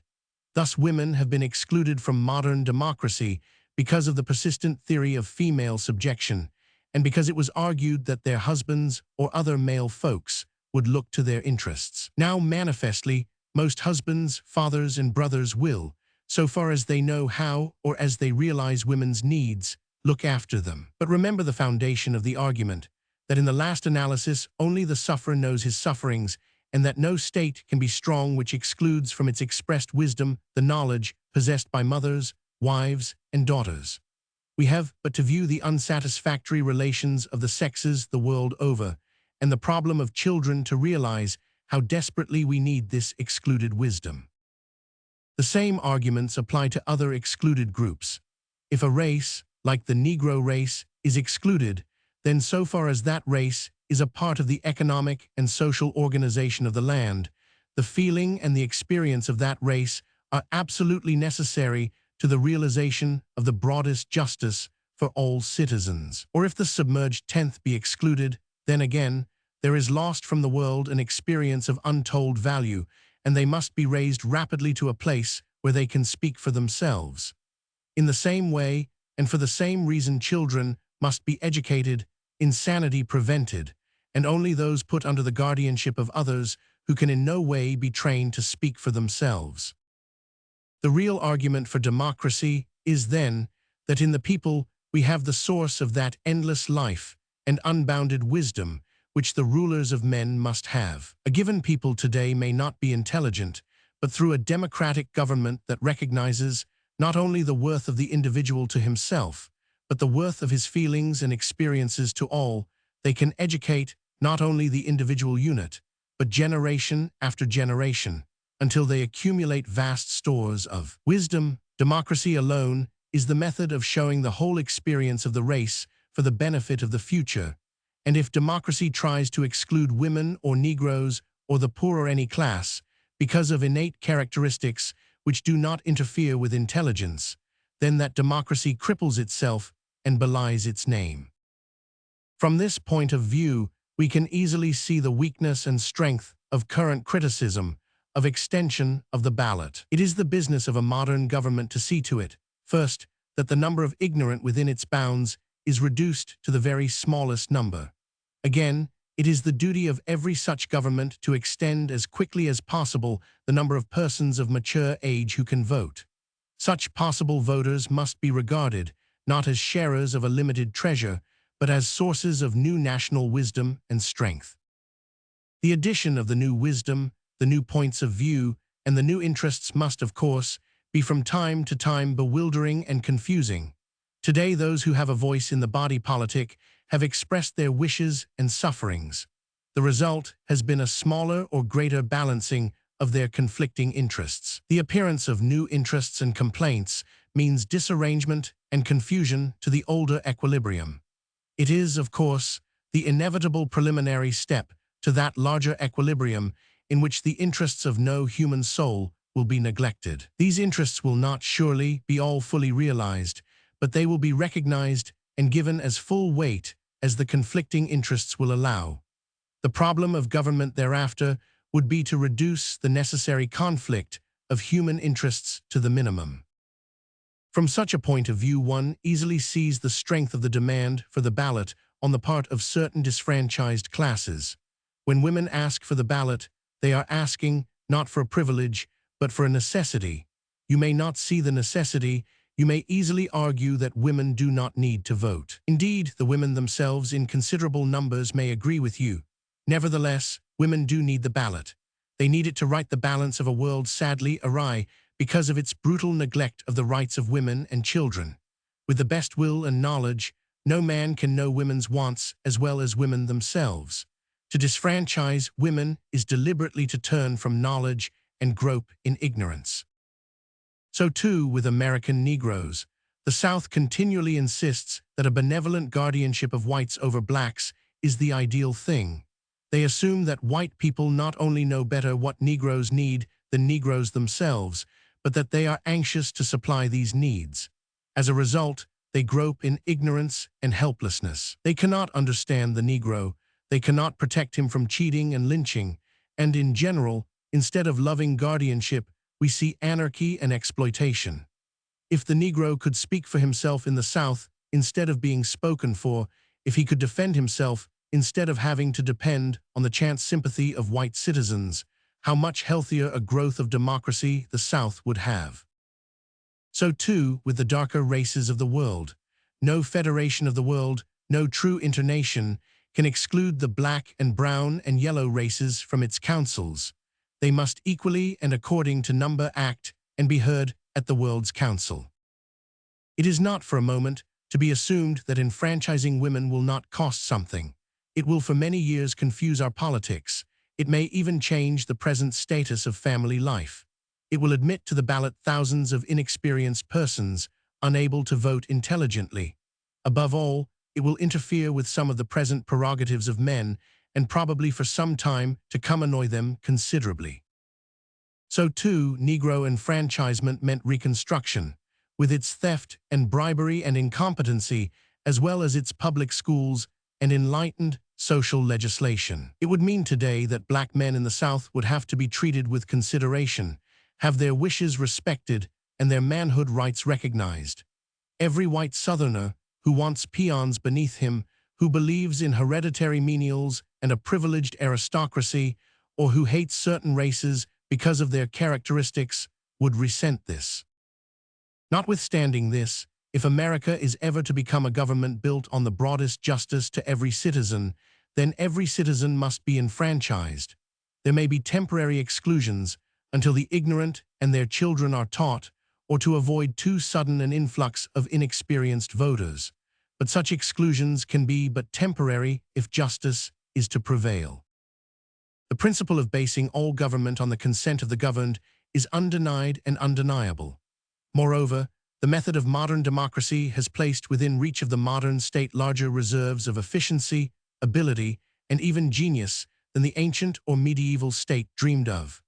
That this great work of the past can be carried further among all races and nations, no one can reasonably doubt. Great as are our human differences and capabilities, there is not the slightest scientific reason for assuming that a given human being of any race or sex cannot reach normal human development if he is granted a reasonable chance. This is, of course, denied. It is denied so volubly and so frequently, and with such positive conviction that the majority of unthinking people seem to assume that most human beings are not human and have no right to human treatment or human opportunity. All this goes to prove that human beings are, and must be, woefully ignorant of each other. It always startles us to find folks thinking like ourselves. We do not really associate with each other, we associate with our ideas of each other, and few people have either the ability or courage to question their own ideas. None have more persistently and dogmatically insisted upon the inherent inferiority of women than the men with whom they come in closest contact. It is the husbands, brothers, and sons of women whom it has been most difficult to induce to consider women seriously or to acknowledge that women have rights which men are bound to respect. So too, it is those people who live in closest contact with black folk who have most unhesitatingly asserted the utter impossibility of living beside Negroes who are not industrial or political slaves or social pariahs. All this proves that none are so blind as those nearest the thing seen, while on the other hand, the history of the world is the history of the discovery of the common humanity of human beings among steadily increasing circles of men. If the foundations of democracy are thus seen to be sound, how are we going to make democracy effective where it now fails to function, particularly in industry? The Marxists assert that industrial democracy will automatically follow public ownership of machines and materials. Their opponents object that nationalization of machines and materials would not suffice because the mass of people do not understand the industrial process. They do not know what to do, how to do it, who could do it best, or how to apportion the resulting goods. There can be no doubt but that monopoly of machines and materials is a chief source of the power of industrial tyrants over the common worker, and that monopoly today is due as much to chance and cheating as to thrift and intelligence. So far as it is due to chance and cheating, the argument for public ownership of capital is incontrovertible, even though it involves some interference with long-vested rights and inheritance. This is being widely recognized in the whole civilized world. But how about the accumulation of goods due to thrift and intelligence? Would democracy in industry interfere here to such an extent as to discourage enterprise and make impossible the intelligent direction of the mighty and intricate industrial process of modern times? The knowledge of what to do in industry and how to do it in order to attain the resulting goods rests in the hands and brains of the workers and managers, and the judges of the result are the public. Consequently, it is not so much a question as to whether the world will admit democratic control here as how can such control be long avoided when the people once understand the fundamentals of industry. How can civilization persist in letting one person or a group of persons, by secret inherent power, determine what goods shall be made, whether bread or champagne, overcoats or silk socks? Can so vast a power be kept from the people? But it may be opportunely asked, has our experience in electing public officials led us to think that we could run railways, cotton mills, and department stores by popular vote? The answer is clear. No, it has not, and the reason has been lack of interest in politics and the tyranny of the majority. Politics have not touched the matters of daily life, which are nearest the interests of the people, namely work and wages. Or if they have touched it obscurely and indirectly. When voting touches the vital, everyday interests of all, nominations and elections will call for more intelligent activity. Consider, too, the vast unused and misused power of public rewards to obtain ability and genius for the service of the state. If millionaires can buy science and art, cannot the democratic state outbid them not only with money, but with the vast ideal of the common weal? There still remains, however, the problem of the majority. What is the cause of the undoubted reaction and alarm that the citizens of democracy continually feel? It is, I am sure, the failure to feel the full significance of the change of rule from a privileged minority to that of an omnipotent majority, and the assumption that mere majority rule is the last word of government, that majorities have no responsibilities, that they rule by the grace of God. Granted that government should be based on the consent of the governed, does the consent of a majority at any particular time adequately express the consent of all? Has the minority, even though a small and unpopular and unfashionable minority, no right to respectful consideration? I remember that excellent little high school textbook, Nordhoff's Politics, where I first read of government, saying this sentence at the beginning of its most important chapter: the first duty of a minority is to become a majority. This is a statement which has its underlying truth, but it also has its dangerous falsehood, viz., any minority which cannot become a majority is not worthy of any consideration. But suppose that the outvoted minority is necessarily always a minority. Women, for instance, can seldom expect to be a majority. Artists must always be the few. Ability is always rare, and black folk in this land are but a tenth. Yet to tyrannize over such minorities, to browbeat and insult them, to call that government a democracy which makes majority votes an excuse for crushing ideas and individuality and self-development, is manifestly a peculiarly dangerous perversion of the real democratic ideal. It is right here, in its method and not in its object, that democracy in America and elsewhere has so often failed. We have attempted to enthrone any chance majority and make it rule by divine right. We have kicked and cursed minorities as upstarts and usurpers when their sole offense lay in not having ideas or hair like ours. Efficiency, ability, and genius found often no abiding place in such a soil as this. Small wonder that revolt has come, and high-handed methods are rife, of pretending that policies which we favor or persons that we like have the anointment of a purely imaginary majority vote.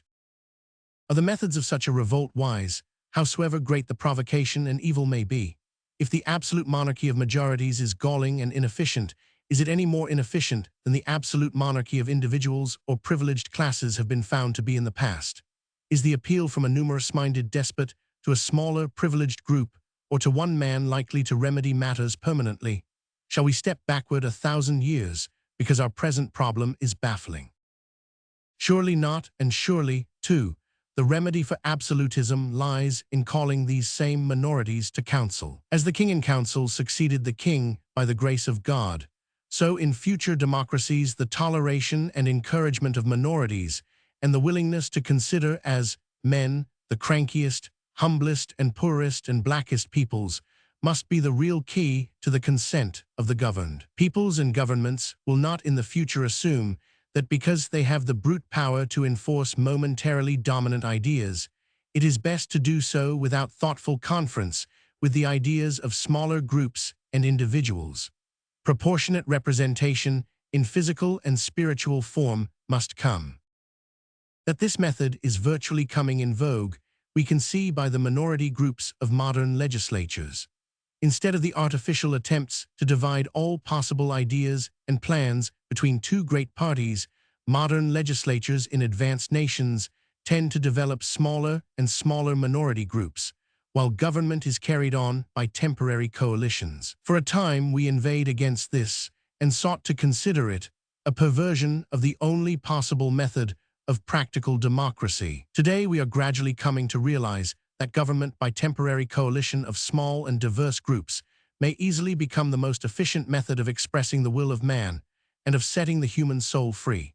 The only hindrance to the faster development of this government by allied minorities is the fear of external war, which is used again and again to melt these living, human, thinking groups into inhuman, thoughtless, and murdering machines. The persons, then, who come forward in the dawn of the 20th century to help in the ruling of men must come with the firm conviction that no nation, race, or sex has a monopoly of ability or ideas, that no human group is so small as to deserve to be ignored as a part, and as an integral and respected part of the mass of men, that, above all, no group of 12 million black folk, even though they are at the physical mercy of 100 million white majority, can be deprived of a voice in their government and of the right to self-development without a blow at the very foundations of all democracy and all human uplift, that the very criticism aimed today at universal suffrage is in reality demand for power on the part of consciously efficient minorities. But these minorities face a fatal blunder when they assume that less democracy will give them and their kind greater efficiency. However desperate the temptation, no modern nation can shut the gates of opportunity in the face of its women, its peasants, its laborers, or its socially damned. How astounded the future world citizen will be to know that as late as 1918 great and civilized nations were making desperate endeavor to confine the development of ability and individuality to one sex, that is, to one half of the nation, and he will probably learn that similar effort to confine humanity to one race lasted 100 years longer. The doctrine of the divine right of majorities leads to almost humorous insistence on a dead level of mediocrity. It demands that all people be alike or that they be ostracized. At the same time, its greatest accusation against rebels is this same desire to be alike. The suffragette is accused of wanting to be a man, the socialist is accused of envy of the rich, and the black man is accused of wanting to be white. That any one of these should simply want to be himself is to the average worshipper of the majority inconceivable, and yet of all worlds, may the good Lord deliver us from a world where everybody looks like his neighbor and thinks like his neighbor and is like his neighbor. The world has long since awakened to a realization of the evil which a privileged few may exercise over the majority of a nation. So vividly has this truth been brought home to us that we have lightly assumed that a privileged and enfranchised majority cannot equally harm a nation. Insane, wicked, and wasteful as the tyranny of the few over the many may be, it is not more dangerous than the tyranny of the many over the few. Brutal physical revolution can, and usually does, end the tyranny of the few. But the spiritual losses from suppressed minorities may be vast and fatal, and yet all unknown and unrealized, because idea and dream and ability are paralyzed by brute force. If now we have a democracy with no excluded groups, with all men and women enfranchised, what is such a democracy to do? How will it function? What will be its field of work? The paradox which faces the civilized world today is that democratic control is everywhere limited in its control of human interests. Mankind is engaged in planting, forestry, and mining, preparing food and shelter, making clothes and machines, transporting goods and folk, disseminating news, distributing products, doing public and private personal service, teaching, advancing science, and creating art. In this intricate whirl of activities, the theory of government has been hitherto to lay down only very general rules of conduct, marking the limits of extreme antisocial acts like fraud, theft, and murder. The theory was that within these bounds was freedom, the liberty to think and do and move as one wished. The real realm of freedom was found in experience to be much narrower than this in one direction and much broader in another. In matters of truth and faith and beauty, the ancient law was inexcusably straight and modern law unforgivably stupid. It is here that the future and mighty fight for freedom must and will be made. Here in the heavens and on the mountaintops, the air of freedom is wide, almost limitless, for here, in the highest stretches, individual freedom harms no man, and therefore no man has the right to limit it. On the other hand, in the valleys of the hard, unyielding laws of matter and the social necessities of time production and human intercourse, the limits on our freedom are stern and unbending if we would exist and thrive. This does not say that everything here is governed by incontrovertible natural law, which needs no human decision as to raw materials, machinery, prices, wages, news dissemination, education of children, etc. But it does mean that decisions here must be limited by brute facts and based on science and human wants. Today, the scientific and ethical boundaries of our industrial activities are not in the hands of scientists, teachers, and thinkers, nor is the intervening opportunity for decision left in the control of the public, whose welfare such decisions guide. On the contrary, the control of industry is largely in the hands of a powerful few, who decide for their own good and regardless of the good of others. The making of the rules of industry, then, is not in the hands of all, but in the hands of the few. The few who govern industry envisage not the wants of mankind, but their own wants. They work quietly, often secretly, opposing law on the one hand, as interfering with the freedom of industry, opposing, on the other hand, free discussion and open determination of the rules of work and wealth and wages, on the ground that harsh natural law brooks no interference by democracy. These things today, then, are not matters of free discussion and determination. They are strictly controlled. Who controls them? Who makes these inner but powerful rules? Few people know. Others assert and believe these rules are natural, a part of our inescapable physical environment. Some of them doubtless are, but most of them are just as clearly the dictates of self-interest laid down by the powerful private persons who today control industry. Just here it is that modern men demand that democracy supplants skillfully concealed, but all too evident monarchy. In industry, monarchy and the aristocracy rule, and there are those who, calling themselves democratic, believe that democracy can never enter here. Industry, they maintain, is a matter of technical knowledge and ability, and therefore is the eternal heritage of the few. They point to the failure of attempts at democratic control in industry, just as we used to point to Spanish-American governments, and they expose not simply the failures of Russian Soviets. They fly to arms to prevent that greatest experiment in industrial democracy which the world has yet seen. These are the ones who say, we must control labor or civilization will fail. We must control white labor in Europe and America. Above all, we must control yellow labor in Asia and black labor in Africa and the South, else we shall have no tea, or rubber, or cotton. And yet is it so easy to give up the dream of democracy? Must industry rule men, or may men rule even industry? And unless men rule industry, can they ever hope really to make laws, or educate children, or create beauty?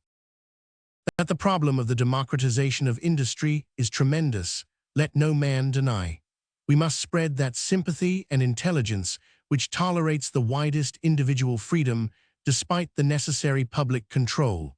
We must learn to select for public office ability rather than mere affability. We must stand ready to defer to knowledge and science and judge by result rather than by method. And finally, we must face the fact that the final distribution of goods, the question of wages and income, is an ethical and not a mere mechanical problem, and calls for grave public human judgment, and not secrecy and closed doors. All this means time and development. It comes not complete by instant revolution of a day, nor yet by the deferred evolution of 1,000 years. It comes daily, bit by bit and step by step, as men and women learn and grow, and as children are trained in truth. These steps are in many cases clear. The careful, steady increase of public democratic ownership of industry, beginning with the simplest type of public utilities and monopolies and extending gradually as we learn the way. The use of taxation to limit inheritance and to take the unearned increment for public use beginning, but not ending, with a single tax on monopolized land values. The training of the public in business technique by cooperation in buying and selling, and in industrial technique by the shop committee and manufacturing guild. But beyond all this must come the spirit, the will to human brotherhood of all colors, races, and creeds, the wanting of the wants of all. Perhaps the finest contribution of current socialism to the world is neither its light nor its dogma, but the idea back of its one mighty word, comrade. The call.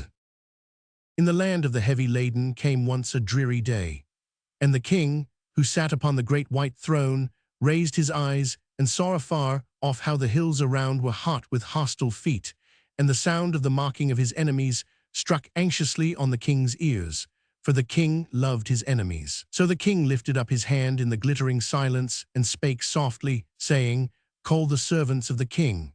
Then the herald stepped before the armpost of the throne and cried, "Thus saith the high and mighty one, who inhabiteth eternity, whose name is holy, the servants of the king." Now of the servants of the king there were 144,000, tried men and brave, brawny of arm and quick of wit, I, too, and women of wisdom and women marvelous in beauty and grace. And yet on this drear day when the king called, their ears were thick with the dust of the enemy, their eyes were blinded with the flashing of his spears, and they hid their faces in dread silence and moved not, even at the king's behest. So the herald called again, and the servants cowered in very shame, but none came forth. But the third blast of the herald struck upon a woman's heart afar, and the woman straightway left her baking and sweeping and the rattle of pans, and the woman straightway left her chatting and gossiping and the sewing of garments, and the woman stood before the king, saying, "The servant of thy servants, O Lord." Then the king smiled wondrously, so that the setting sun burst through the clouds, and the hearts of the king's men dried hard within them. And the low-voiced king said, so low that even they that listened heard not well, "Go smite me mine enemies, that they cease to do evil in my sight." And the woman quailed and trembled. 3 times she lifted her eyes unto the hills, and saw the heathen whirling onward in their rage. And seeing, she shrank, 3 times she shrank and crept to the king's feet. "O king," she cried, "I am but a woman." And the king answered, "Go then, mother of men." And the woman said, "Nay, king, but I am still a maid." Whereat the king cried, "O maid made man, thou shalt be bride of God." And yet the 3rd time the woman shrank at the thunder in her ears, and whispered, "Dear God, I am black." The king spake not, but swept the veiling of his face aside, and lifted up the light of his countenance upon her, and lo, it was black. So the woman went forth on the hills of God to do battle for the king, on that drear day in the land of the heavy laden, when the heathen raged and imagined a vain thing. Chapter 7. The Damnation of Women. I remember 4 women of my boyhood, my mother, cousin Inez, Emma, and Ide Fuller. They represented the problem of the widow, the wife, the maiden, and the outcast. They were in color, brown and light brown, yellow with brown freckles, and white. They existed not for themselves, but for men. They were named after the men to whom they were related, and not after the fashion of their own souls. They were not beings, they were relations, and these relations were enfilmed with mystery and secrecy. We did not know the truth or believe it when we heard it. Motherhood, what was it? We did not know or greatly care. My mother and I were good chums. I liked her. After she was dead, I loved her with a fierce sense of personal loss. Inez was a pretty, brown cousin who married. What was marriage? We did not know, neither did she, poor thing. It came to mean for her a litter of children, poverty, a drunken, cruel companion, sickness, and death. Why? There was no sweeter sight than Emma, slim, straight, and dainty, darkly flushed with the passion of youth. But her life was a wild, awful struggle to crush her natural, fierce joy of love. She crushed it and became a cold, calculating mockery. Last there was that awful outcast of the town, the white woman, Ide Fuller. What she was, we did not know. She stood to us as embodied filth and wrong, but whose filth, whose wrong? Grown up, I see the problem of these women transfused. I hear all about me the unanswered call of youthful love, none the less glorious because of its clean, honest, physical passion. Why unanswered? Because the youth are too poor to marry, or if they marry, too poor to have children. They turn aside then in three directions: to marry for support, to what men call shame, or to that which is more evil than nothing. It is an unendurable paradox. It must be changed, or the bases of culture will totter and fall. The world wants healthy babies and intelligent workers. Today, we refuse to allow the combination and force thousands of intelligent workers to go childless at a horrible expenditure of moral force, or we damn them if they break our idiotic conventions. Only at the sacrifice of intelligence and the chance to do their best work can the majority of modern women bear children. This is the damnation of women. All womanhood is hampered today because the world on which it is emerging is a world that tries to worship both virgins and mothers, and in the end despises motherhood and despoils virgins. The future woman must have a life work and economic independence. She must have knowledge. She must have the right of motherhood at her own discretion. The present mincing horror at free womanhood must pass if we are ever to be rid of the bestiality of free manhood. Not by guarding the weak in weakness do we gain strength, but by making weakness free and strong. The world must choose the free woman or the white wraith of the prostitute. Today it wavers between the prostitute and the nun. Civilization must show two things: the glory and beauty of creating life and the need and duty of power and intelligence. This and this only will make the perfect marriage of love and work. God is love. Love is God. There is no God but love, and work is his prophet. All this of woman, but what of black women? The world that wills to worship womankind studiously forgets its darker sisters. They seem, in a sense, to typify that veiled melancholy, whose saintly visage is too bright to hit the sense of human sight, and therefore, to our weaker view, o'erlaid with black. Yet the world must heed these daughters of sorrow, from the primal black all-mother of men down through the ghostly throng of mighty womanhood, who walked in the mysterious dawn of Asia and Africa.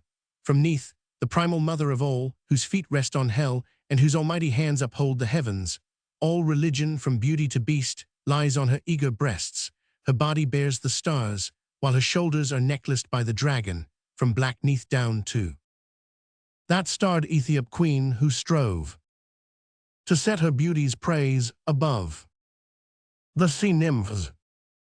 Through dusky Cleopatras, dark Candaces, and darker, fiercer Zinghas, to our own day and our own land, in gentle Phillies, Harriet, the crude Moses, the Sibyl, Sojourner Truth, and the martyr, Louise de Morty. The father and his worship is Asia. Europe is the precocious, self-centered, forward-striving child, but the land of the mother is and was Africa. In subtle and mysterious way, despite her curious history, her slavery, polygamy, and toil, the spell of the African mother pervades her land. Isis, the mother, is still titular goddess, in thought if not in name, of the dark continent. Nor does this all seem to be solely a survival of the historic matriarchate through which all nations pass. It appears to be more than this, as if the great black race in passing up the steps of human culture gave the world not only the Iron Age, the cultivation of the soil, and the domestication of animals, but also, in peculiar emphasis, the mother idea. No mother can love more tenderly, and none is more tenderly loved than the Negro mother, writes Schneider. Robin tells of the slave who bought his mother's freedom instead of his own.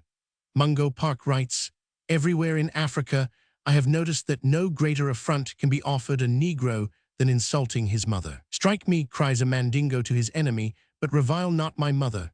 And the Crews and Fonties say the same. The peoples on the Zambezi and the Great Lakes cry in sudden fear or joy, "Oh, my mother." And the Herero swears endless oath by my mother's tears. As the mist in the swamps, cries the Angola Negro, so lives the love of father and mother.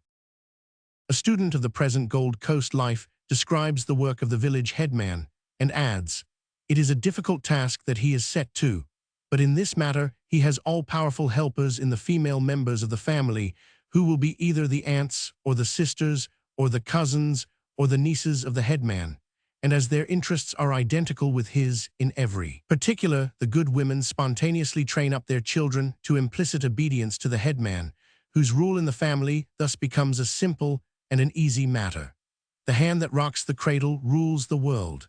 What a power for good in the native state system would the mothers of the Gold Coast and Ashanti become by judicious training upon native lines. Schweinfurth declares of one tribe, a bond between mother and child, which lasts for life, is the measure of affection shown among the Dior and Ratzel adds. Agreeable to the natural relation, the mother stands first among the chief influences affecting the children. From the Zulus to the Waganda, we find the mother the most influential counselor at the court of ferocious sovereigns like Chaka or Mtesa. Sometimes sisters take her place. Thus, even with chiefs who possess wives by hundreds, the bonds of blood are the strongest, and that the woman, though often heavily burdened, is in herself held in no small esteem among the Negroes, is clear from the numerous Negro queens, from the medicine women, from the participation in public meetings permitted to women by many Negro peoples. As I remember through memories of others, backward among my own family, it is the mother I ever recall, the little far-off mother of my grandmothers, who sobbed her life away in song, longing for her lost palm trees and scented waters.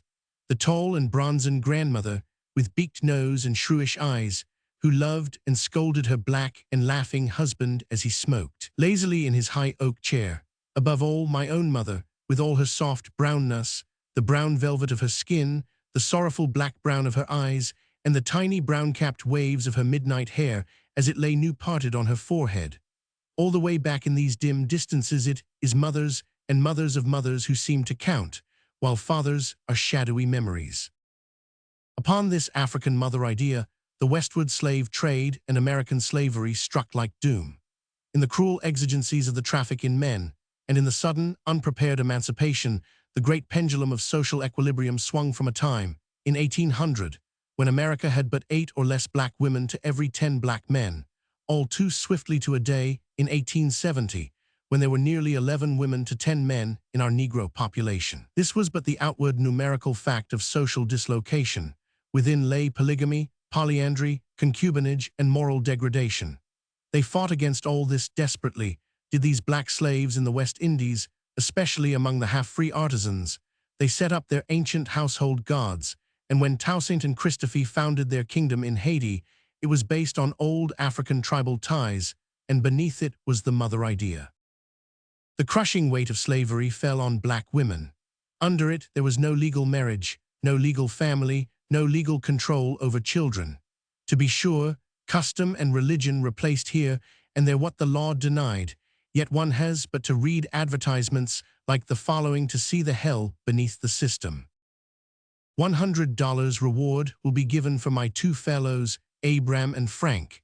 Abram has a wife at Colonel Stewart's in Liberty County and a mother at Thunderbolt and a sister in Savannah. William Roberts. $50 reward, ran away from the subscriber, a Negro girl named Maria. She is of a copper color, between 13 and 14 years of age, bareheaded and barefooted. She is small for her age, very sprightly and very likely. She stated she was going to see her mother at Maysville. Sanford Thompson. $50 reward, ran away from the subscriber, his Negro man Polydor, commonly called Paul. I understand General R.Y. Hayne has purchased his wife and children from H.L. Pinckney, Esquire, and has them now on his plantation at Goose Creek, where no doubt the fellow is frequently lurking. T. Davis. The Presbyterian Synod of Kentucky said to the churches under its care in 1835, brothers and sisters, parents and children, husbands and wives, are torn asunder and permitted to see each other no more. These acts are daily occurring in the midst of us. The shrieks and agony often witnessed on such occasions proclaim, with a trumpet tongue, the iniquity of our system. There is not a neighborhood where these heartrending scenes are not displayed. There is not a village or road that does not behold the sad procession of manacled outcasts whose mournful countenances tell that they are exiled by force from all that their hearts hold dear. A sister of a president of the United States declared, "We Southern ladies are complimented with the names of wives, but we are only the mistresses of seraglios." Out of this, what sort of black women could be born into the world of today? There are those who hasten to answer this query in scathing terms and who say lightly and repeatedly that out of black slavery came nothing decent in womanhood, that adultery and uncleanness were their heritage and are their continued portion. Fortunately, so exaggerated a charge is humanly impossible of truth. The 500,000 women of Negro descent who lived at the beginning of the 19th century had become the mothers of 2¼ million daughters at the time of the Civil War and 5 million granddaughters in 1910. Can all these women be vile and the hunted race continue to grow in wealth and character? Impossible. Yet to save from the past the shreds and vestiges of self-respect has been a terrible task. I most sincerely doubt if any other race of women could have brought its fineness up through so devilish a fire. Alexander Crummell once said of his sister in the blood, "In her girlhood, all the delicate tenderness of her sex has been rudely outraged. In the field, in the rude cabin, in the press-room, in the factory, she was thrown into the companionship of coarse and ignorant men. No chance was given her for delicate reserve or tender modesty. From her childhood, she was the doomed victim of the grossest passion. All the virtues of her sex were utterly ignored. If the instinct of chastity asserted itself, then she had to fight like a tiger for the ownership and possession of her own person and oft-times had to suffer pain and lacerations for her virtuous self-assertion. When she reached maturity, all the tender instincts of her womanhood were ruthlessly violated. At the age of marriage, always prematurely anticipated under slavery, she was mated as the stock of the plantation were mated, not to be the companion of a loved and chosen husband, but to be the breeder of human cattle for the field or the auction block. Down in such mire has the black motherhood of this race struggled, starving its own wailing offspring to nurse to the world their swaggering masters, welding for its children chains which affronted even the moral sense of an unmoral world. Many a man and woman in the South have lived in wedlock as holy as Adam and Eve and brought forth their brown and golden children. But because the darker woman was helpless, her chivalrous and whiter mate could cast her off at his pleasure and publicly sneer at the body he had privately blasphemed. I shall forgive the white South much in its final judgment day. I shall forgive its slavery, for slavery is a world-old habit. I shall forgive its fighting for a well-lost cause and for remembering that struggle with tender tears. I shall forgive its so-called pride of race, the passion of its hot blood, and even its dear, old, laughable strutting and posing. But one thing I shall never forgive, neither in this world nor the world to come, its wanton and continued and persistent insulting of the black womanhood which it sought and seeks to prostitute to its lust. I cannot forget that it is such Southern gentlemen into whose hands smug Northern hypocrites of today are seeking to place our women's eternal destiny, men who insist upon withholding from my mother and wife and daughter those signs and appellations of courtesy and respect, which elsewhere he withholds only from bawds and courtesans. The result of this history of insult and degradation has been both fearful and glorious. It has birthed the haunting prostitute, the brawler, and the beast of burden. But it has also given the world an efficient womanhood, whose strength lies in its freedom and whose chastity was won in the teeth of temptation and not in prison and swaddling clothes.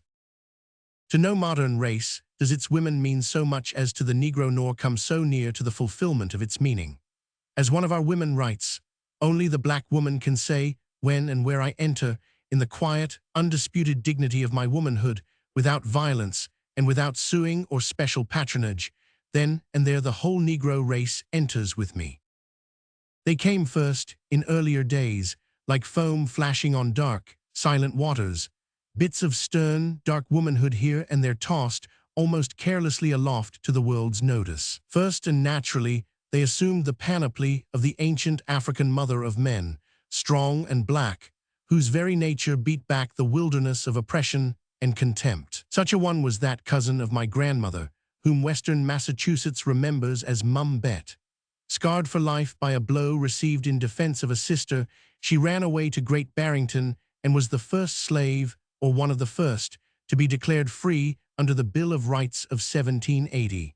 The son of the judge who freed her writes, "Even in her humble station, she had, when occasion required it, an air of command which conferred a degree of dignity and gave her an ascendancy over those of her rank, which is very unusual in persons of any rank or color. Her determined and resolute character, which enabled her to limit the ravages of Shays' mob, was manifested in her conduct and deportment during her whole life. She claimed no distinction, but it was yielded to her from her superior experience, energy, skill, and sagacity. Having known this woman as familiarly as I knew either of my parents, I cannot believe in the moral or physical inferiority of the race to which she belonged. The degradation of the African must have been otherwise caused than by natural inferiority. It was such strong women that laid the foundations of the great Negro Church of today, with its 5 million members and $90 million in property. One of the early mothers of the church, Mary Still, writes thus quaintly in the 40s. When we were as cast-outs and spurned from the large churches, driven from our knees, pointed at by the proud, neglected by the careless, without a place of worship, Allen, faithful to the heavenly calling, came forward and laid the foundation of this connection. The women, like the women at the sepulchre, were early to aid in laying the foundation of the temple and in helping to carry up the noble structure, and in the name of their God set up their banner. Most of our aged mothers are gone from this to a better state of things. Yet some linger still on their staves, watching with intense interest the ark as it moves over the tempestuous waves of opposition and ignorance. But the labors of these women stopped not here, for they knew well that they were subject to affliction and death. For the purpose of mutual aid, they banded themselves together in society capacity, that they might be better able to administer to each other's sufferings and to soften their own pillows. So we find the females in the early history of the church abounding in good works and in acts of true benevolence. From such spiritual ancestry came two striking figures of wartime, Harriet Tubman and Sojourner Truth. For 8 or 10 years previous to the breaking out of the Civil War, Harriet Tubman was a constant attendant at anti-slavery conventions, lectures, and other meetings. She was a black woman of medium size, smiling countenance, with her upper front teeth gone, attired in coarse but neat clothes, and carrying always an old-fashioned reticule at her side. Usually as soon as she sat down, she would drop off in sound sleep. She was born a slave in Maryland in 1820, bore the marks of the lash on her flesh, and had been made partially deaf, and perhaps to some degree mentally unbalanced by a blow on the head in childhood. Yet she was one of the most important agents of the Underground Railroad and a leader of fugitive slaves. She ran away in 1849 and went to Boston in 1854, where she was welcomed into the homes of the leading abolitionists, and where everyone listened with tense interest to her strange stories. She was absolutely illiterate, with no knowledge of geography, and yet year after year she penetrated the slave states and personally led north over 300 fugitives without losing a single one. A standing reward of $10,000 was offered for her, but as she said, "The whites cannot catch us, for I was born with the charm, and the Lord has given me the power." She was one of John Brown's closest advisors, and only severe sickness prevented her presence at Harper's Ferry. When the war cloud broke, she hastened to the front, flitting down along her own mysterious paths, haunting the armies in the field, and serving as guide and nurse and spy. She followed Sherman in his great march to the sea and was with Grant at Petersburg, and always in the camps, the Union officers silently saluted her. The other woman belonged to a different type. A tall, gaunt, black, unsmiling Sibyl waited with the woe of the world. She ran away from slavery and, giving up her own name, took the name of Sojourner Truth. She says, "I can remember when I was a little young girl, how my old mammy would sit out of doors in the evenings and look up at the stars and groan, and I would say, 'Mammy, what makes you groan so?' And she would say, 'I am groaning to think of my poor children. They do not know where I be, and I don't know where they be. I look up at the stars, and they look up at the stars.'" Her determination was founded on unwavering faith in ultimate good. Wendell Phillips says that he was once in Faneuil Hall when Frederick Douglass was one of the chief speakers. Douglass had been describing the wrongs of the Negro race, and as he proceeded, he grew more and more excited and finally ended by saying that they had no hope of justice from the whites, no possible hope except in their own right arms. It must come to blood. They must fight for themselves. Sojourner Truth was sitting, tall and dark, on the very front seat facing the platform, and in the hush of feeling when Douglass sat down, she spoke out in her deep, peculiar voice, heard all over the hall. "Frederick is God dead." Such strong, primitive types of Negro womanhood in America seem to some to exhaust its capabilities. They know less of a not more worthy, but a finer type of black woman wherein trembles all of that delicate sense of beauty and striving for self-realization, which is as characteristic of the Negro soul as is its quaint strength and sweet laughter. George Washington wrote in grave and gentle courtesy to a Negro woman in 1776 that he would be happy to see at his headquarters at any time a person to whom nature has been so liberal and beneficial in her dispensations. This child, Phyllis Wheatley, sang her trite and halting strain to a world that wondered and could not produce her like. Measured today her muse was slight, and yet, feeling her striving spirit, we call to her still in her own words. Through thickest glooms look back, immortal shade. Perhaps even higher than strength and art loom human sympathy and sacrifice as characteristic of Negro womanhood. Long years ago, before the Declaration of Independence, Kate Ferguson was born in New York. Freed, widowed, and bereaved of her children before she was 20, she took the children of the streets of New York, white and black, to her empty arms, taught them, found them homes, and with Dr. Mason of Murray Street Church, established the first modern Sunday school in Manhattan. 60 years later came Mary Shadd out of Delaware. She was tall and slim, of that ravishing dream-born beauty, that twilight of the races which we call mulatto. Well-educated, vivacious, with determination shining from her sharp eyes, she threw herself single-handed into the great Canadian pilgrimage, when thousands of hunted black men hurried northward and crept beneath the protection of the lion's paw. She became teacher, editor, and lecturer, tramping afoot through winter snows, pushing without blot or blemish through crowd and turmoil to conventions and meetings, and finally becoming recruiting agent for the United States government in gathering Negro soldiers in the West. After the war, the sacrifice of Negro women for freedom and uplift is one of the finest chapters in their history. Let one life typify all. Louise de Morty, a freeborn Virginia girl, had lived most of her life in Boston. Her high forehead, swelling lips, and dark eyes marked her for a woman of feeling and intellect. She began a successful career as a public reader. Then came the war and the call. She went to the orphaned colored children of New Orleans, out of freedom into insult and oppression and into the teeth of the yellow fever. She toiled and dreamed.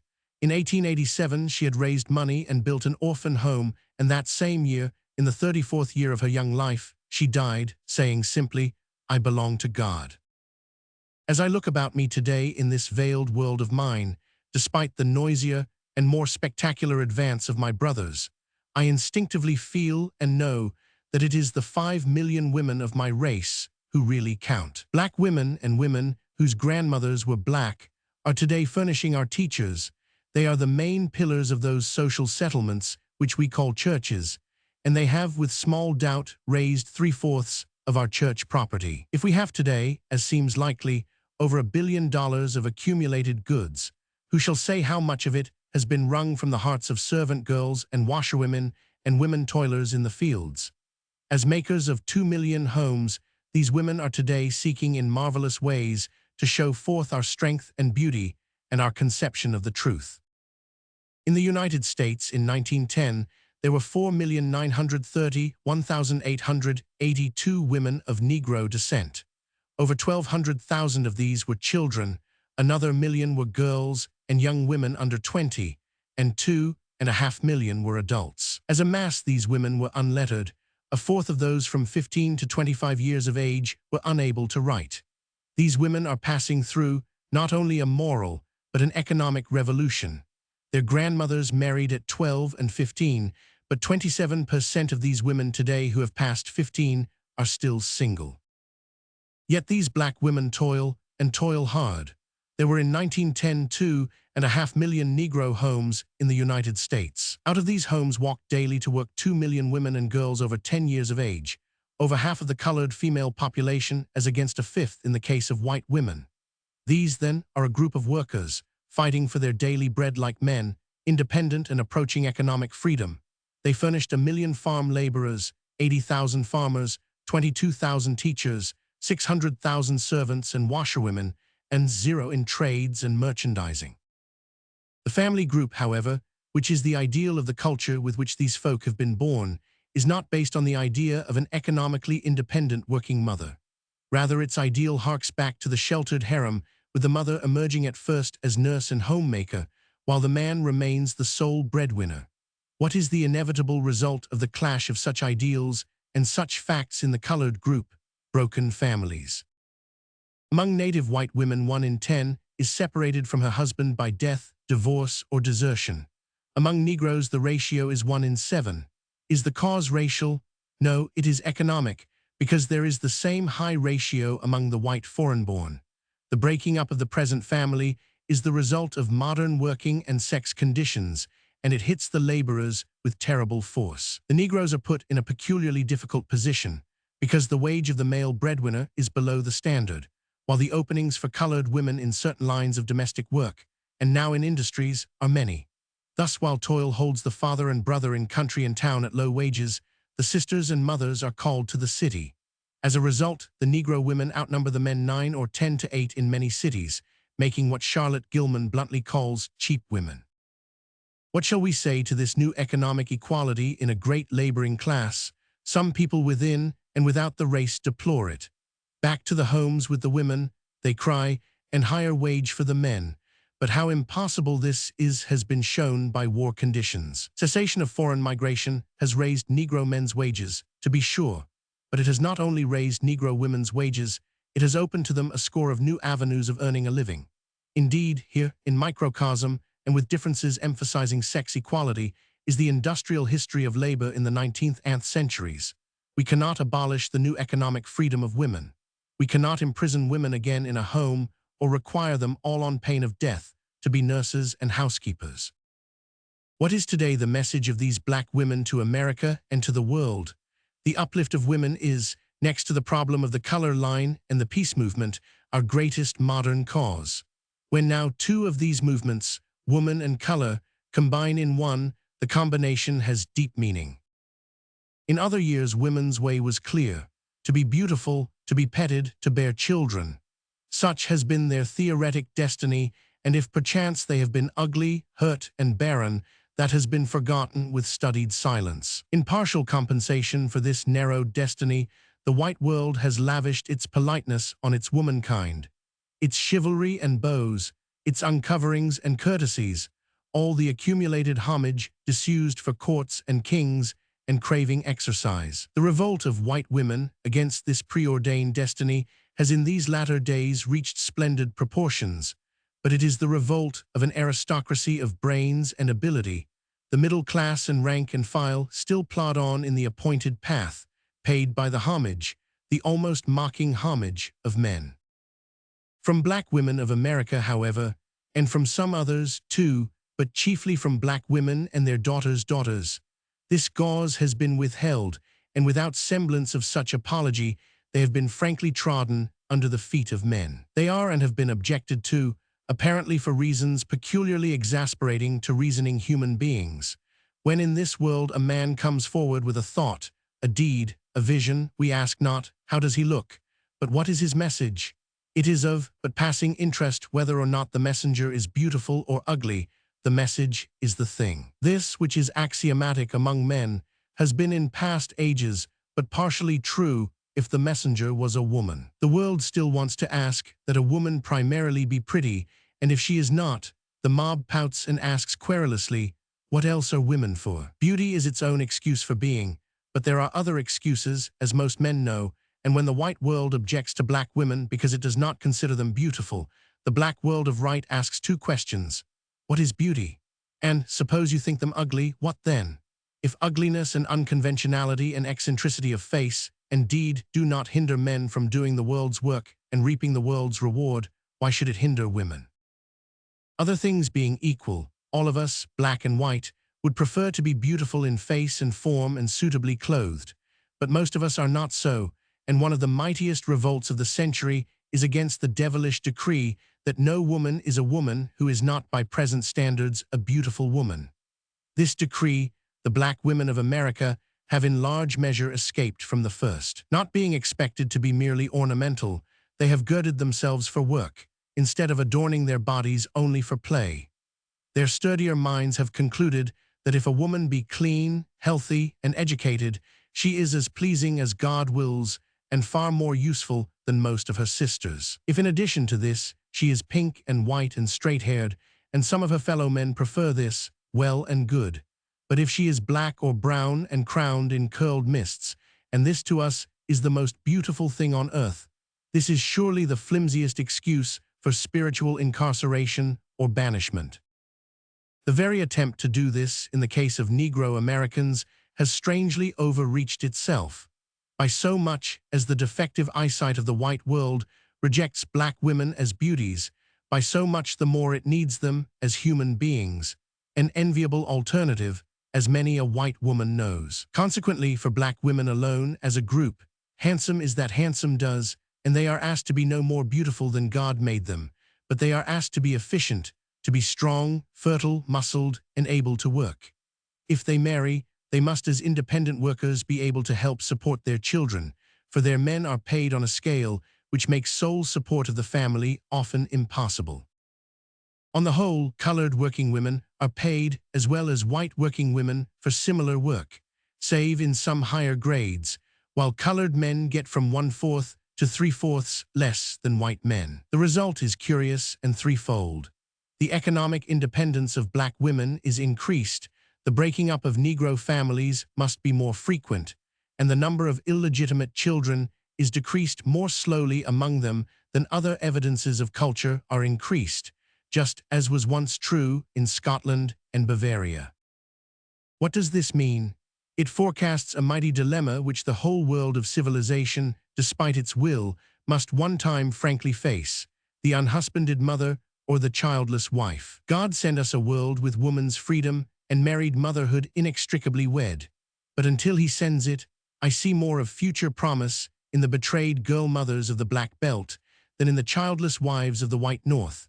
And I have more respect for the colored servant who yields to her frank longing for motherhood than for her white sister who offers up children for clothes. Out of a sex freedom that today makes us shudder will come in time a day when we will no longer pay men for work they do not do, for the sake of their harem. We will pay women what they earn and insist on their working and earning it. We will allow those persons to vote who know enough to vote, whether they be black or female, white or male. And we will ward race suicide, not by further burdening the overburdened, but by honoring motherhood, even when the sneaking father shirks his duty. "Wait till the lady passes," said a Nashville white boy. "She's no lady, she's a nigger," answered another. So some few women are born free, and some amid insult and scarlet letters achieve freedom, but our women in black had freedom thrust contemptuously upon them. With that freedom, they are buying an untrammeled independence, and dear as is the price they pay for it, it will in the end be worth every taunt and groan. Today the dreams of the mothers are coming true. We have still our poverty and degradation, our lewdness and our cruel toil, but we have, too, a vast group of women of Negro blood who for strength of character, cleanness of soul, and unselfish devotion of purpose is today easily the peer of any group of women in the civilized world. And more than that, in the great rank and file of our 5 million women, we have the upworking of new revolutionary ideals, which must in time have vast influence on the thought and action of this land. For this, their promise, and for their hard past, I honor the women of my race. Their beauty, their dark and mysterious beauty of midnight eyes, crumpled hair, and soft, full-featured faces, is perhaps more to me than to you, because I was born to its warm and subtle spell, but their worth is yours as well as mine. No other women on earth could have emerged from the hell of force and temptation which once engulfed and still surrounds black women in America with half the modesty and womanliness that they retain. I have always felt like bowing myself before them in all abasement, searching to bring some tribute to these long-suffering victims, these burdened sisters of mine, whom the world, the wise, white world, loves to affront and ridicule and wantonly to insult. I have known the women of many lands and nations. I have known and seen and lived beside them, but none have I known more sweetly feminine, more unswervingly loyal, more desperately earnest, and more instinctively pure in body and in soul than the daughters of my black mothers. This, then, a little thing, to their memory and inspiration. Children of the moon. I am dead. Yet somehow, somewhere, in time's weird contradiction, I may tell of that dread deed wherewith I brought to children of the moon freedom and vast salvation. I was a woman born and trod the streaming street that ebbs and flows from Harlem's hills, through caves and cannons limned in light, down to the twisting sea. That night of nights, I stood alone and at the end, until the sudden highway to the moon, golden in splendor, became too real to doubt. Dimly I set foot upon the air. I fled, I flew through the thrills of light, with all about, above, below the whirring of almighty wings. I found a twilight land, where hardly hid the sun, sent softly saddened rays of red and brown to burn the iron soil, and bathe the snow-white peaks in mighty splendor. Black were the men, hard-haired and silent slow, moving as shadows, bending with face of fear to earthward. And women there were none. Woman, woman, woman, I cried in mounting terror.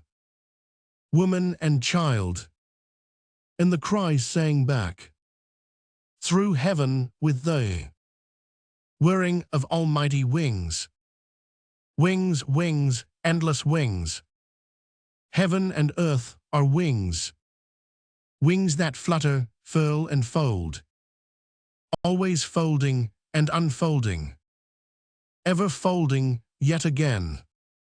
Wings veiling some vast and veiled face in blazing blackness. Behind the folding and unfolding, the rolling and unrolling of almighty wings, I saw the black men huddle, fumed in fear, falling face downward. Vainly I clutched and clawed. Dumbly they cringed and cowered, moaning in mournful monotone, "O freedom, O freedom, O freedom over me. Before I'll be a slave, I'll be buried in my grave, and go home to my God, and be free." It was angel music from the dead, and ever as they sang, some winged thing of wings filling all heaven, folding and unfolding and folding yet again, tore out their blood and entrails, till I screamed in utter terror. And a silence came, a silence and the wailing of a babe. Then at last I saw and shamed.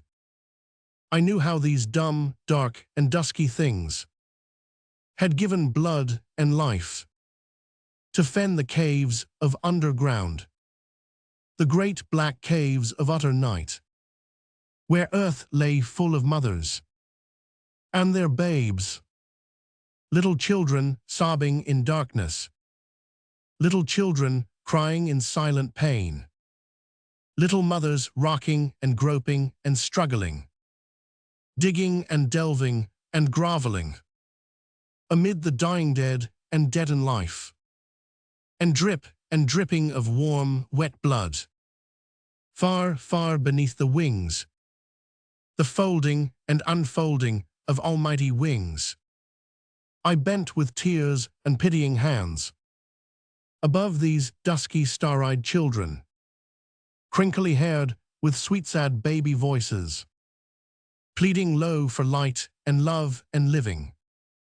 And I crooned, little children weeping there, God shall find your faces fair. Guerdon for your deep distress, He shall send His tenderness. For the tripping of your feet, make a mystic music sweet. In the darkness of your hair, light and laughter in the air. Little children weeping there, God shall find your faces fair. I strode above the stricken, bleeding men. The rampart ranged against the skies, and shouted, up I say, build and slay. Fight face foremost, force away. Unloose, unfetter, and unbind. Be men and free. Dumbly they shrank. Muttering, they pointed toward that peak. Then vastness vaster, whereon a darkness brooded. Who shall look and live, they sighed. And I sensed the folding and unfolding of almighty wings. Yet did we build of iron, bricks, and blood. We built a day, a year, 1,000 years. Blood was the mortar, blood and tears. And the thing of wings. The winged, folding wing of things. Did furnish much mad mortar. For that tower, slow and ever slower rose the towering task. And with it rose the sun. Until at last, on one wild day, wind-whirled, cloud-swept and terrible, I stood beneath the burning shadow of the peak, beneath the whirring of almighty wings, while downward from my feet streamed the long line of dusky faces, and the wail of little children sobbing under earth. Alone, aloft, I saw through firmaments on high the drama of Almighty God, with all its flaming suns and stars. Freedom, I cried. Freedom, cried heaven, earth, and stars. And a voice near far, amid the folding and unfolding of almighty wings, answered, I am freedom. Who says my face is free? He and his. I dared not look. Downward I glanced on deep-bowed heads and closed eyes. Outward I gazed on flecked and flaming blue. But ever onward, upward flew the sobbing of small voices. Down, down, far down into the night. Slowly I lifted livid limbs aloft. Upward I strove, the face, the face. Onward I reeled, the face, the face. To beauty wonderful as sudden death, or horror horrible as endless life. Up, up the blood-built way. Shadow grow vaster. Terror come faster. Up, up to the blazing blackness of one veiled face, and endless folding and unfolding, rolling and unrolling of almighty wings. The last step stood. The last dim cry of pain fluttered across the stars. And then, wings, wings, triumphant wings, lifting and lowering, waxing and waning, swinging and swaying, twirling and whirling, whispering and screaming, streaming and gleaming, spreading and sweeping and shading and flaming. Wings, wings, eternal wings, till the heart red blood, flood fleeing flood, thundered through heaven and mine ears, while all across a purple sky, the last vast pinion trembled to unfold. I rose upon the mountain of the moon.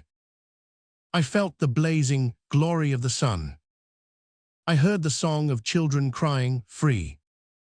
I saw the face of freedom. And I died. Chapter 8. The Immortal Child. If a man die, shall he live again? We do not know, but this we do know, that our children's children live forever and grow and develop toward perfection as they are trained. All human problems, then, center in the immortal child, and his education is the problem of problems. And first, for illustration of what I would say, may I not take, for example, out of many millions, the life of one dark child. It is now 19 years since I first saw Coleridge Taylor. We were in London in some sombre hall where there were many meeting, men and women called chiefly to the beautiful World's Fair at Paris, and then a few slipping over to London to meet Pan-Africa. We were there from Cape Colony and Liberia, from Haiti and the States, and from the islands of the sea. I remember the stiff, young officer who came with credentials from Menelik of Abyssinia. I remember the bitter black American who whispered how an army of the Soudan might someday cross the Alps. I remember Englishmen, like the Colensos, who sat and counseled with us. But above all, I remember Coleridge Taylor. He was a little man and nervous, with dark golden face and hair that bushed and strayed. His fingers were always nervously seeking hidden keys, and he was quick with enthusiasm, instinct with life. His bride of a year or more, dark, too, in her whiter way, was of the calm and quiet type. Her soft contralto voice thrilled us often as she sang, while her silences were full of understanding. Several times we met in public gatherings, and then they bade me to their home, a nest of a cottage, with gate and garden, hidden in London's endless rings of suburbs.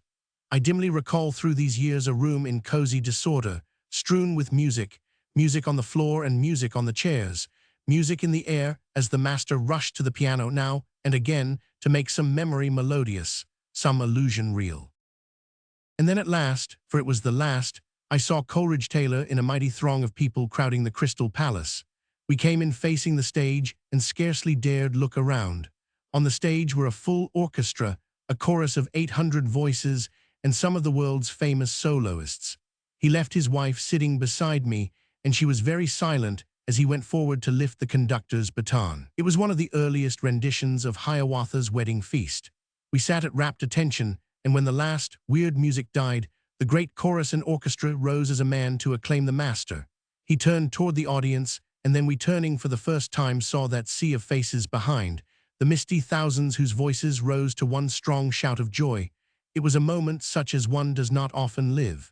It seemed, and was, prophetic. This young man who stepped forth as one of the most notable of modern English composers had a simple and uneventful career.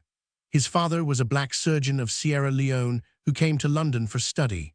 While there, he met an English girl, and this son was born in London in 1875. Then came a series of chances. His father failed to succeed and disappeared back to Africa, leaving the support of the child to the poor working mother. The child showed evidences of musical talent, and a friendly working man gave him a little violin. A musician, glancing from his window, saw a little dark boy playing marbles on the street with a tiny violin in one hand. He gave him lessons. He happened to gain entrance into a charity school with a master of understanding mind who recognized genius when he saw it. And finally, his beautiful child's treble brought him to the notice of the choir master of St. George's, Croydon. So by happy accident his way was clear. Within his soul was no hesitation. He was one of those fortunate beings who are not called to wander jar, but are born with sails set and seas charted. Already the baby of 4 little years was a musician, and as choir boy and violinist, he walked unhesitatingly and surely to his life work. He was graduated with honors from the Royal Academy of Music in 1894 and married soon after the daughter of one of his professors. Then his life began, and whatever it lacked of physical adventure in the conventional round of a modern world city, it more than gained in the almost tempestuous outpouring of his spiritual nature. Life to him was neither meat nor drink. It was creative flame. Ideas, plans, melodies glowed within him. To create, to do, to accomplish, to know the white glory of mighty midnights and the pale amen of dawns was his day of days. Songs, pianoforte and violin pieces, trios and quintets for strings, incidental music, symphony, orchestral, and choral works rushed from his fingers, nor were they laboriously contrived or light, thin things made to meet sudden popularity. Rather, they were the flaming bits that must be said and sung, that could not wait the slower birth of years, so hurried to the world as though their young creator knew that God gave him but a day. His whole active life was scarcely more than a decade and a half, and yet in that time, without wealth, friends, or influence, in the face of perhaps the most critical and skeptical and least imaginative civilization of the modern world, he wrote his name so high as a creative artist that it cannot soon be forgotten. And this was but one side of the man. On the other was the sweet-tempered, sympathetic comrade, always willing to help, never knowing how to refuse, generous with every nerve and fiber of his being. Think of a young musician, father of a family, who at the time of his death held positions as Associate of the Royal College of Music, Professor in Trinity College and Crystal Palace, Conductor of the Handel Choral Society and the Rochester Choral Society, Principal of the Guildhall School of Music, where he had charge of the choral choir, the orchestra, and the opera. He was repeatedly the leader of music festivals all over Great Britain and a judge of contests. And with all this, his house was open in cheering hospitality to friends, and his hand ever ready with sympathy and help. When such a man dies, it must bring pause to a reasoning world.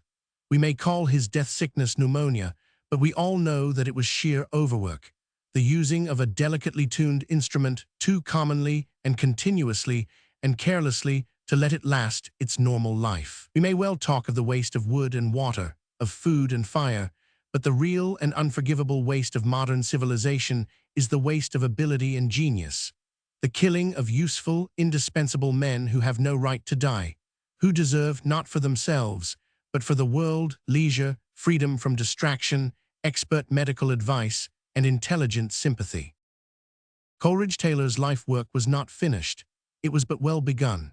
He lived only his first period of creative genius, when melody and harmony flashed and fluttered in subtle, compelling, and more than promising profusion. He did not live to do the organized, constructive work in the full, calm power of noonday, the reflective finishing of evening. In the annals of the future, his name must always stand high, but with the priceless gift of years, who can say where it might not have stood? Why should he have worked so breathlessly, almost furiously? It was, we may be sure, because with unflinching determination and with no thought of surrender he faced the great alternative, the choice which the cynical, thoughtless, busy modern world spreads grimly before its greater souls, food or beauty, bread and butter or ideals. And continually we see worthier men turning to the pettier, cheaper thing, the popular portrait, the sensational novel, the jingling song. The choice is not always between the least and the greatest, the high and the empty, but only too often it is between starvation and something. When therefore we see a man, working desperately to earn a living and still stooping to no paltry dickering and to no unworthy work, handing away a Hiawatha for less than a song, pausing for glimpses of the stars when a world full of charcoal glowed far more warmly and comfortably, we know that such a man is a hero in a sense never approached by the swashbuckling soldier or the lying patriot. Deep as was the primal tragedy in the life of Coleridge Taylor, there lay another still deeper.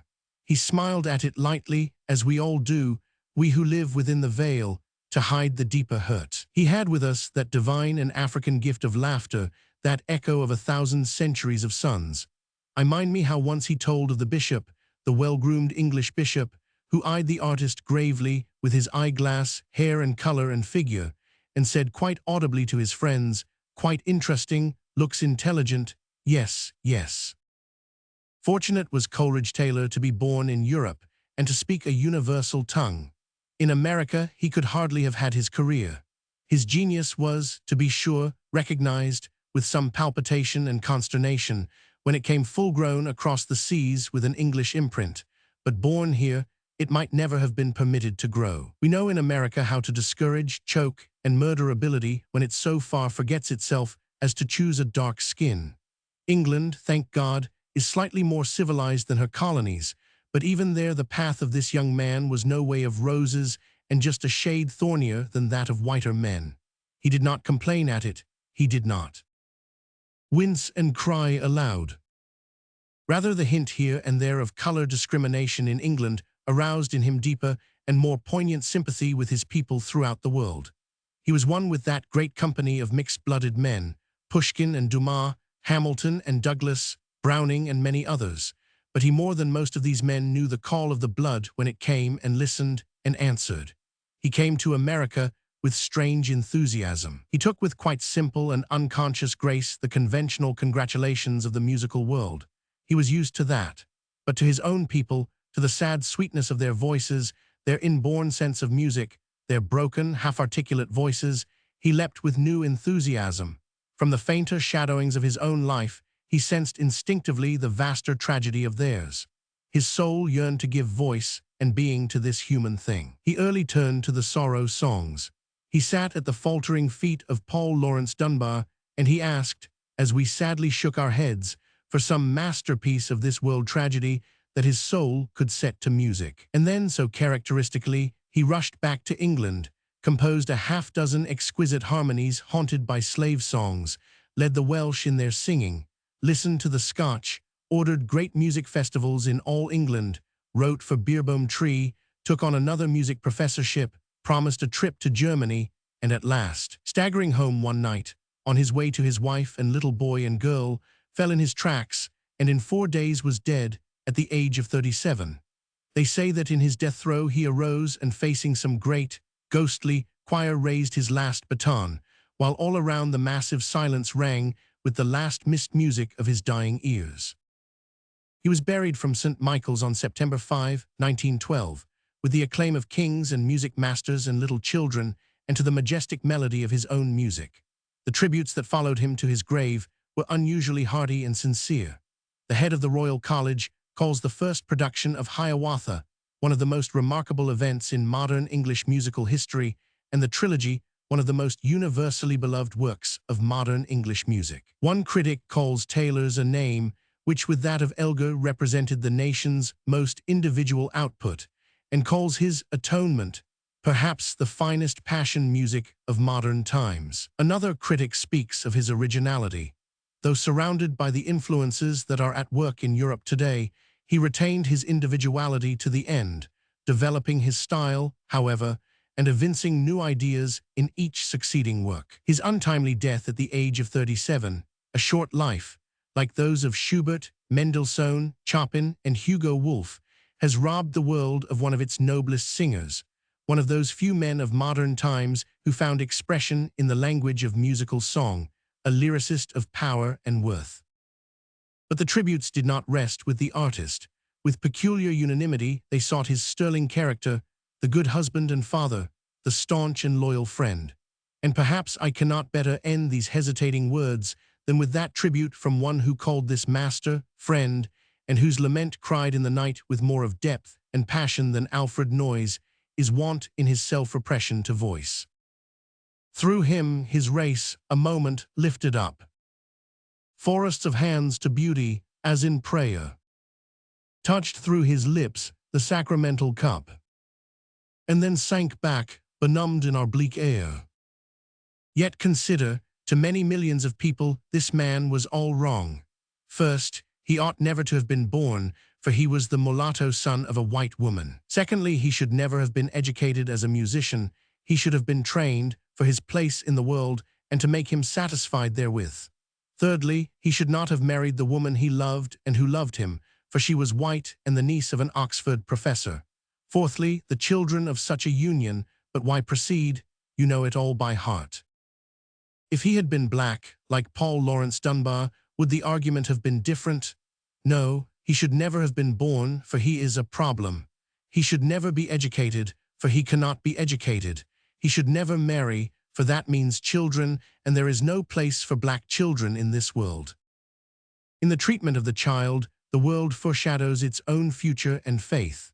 All words and all thinking lead to the child, to that vast immortality and the wide sweep of infinite possibility which the child represents. Such thought as this it was that made the Master say of old, as he saw baby faces, "And whosoever shall offend one of these little ones, it is better for him that a millstone were hanged about his neck, and he were cast into the sea." And yet the mothers and fathers and the men and women of my race must often pause and ask, is it worthwhile? Ought children be born to us? Have we any right to make human souls face what we face today? The answer is clear. If the great battle of human right against poverty, against disease, against color prejudice is to be won.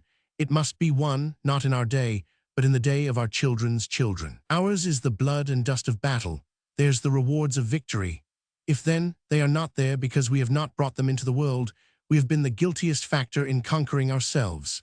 It is our duty, then, to accomplish the immortality of black blood, in order that the day may come in this dark world when poverty shall be abolished, privilege be based on individual desert, and the color of a man's skin be no bar to the outlook of his soul.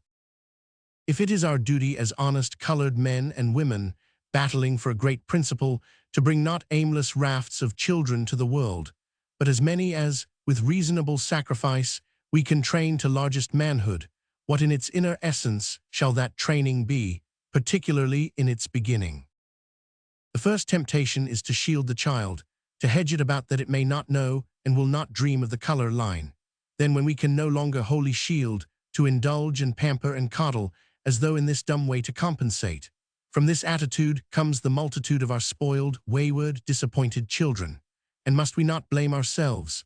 For while the motive was pure and the outer menace undoubted, is shielding and indulgence the way to meet it? Some Negro parents, realizing this, leave their children to sink or swim in this sea of race prejudice. They neither shield nor explain, but thrust them forth grimly into school or street, and let them learn as they may from brutal fact. Out of this may come strength, poise, self-dependence, and out of it, too, may come bewilderment, cringing deception, and self-distrust. It is, all said, a brutal, unfair method, and in its way it is as bad as shielding and indulgence. Why not rather face the facts and tell the truth? Your child is wiser than you think. The truth lies ever between extremes.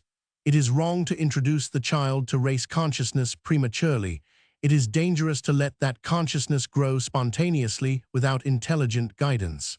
With every step of dawning intelligence, explanation, frank, free, guiding explanation, must come. The day will dawn when mother must explain gently but clearly why the little girls next door do not want to play with niggers.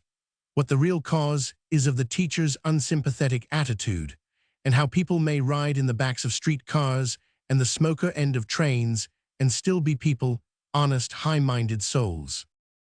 Remember, too, that in such frank explanation you are speaking in 9 cases out of 10 to a good deal clearer understanding than you think, and that the child mind has what your tired soul may have lost faith in, the power and the glory. Out of little, unspoiled souls rise up wonderful resources and healing balm. Once the colored child understands the white world's attitude and the shameful wrong of it, you have furnished it with a great life motive, a power and impulse toward good which is the mightiest thing man has. How many white folk would give their own souls if they might graft into their children's souls a great, moving, guiding ideal? With this power there comes, in the transfiguring soul of childhood, the glory, the vision of accomplishment, the lofty ideal. Once let the strength of the motive work, and it becomes the life task of the parent to guide and to shape the ideal, to raise it from resentment and revenge to dignity and self-respect, to breadth and accomplishment, to human service, to beat back every thought of cringing and surrender. Here at last, we can speak with no hesitation, with no lack of faith. For we know that as the world grows better, there will be realized in our children's lives that for which we fight unfalteringly, but vainly now. So much for the problem of the home and our own dark children. Now let us look beyond the pale upon the children of the wide world. What is the real lesson of the life of Coleridge Taylor? It is this: humanly speaking, it was sheer accident that this boy developed his genius. We have a right to assume that hundreds and thousands of boys and girls today are missing the chance of developing unusual talents because the chances have been against them, and that indeed the majority of the children of the world are not being systematically fitted for their life work and for life itself. Why? Many seek the reason in the content of the school program. They feverishly argue the relative values of Greek, mathematics, and manual training, but fail with singular unanimity in pointing out the fundamental cause of our failure in human education.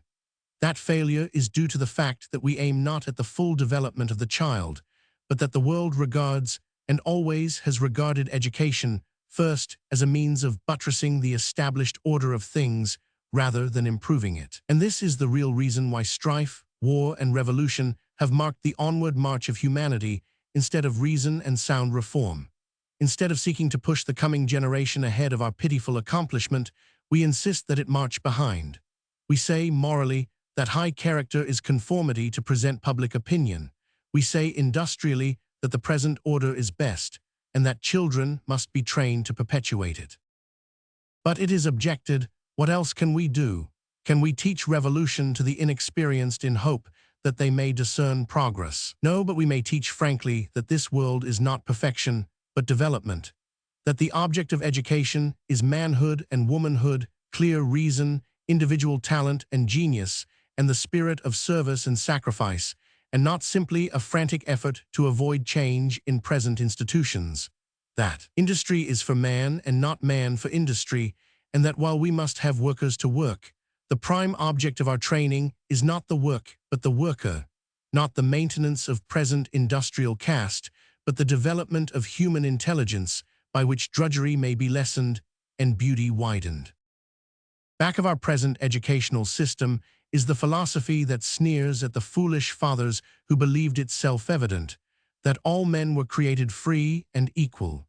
Surely, the overwhelming evidence is today that men are slaves and unequal. But is it not education that is the creator of this freedom and equality?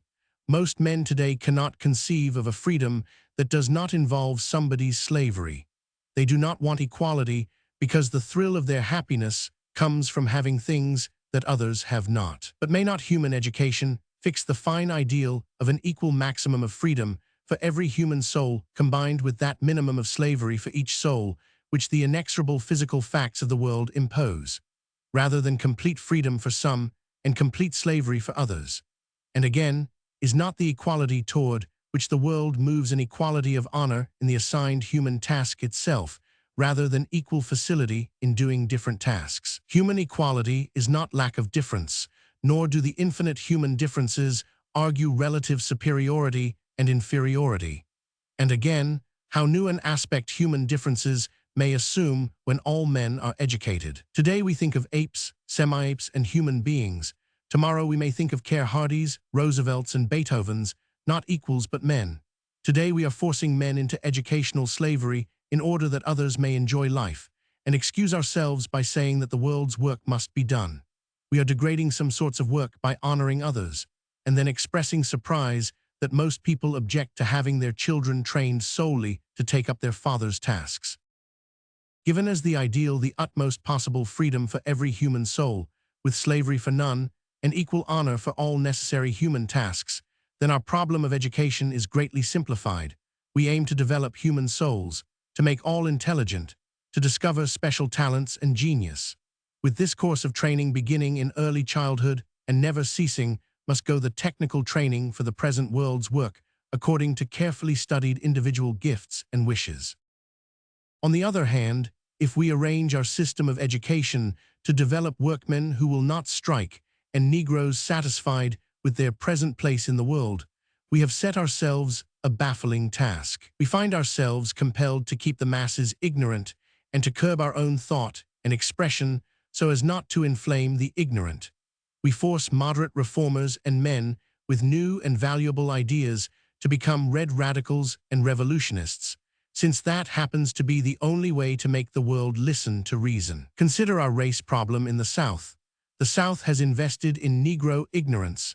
Some Northerners proposed limited education, not, they explained, to better the Negro, but merely to make the investment more profitable to the present beneficiaries. They thus gained wide Southern support for schools like Hampton and Tuskegee. But could this program be expected long to satisfy colored folk? And was this shifty dodging of the real issue the wisest statesmanship? No.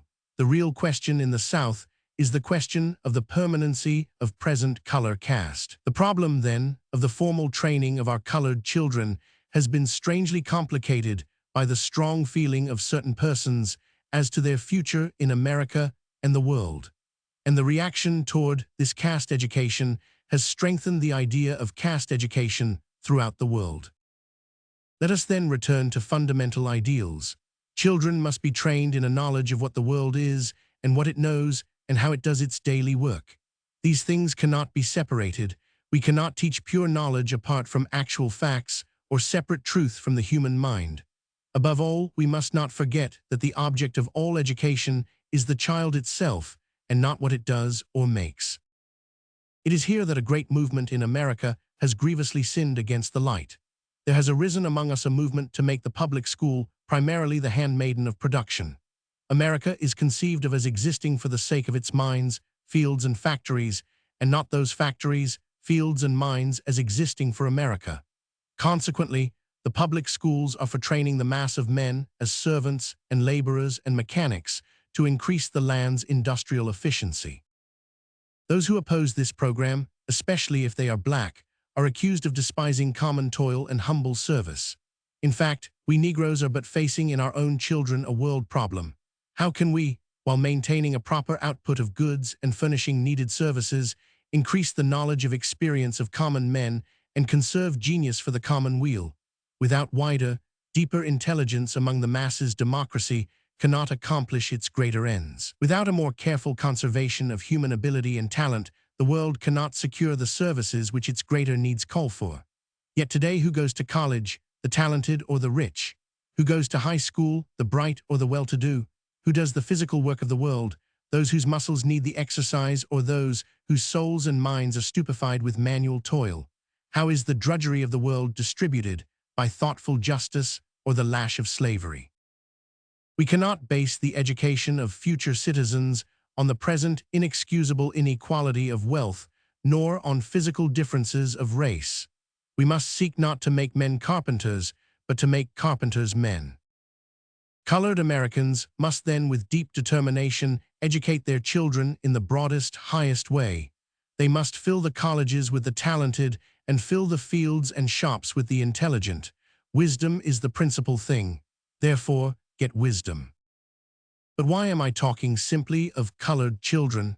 Is not the problem of their education simply an intensification of the problem of educating all children? Look at our plight in the United States, nearly 150 years after the establishment of a government based on human intelligence. If we take the figures of the 13th census, we find that there were 5.5 million illiterate Americans, of who 184,633 were white. Remembering that illiteracy is a crude and extreme test of ignorance, we may assume that there are in the United States 10 million people over 10 years of age who are too ignorant either to perform their civic duties or to teach industrial efficiency. Moreover, it does not seem that this illiteracy is disappearing rapidly. For instance, 9% of American children between 10 and 19 years of age cannot read and write. Moreover, there are millions of children who, judging by the figures for the school year 1909-10, are not going to learn to read and write. For of the Americans 6 to 14 years of age, there were 3,125,392 who were not in school a single day during that year. If we take the 11 million youths 15 to 20 years of age for whom vocational training is particularly adapted, we find that nearly 5% of these, or 448,414, are absolutely illiterate. It is not too much to assume that 1 million of them have not acquired enough of the ordinary tools of intelligence to make the most of efficient vocational training.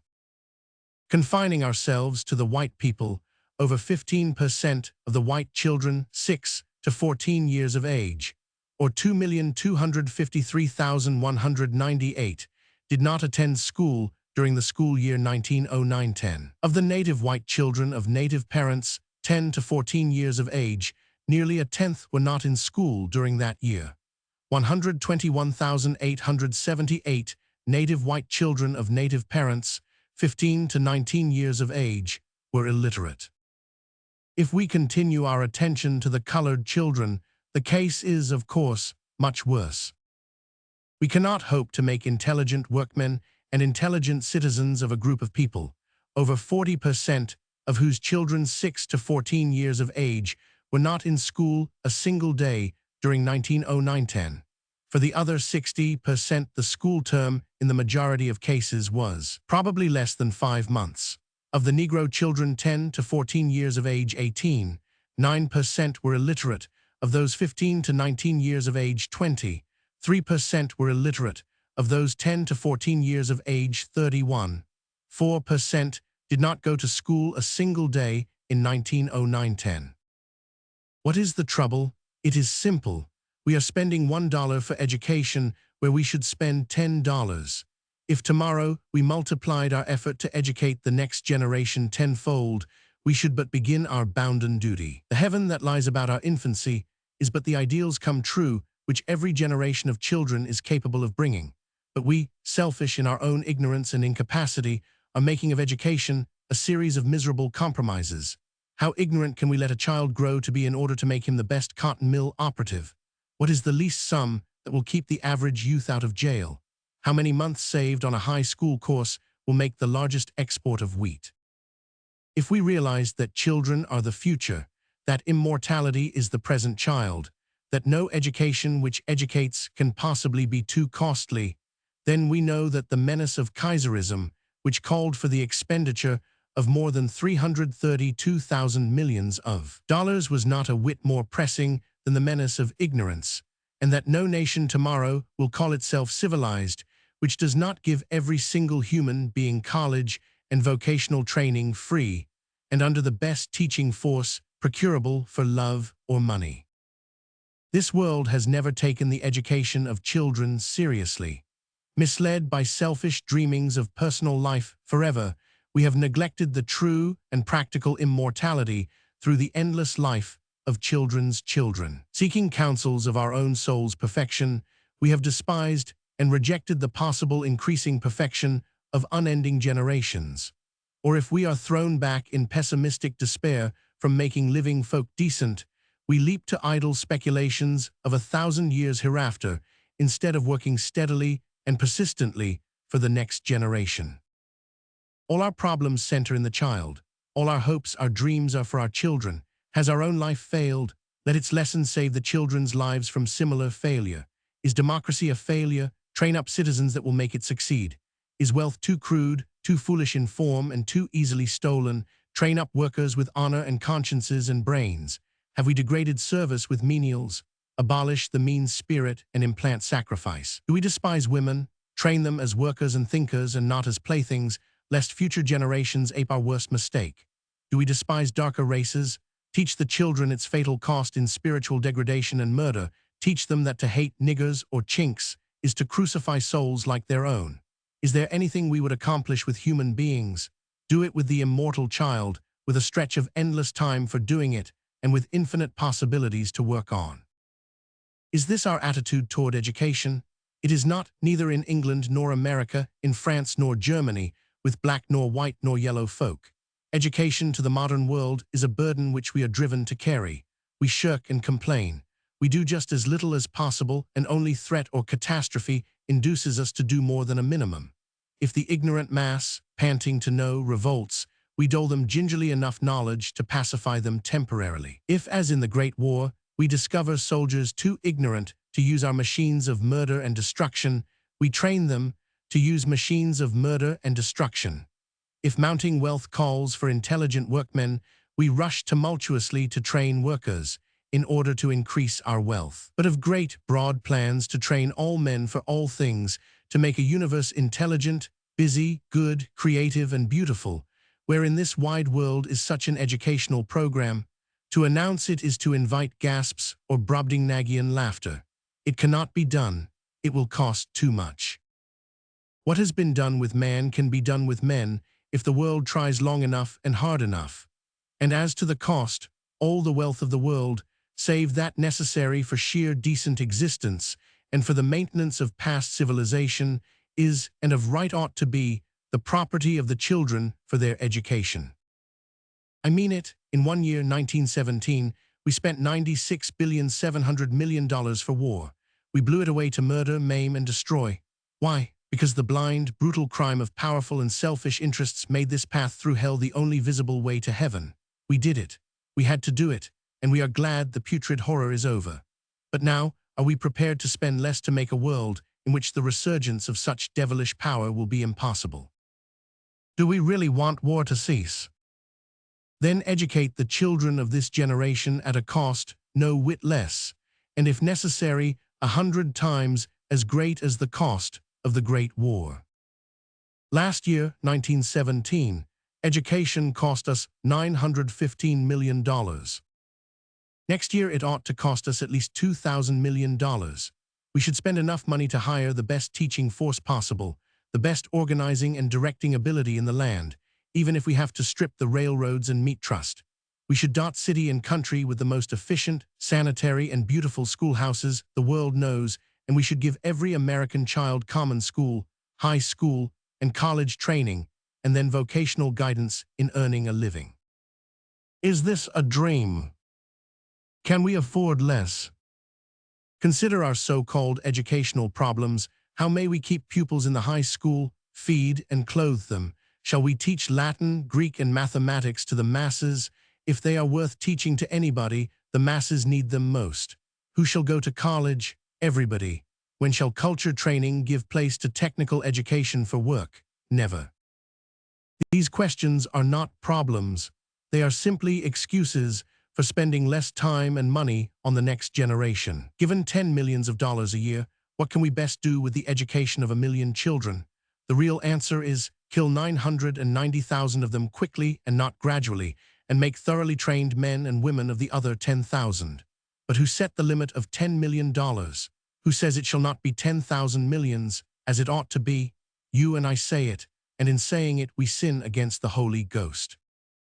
We sin because in our befuddled brains we have linked money and education inextricably. We assume that only the wealthy have a real right to education, when in fact, being born is being given a right to college training. Our wealth today is, we all know, distributed mainly by chance inheritance and personal favor, and yet we attempt to base the right to education on this foundation. The result is grotesque. We bury genius, we send it to jail, we ridicule and mock it, while we send mediocrity and idiocy to college, gilded and crowned. For 300 years we have denied Black Americans an education, and now we exploit them before a gaping world. See how ignorant and degraded they are. All they are fit for is education for cotton picking and dishwashing. When Dunbar and Taylor happen along, we are torn between something like shamefaced anger or impatient amazement. A world guilty of this last and mightiest war has no right to enjoy or create until it has made the future safe from another Arkansas or Rhymes.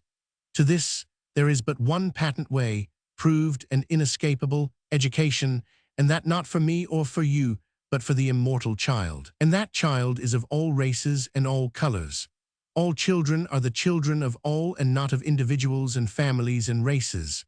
The whole generation must be trained and guided, and out of it, as out of a huge reservoir, must be lifted all genius, talent, and intelligence to serve all the world. Almighty death. Softly, quite softly. For I hear, above the murmur of the sea, faint and far-fallen footsteps, as of one who comes from out beyond the endless ends of time, with voice that downward looms thro' singing stars. Its subtle sound I see thro' these long-darkened eyes. I hear the light he bringeth on his hands. Almighty death. Softly, oh softly, lest he pass me by.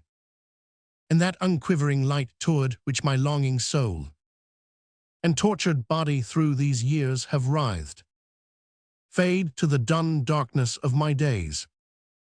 Softly, full softly, let me rise and greet the strong, low looting of that long-awaited call.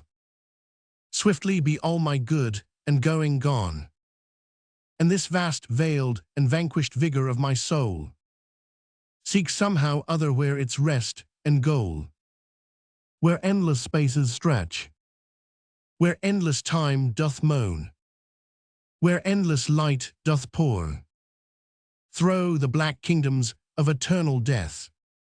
Then haply I may see what things I have not seen. Then I may know what things I have not known. Then may I do my dreams. Farewell, no sound of idle mourning let there be, to shudder this full silence, save the voice of children, little children, white and black, whispering the deeds I tried to do for them, while I at last unguided and alone pass softly, full softly. Chapter 9. Of Beauty and Death. For long years, we of the world gone wild have looked into the face of death and smiled. Through all our bitter tears, we knew how beautiful it was to die for that which our souls called sufficient. Like all true beauty, this thing of dying was so simple, so matter-of-fact. The boy clothed in his splendid youth stood before us and laughed in his own jolly way, went and was gone. Suddenly the world was full of the fragrance of sacrifice. We left our digging and burden-bearing. We turned from our scraping and twisting of things and words. We paused from our hurrying hither and thither and walking up and down, and asked in half-whisper, "This death, is this life, and is its beauty real or false?" And of this heart-questioning I am writing. My friend, who is pale and positive, said to me yesterday, as the tired sun was nodding, "You are too sensitive." I admit I am sensitive, I am artificial, I cringe or am bumptious or immobile, I am intellectually dishonest, art-blind, and I lack humor. "Why don't you stop all this?" she retorts triumphantly. "You will not let us." There you go again, you know that I wait, I answer, wait. I arise at 7, the milkman has neglected me, he pays little attention to colored districts. My white neighbor glares elaborately, I walk softly, lest I disturb him. The children jeer as I pass to work. The women in the streetcar withdraw their skirts or prefer to stand. The policeman is truculent. The elevator man hates to serve Negroes.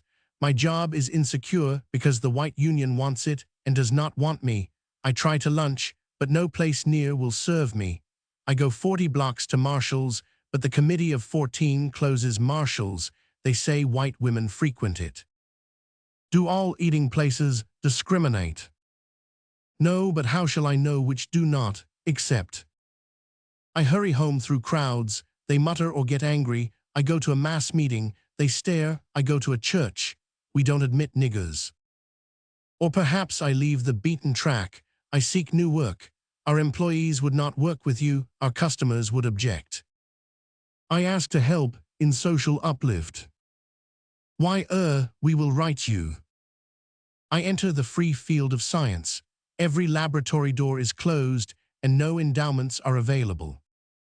I seek the universal mistress, art. The studio door is locked. I write literature.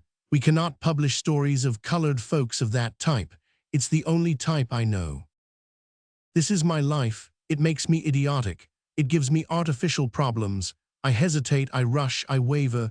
In fine, I am sensitive. My pale friend looks at me with disbelief and curling tongue. Do you mean to sit there and tell me that this is what happens to you each day? Certainly not, I answer low. Then you only fear it will happen. I fear. Well, haven't you the courage to rise above almost a craven fear? Quite craven is my fear, I admit, but the terrible thing is, these things do happen. But you just said. They do happen, not all each day, surely not.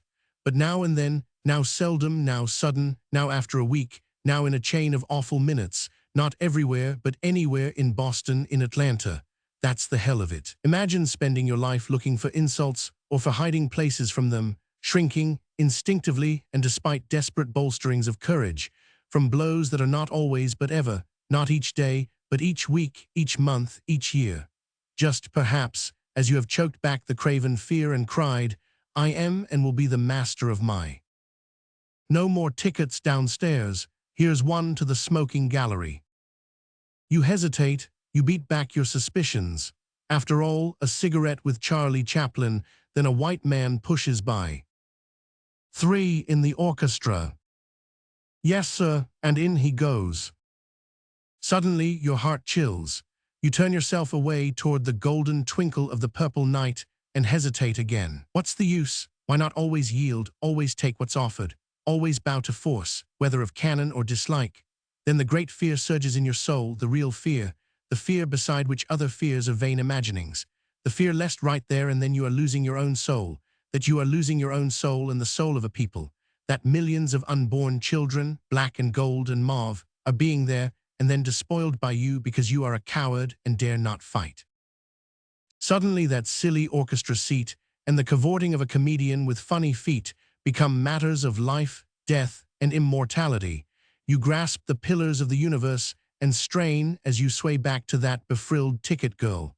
You grip your soul for riot and murder. You choke and sputter, and she, seeing that you are about to make a fuss, obeys her orders and throws the tickets at you in contempt.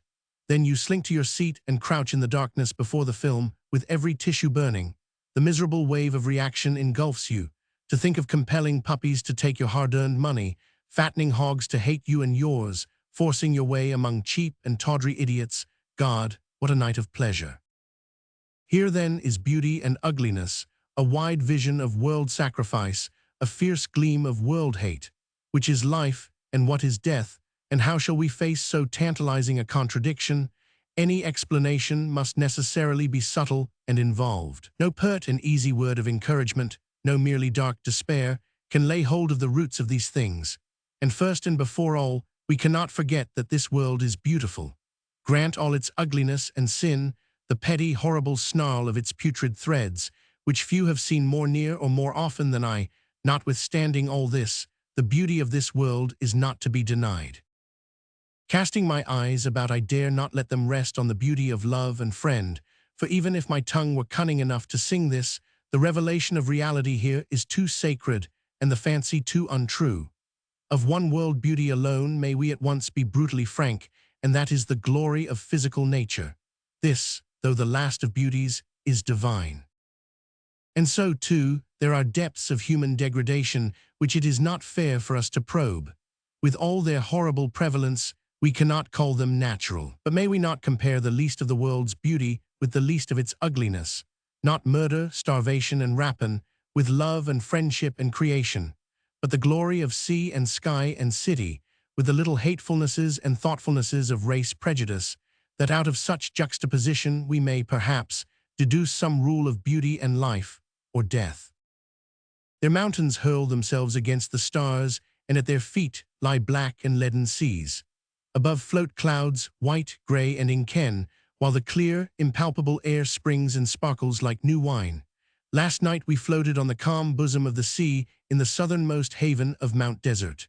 The water flamed and sparkled. The sun had gone, but above the crooked back of cumulus clouds, dark and pink with radiance, and on the other sky aloft to the eastward, piled the gorgeous curtained mists of evening. The radiance faded, and a shadowy velvet veiled the mountains, a humid depth of gloom behind which lurked all the mysteries of life and death, while above, the clouds hung ashen and dull, lights twinkled and flashed along the shore, boats glided in the twilight, and the little puffing of motors droned away. Then was the hour to talk of life and the meaning of life, while above gleamed silently, suddenly, star on star. Bar Harbor lies beneath a mighty mountain, a great, bare, black mountain that sleeps above the town. But as you leave, it rises suddenly, threateningly, until far away on Frenchman's Bay it looms above the town in withering vastness, as if to call all that little world petty save itself.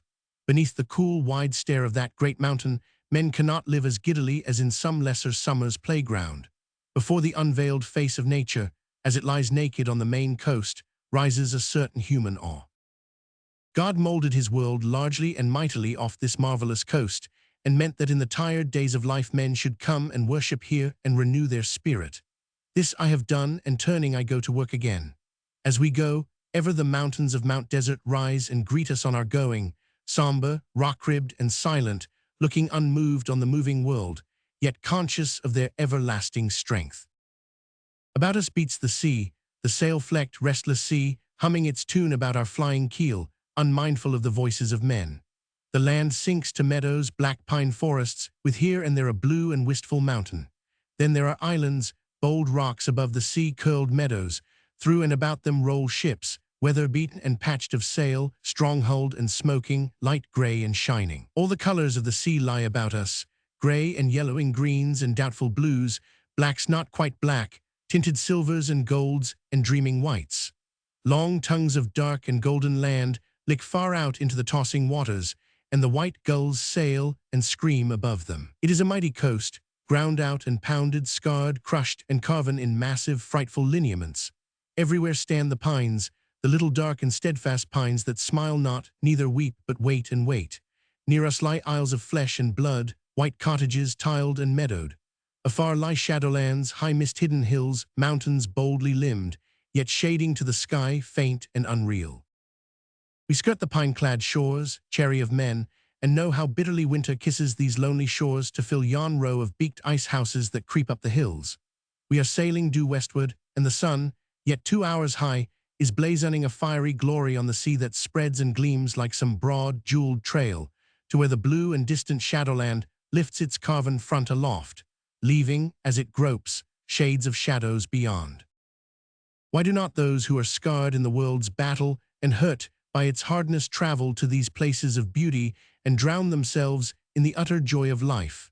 I asked this once sitting in a southern home. Outside, the spring of a Georgia February was luring gold to the bushes and languor to the soft air. Around me sat color in human flesh, brown that crimsoned readily, dim soft yellow that escaped description, cream-like duskiness that shadowed to rich tints of autumn leaves. And yet, a suggested journey in the world brought no response. "I should think you would like to travel," said the white one. But no, the thought of a journey seemed to depress them. Did you ever see a Jim Crow waiting room? There are always exceptions, as at Greensboro, but usually there is no heat in winter and no air in summer, with undisturbed loafers and train hands and broken, disreputable settees. To buy a ticket is torture. You stand and wait until every white person at the other window is waited on. Then the tired agent yells across, because all the tickets and money are over there. "What do you want? What, where?"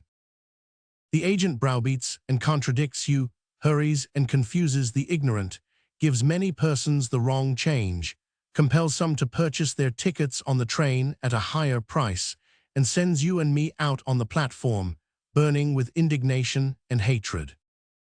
The Jim Crow car is up next the baggage car and engine. It stops out beyond the covering in the rain or sun or dust. Usually there is no step to help you climb on, and often the car is a smoker cut in two, and you must pass through the white smokers, or else they pass through your part, with swagger and noise and stares. Your compartment is a half or a quarter or an eighth of the oldest car in service on the road. Unless it happens to be a thorough express, the plush is caked with dirt, the floor is grimy, and the windows dirty. An impertinent white newsboy occupies 2 seats at the end of the car and importunes you to the point of rage to buy cheap candy, Coca-Cola, and worthless, if not vulgar, books.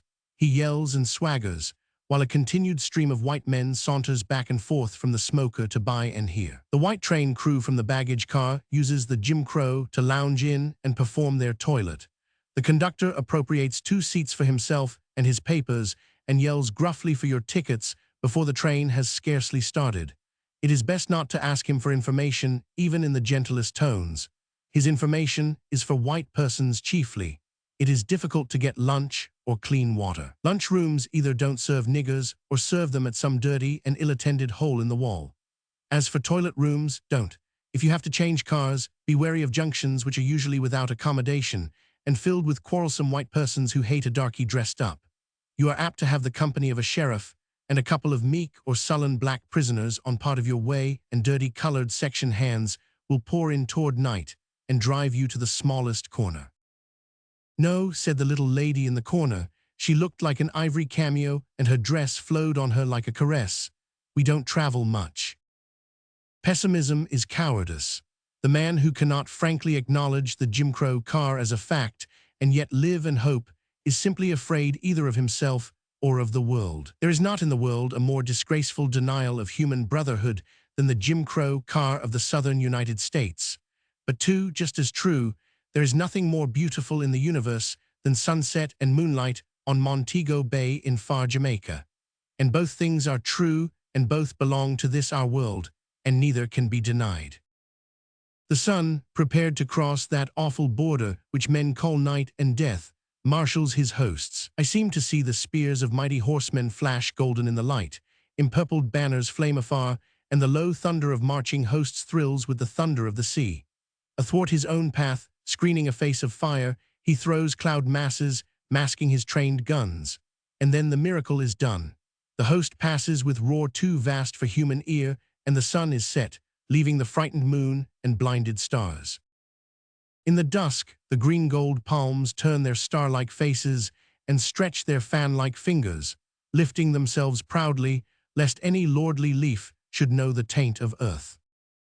Out from the isle, the serpent hill thrusts its great length around the bay, shouldering back the waters and the shadows. Ghost rains sweep down, smearing his rugged sides, yet on he writhes, undulant with pine and palm, gleaming until his low, sharp head and lambent tongue, grown grey and pale and silver in the dying day, kisses the molten gold of the golden sea. Then comes the moon. Like fireflies nesting in the hand of God gleams the city, dim-swathed by fairy palms.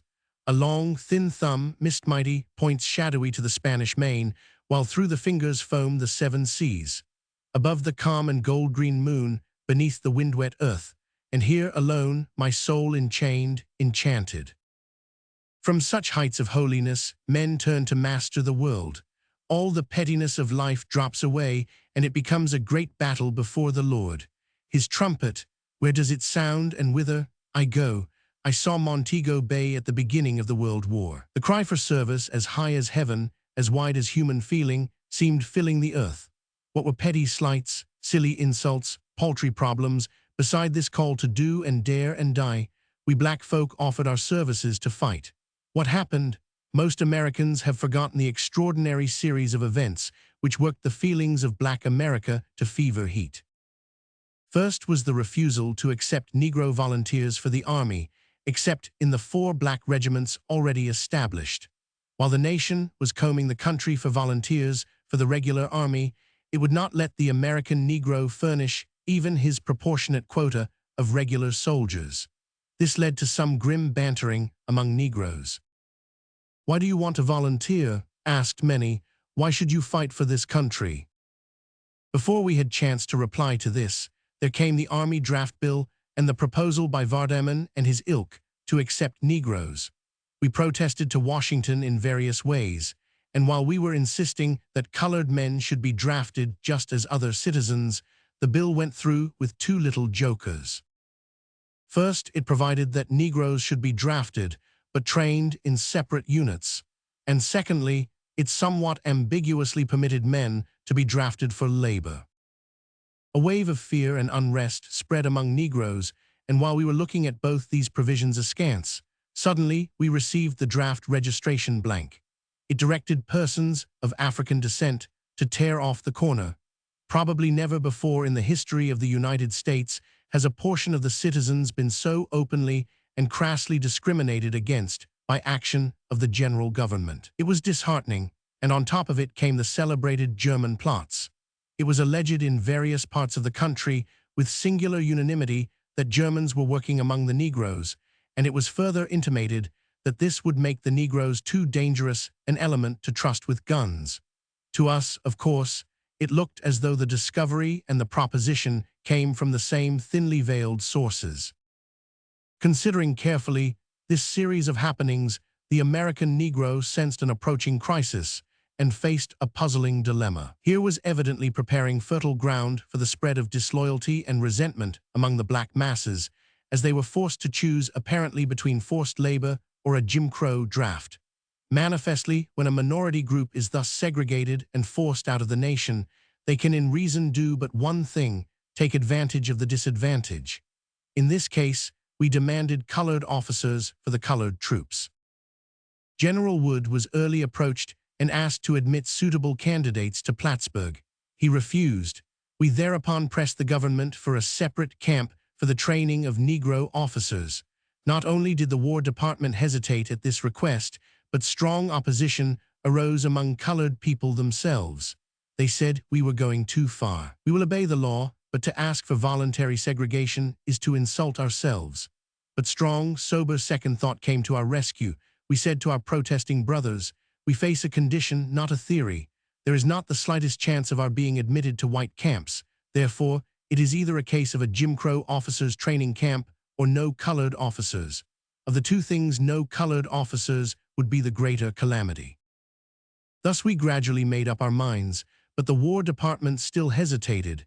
It was besieged, and when it presented its final argument, "We have no place for such a camp," the trustees of Howard University said, "Take our campus." Eventually, 1,200 colored cadets were assembled at Fort Des Moines for officers' training. The city of Des Moines promptly protested, but it finally changed its mind. Des Moines never before had seen such a class of colored men. They rapidly became popular with all classes, and many encomiums were passed upon their conduct. Their commanding colonel pronounced their work first class and declared that they presented excellent material for officers. Meantime, with one accord, the thought of the colored people turned toward Colonel Young, their highest officer in the regular army. Charles Young is a heroic figure. He is the typical soldier, silent, uncomplaining, brave, and efficient. From his days at West Point throughout his 30 years of service, he has taken whatever task was assigned him and performed it efficiently, and there is no doubt but that the Army has been almost merciless in the requirements which it has put upon this splendid officer. He came through all with flying colors. In Haiti, in Liberia, in Western camps, in the sequoia forests of California, and finally with Pershing in Mexico, in every case he triumphed. Just at the time, we were looking to the United States government to call him to head the colored officers' training at Des Moines. He was retired from the Army because of high blood pressure. There is no disputing Army surgeons, and their judgment in this case may be justified. But coming at the time it did, nearly every Negro in the United States believed that the high blood pressure that retired Colonel Young was in the prejudiced heads of the Southern oligarchy, who were determined that no American Negro should ever wear the stars of a general. To say that Negroes of the United States were disheartened at the retirement of Colonel Young is to put it mildly, but there was more trouble. The provision that Negroes must be trained separately looked simple, and was simple in places where there were large Negro contingents, but in the North, with solitary Negroes drafted here and there, we had some extraordinary developments. Regiments appeared with one Negro, where the Negro had to be separated like a pest and put into a house or even a village by himself, while the commander frantically telegraphed to Washington. Small wonder that one poor fellow in Ohio solved the problem by cutting his throat. The whole process of drafting Negroes had to be held up until the government could find methods and places for assembling them. Then came Houston. In a moment, the nation forgot the whole record of one of the most celebrated regiments in the United States Army and its splendid service in the Indian Wars and in the Philippines. It was the first regiment mobilized in the Spanish-American War, and it was the regiment that volunteered to a man to clean up the yellow fever camps when others hesitated. It was one of the regiments to which Pershing said in December, "Men, I am authorized by Congress to tell you all that our people back in the States are mightily glad and proud at the way the soldiers have conducted themselves while in Mexico, and I, General Pershing, can say with pride that a finer body of men never stood under the flag of our nation than we find here tonight." The nation, also, forgot the deep resentment mixed with the pale ghost of fear, which Negro soldiers call up in the breasts of the white South. It is not so much that they fear that the Negro will strike if he gets a chance, but rather that they assume with curious unanimity that he has reason to strike, that any other persons in his circumstances or treated as he is would rebel. Instead of seeking to relieve the cause of such a possible feeling, most of them strain every effort to bottle up the black man's resentment. Is it inconceivable that now and then it bursts all bounds, as at Brownsville and Houston? So in the midst of this mental turmoil came Houston and East St. Louis. At Houston, black soldiers, goaded and insulted, suddenly went wild and shot up the town. At East St. Louis, white strikers on war work killed and mobbed Negro workingmen, and as a result 19 colored soldiers were hanged and imprisoned for life for killing 17 whites at Houston, while for killing 125 Negroes in East St. Louis, 20 white men were imprisoned, none for more than 15 years, and colored men with them. Once upon a time, I took a great journey in this land to 3 of the ends of our world and over 7,000 mighty miles. I saw the grim desert and the high ramparts of the Rocky Mountains.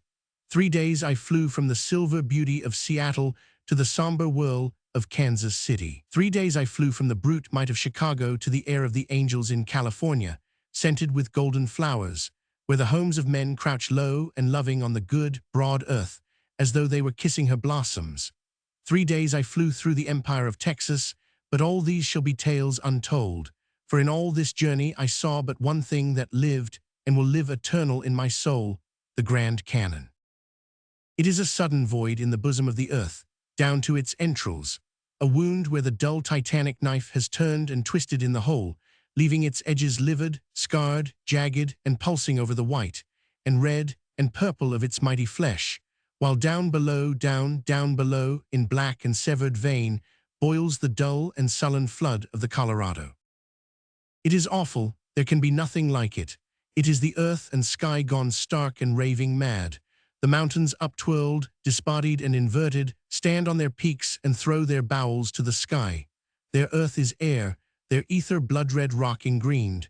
You stand upon their roots and fall into their pinnacles, a mighty mile. Behold this mauve and purple mocking of time and space. See yonder peak, no human foot has trod it. Into that blue shadow only the eye of God has looked. Listen to the accents of that gorge which mutters, "Before Abraham was, I am." Is yonder wall a hedge of black, or is it the rampart between heaven and hell? I see greens. Is it moss or giant pines? I see specks that may be boulders. Ever the winds sigh and drop into those sun-swept silences. Ever the gorge lies motionless, unmoved until I fear. It is a grim thing, unholy, terrible. It is human. Some mighty drama unseen, unheard, is playing there its tragedies or mocking comedy, and the laugh of endless years is shrieking onward from peak to peak, unheard, unechoed, and unknown. One throws a rock into the abyss. It gives back no sound. It falls on silence. The voice of its thunders cannot reach so far. It cannot be a mere inert, unfeeling, brute fact. Its grandeur is too serene, its beauty too divine. It is not red and blue and green, but the shadows and the shades of all the world, glad colorings touched with a hesitant spiritual delicacy. What does it mean? What does it mean? Tell me, black and boiling water. It is not real, it is but shadows. The shading of eternity. Last night yonder tessellated palace was gloom, dark, brooding thought and sin, while hither rose the mountains of the sun, golden, blazing, and sanguined. It was a dream. This blue and brilliant morning shows all those burning peaks alight, while here, shapeless, mist-full, brood the shadowed towers. I have been down into the entrails of earth, down by straight and staring cliffs, down by sounding waters and sun-strewn meadows, down by green pastures and still waters, by great, steep chasms, down by the gnarled and twisted fists of God, to the deep, sad moan of the yellow river that did this thing of wonder, a little winding river with death in its depth, and a crown of glory in its flying hair. I have seen what eye of man was never meant to see. I have profaned the sanctuary. I have looked upon the dread disrobing of the night, and yet I live. Ere I hid my head, she was standing in her cavern halls, glowing coldly westward. Her feet were blackness. Her robes, empurpled, flowed mistily from shoulder down in formless folds of folds. Her head, pine-crowned, was set with jeweled stars. I turned away and dreamed, the canon, the awful, its depths called, its heights shuddered. Then suddenly I arose and looked. Her robes were falling. At dim dawn they hung purplish green and black. Slowly she stripped them from her gaunt and shapely limbs. Her cold, gray garments shot with shadows stood revealed. Down dropped the black-blue robes, gray-pearled and slipped, leaving a filmy, silken, misty thing, and underneath I glimpsed her limbs of utter light. My God, for what am I thankful this night? For nothing but the most commonplace of commonplaces, a table of gentlewomen and gentlemen, soft-spoken, sweet-tempered, full of human sympathy, who made me, a stranger, one of them. Ours was a fellowship of common books, common knowledge, mighty aims. We could laugh and joke and think as friends, and the hateful, murderous, dirty thing which in American we call nigger hatred, was not only not there, it could not even be understood. It was a curious monstrosity at which civilized folk laughed or looked puzzled. There was no elegant and elaborate condescension of, we once had a colored servant. My father was an abolitionist. I've always been interested in your people. There was only the community of kindred souls, the delicate reverence for the thought that led, the quick deference to the guest. You left in quiet regret, knowing that they were not discussing you behind your back with lies and license. God, it was simply human decency, and I had to be thankful for it because I am an American Negro, and white America, with saving exceptions, is cruel to everything that has black blood.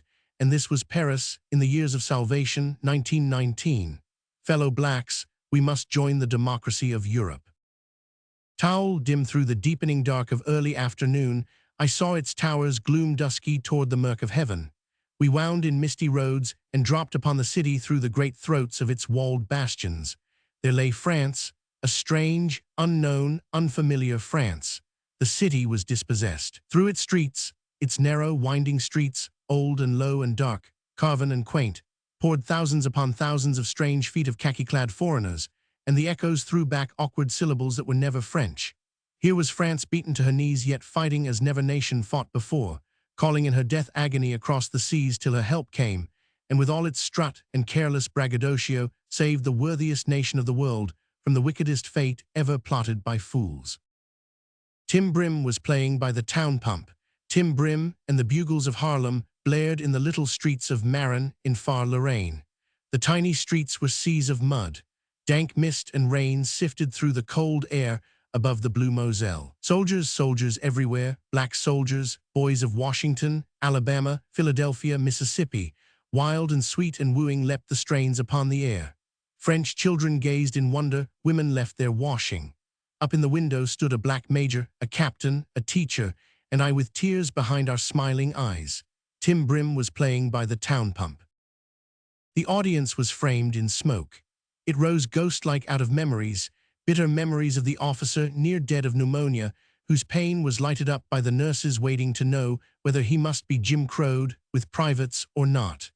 Memories of that great last morning when the thunders of hell called the 92nd to its last drive. Memories of bitter humiliations, determined triumphs, great victories, and bugle calls that sounded from earth to heaven.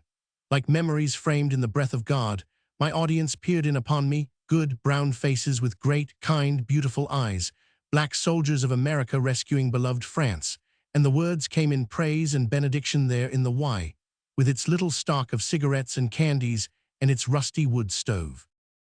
Alors, said Madame, quatre cent morts, 4 dead, 4 tall, strong sons dead for France, sons like the sweet and blue-eyed daughter who was hiding her brave smile in the dusk. It was a tiny stone house whose front window lipped the passing sidewalk wherever tramped the feet of black soldiers marching home. There was a cavernous wardrobe, a great fireplace invaded by a new and jaunty iron stove. Vast, thick piles of bedding rose in yonder corner. Without was the crowded kitchen, and up a half-stair was our bedroom that gave upon a tiny court with arched stone staircase and one green tree. We were a touching family party held together by a great sorrow and a great joy. How we laughed over the salad that got brandy instead of vinegar, how we ate the golden pile of fried potatoes, and how we pored over the postcard from the lieutenant of the Senegalese, dear little vale of crushed and risen France, in the day when Negroes went over the top at Pont-a-Mousson. Paris, Paris by purple facade of the opera, the crowd on the Boulevard des Italiens, and the great swing of the Champs-Élysées. But not the Paris the world knows. Paris with its soul cut to the core, feverish, crowded, nervous, hurried, full of uniforms and mourning bands, with cafes closed at 9:30, no sugar, scarce bread, and tears so intertwined with joy that there is scant difference. Paris has been dreaming a nightmare, and though she awakes, the grim terror is upon her. It lies on the sand-closed art treasures of the Louvre. Only the flowers are there, always the flowers, the roses of England and the lilies of France. New York, behind the liberty that faces free France, rise the white cliffs of Manhattan, tier on tier, with a curving pinnacle, towers square and twin, a giant inkwell daintily stoppered, an ancient pyramid enthroned. Beneath, low ramparts wide and mighty, while above, faint-limbed against the turbulent sky, looms the vast grace of that cathedral of the purchased and purchasing poor, topping the world and pointing higher. Yonder the gray cobwebs of the Brooklyn bridges leap the sea, and here creep the argosies from all earth's ends. We move to this swift home on dun and swelling waters, and here as we come the heartbeats of the new world. New York and night from the Brooklyn Bridge. The bees and fireflies flit and twinkle in their vast hives. Curved clouds like the breath of gods hover between the towers and the moon. One hears the hiss of lightnings, the deep thunder of human things, and a fevered breathing as of some attendant and invincible powers. The glow of burning millions melts outward into dim and fairy outlines, until afar the liquid music born of rushing crowds drips like a benediction on the sea. New York in morning. The sun is kissing the timid dew in Central Park, and from the fountain of plenty one looks along that world street, Fifth Avenue, and walks toward town. The earth life, and curves graciously down from the older mansions of princes to the newer shops of luxury. Egypt and Abyssinia, Paris and Damascus, London and India caress you by the way. Churches stand aloof while the shops swell to emporiums. But all this is nothing. Everything is mankind. Humanity stands and flies and walks and rolls about the poor, the priceless, the world-known and the forgotten. Child and grandfather, king and lemon, the pageant of the world goes by, set in a frame of stone and jewels, clothed in scarlet and rags. Prince's Street and the Elysian Fields, the Strand and the Ringstrasse, these are the ways of the world today. New York in twilight, there where the 6th Avenue, 50 rises and leaps above the tenements into the free air at 110th Street. It circles like a bird with heaven and St. John's above and earth, and the sweet green and gold of the park beneath. Beyond lie all the blue mists and mysteries of distance. Beneath, the city rushes and crawls. Behind echo all the roar and war and care and maze of the wide city set in its sullen darkening walls, flashing weird and crimson farewells. Out at the sides, the stars twinkle. Again New York and night and Harlem. A dark city of 50,000 rises like magic from the earth. Gone is the white world, the pale lips, the lank hair. Gone is the west and north. The east and south is here triumphant. The street is crowd and leisure and laughter. Everywhere black eyes, black and brown, and frizzled hair curled and sleek, and skins that riot with luscious color and deep, burning blood. Humanity is packed dense in high piles of close-knit homes that lie in layers above gray shops of food and clothes and drink, with here and there a moving picture show. Orators declaim on the corners, lovers lark in the streets, gamblers glide by the saloons, workers lounge wearily home. Children scream and run and frolic, and all is good and human and beautiful and ugly and evil, even as life is elsewhere. And then the veil. It drops as drops the night on southern seas, vast, sudden, unanswering. There is hate behind it, and cruelty and tears. As one peers through its intricate, unfathomable pattern of ancient, old design, one sees blood and guilt and misunderstanding. And yet it hangs there, this veil, between then and now, between pale and colored and black and white, between you and me. Surely it is a thought thing, tenuous, intangible, yet just as surely is it true and terrible, and not in our little day may you and I lift it. We may feverishly unravel its edges, and even climb slow with giant shears, to where its ringed and gilded top nestles, close to the throne of God. But as we work and climb, we shall see through streaming eyes and hear with aching ears, lynching and murder, cheating and despising, degrading and lying, so flashed and fleshed through this vast hanging darkness that the doer never sees the deed, and the victim knows not the victor, and each hates all in wild and bitter ignorance. Listen, O isles, to these voices from within the veil, for they portray the most human hurt of the 20th cycle of that poor Jesus who is called the Christ. There is something in the nature of beauty that demands an end. Ugliness may be indefinite, it may trail off into gray endlessness, but beauty must be complete, whether it be a field of poppies or a great life. It must end, and the end is part and triumph of the beauty. I know there are those who envisage a beauty eternal, but I cannot. I can dream of great and never-ending processions of beautiful things and visions and acts, but each must be complete, or it cannot for me exist. On the other hand, ugliness to me is eternal, not in the essence, but in its incompleteness. But its eternity does not daunt me, for its eternal unfulfillment is a cause of joy. There is in it nothing new or unexpected. It is the old evil stretching out and ever seeking the end it cannot find. It may coil and writhe and recur in endless battle to days without end, but it is the same human ill and bitter hurt. But beauty is fulfillment. It satisfies. It is always new and strange. It is the reasonable thing. Its end is death, the sweet silence of perfection, the calm and balance of utter music. Therein is the triumph of beauty. So strong is the spell of beauty that there are those who, contradicting their own knowledge and experience, try to say that all is beauty. They are called optimists, and they lie. All is not beauty. Ugliness and hate and ill are here with all their contradiction and illogic. They will always be here, perhaps, God send, with lessened volume and force, but here and eternal, while beauty triumphs in its great completion, death. We cannot conjure the end of all ugliness in eternal beauty, for beauty by its very being and definition has in each definition its ends and limits. But while beauty lies implicit and revealed in its end, ugliness writhes on in darkness forever. So the ugliness of continual birth fulfills itself and conquers gloriously only in the beautiful end, death. At last to us all comes happiness, there in the court of peace, where the dead lie so still and calm and good. If we were not dead, we would lie and listen to the flowers grow. We would hear the birds sing and see how the rain rises and blushes and burns and pales and dies in beauty. We would see spring, summer, and the red riot of autumn, and then in winter, beneath the soft white snow, sleep and dream of dreams. But we know that being dead, our happiness is a fine and finished thing, and that 10, 100, and 1,000 years we shall lie at rest, unhurt in the court of peace. The prayers of God. Name of God's name. Red murder reigns. All hell is loose. On gold autumnal airs. Walk grinning devils, barbed and hoofed. While high on hills of hate, black-blossomed, crimson-skied, thou sittest dumb. Father Almighty, this earth is mad.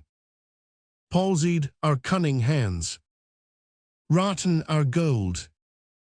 Our argosies reel and stagger over empty seas. All the long aisles of thy great temples, God, stink with the entrails of our souls. And thou art dumb.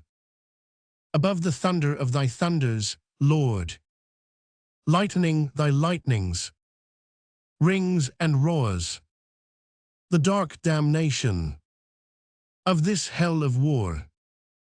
Red piles the pulp of hearts and heads, and little children's hands.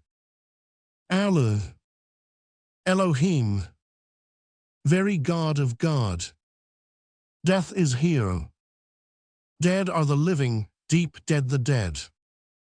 Dying are earth's unborn.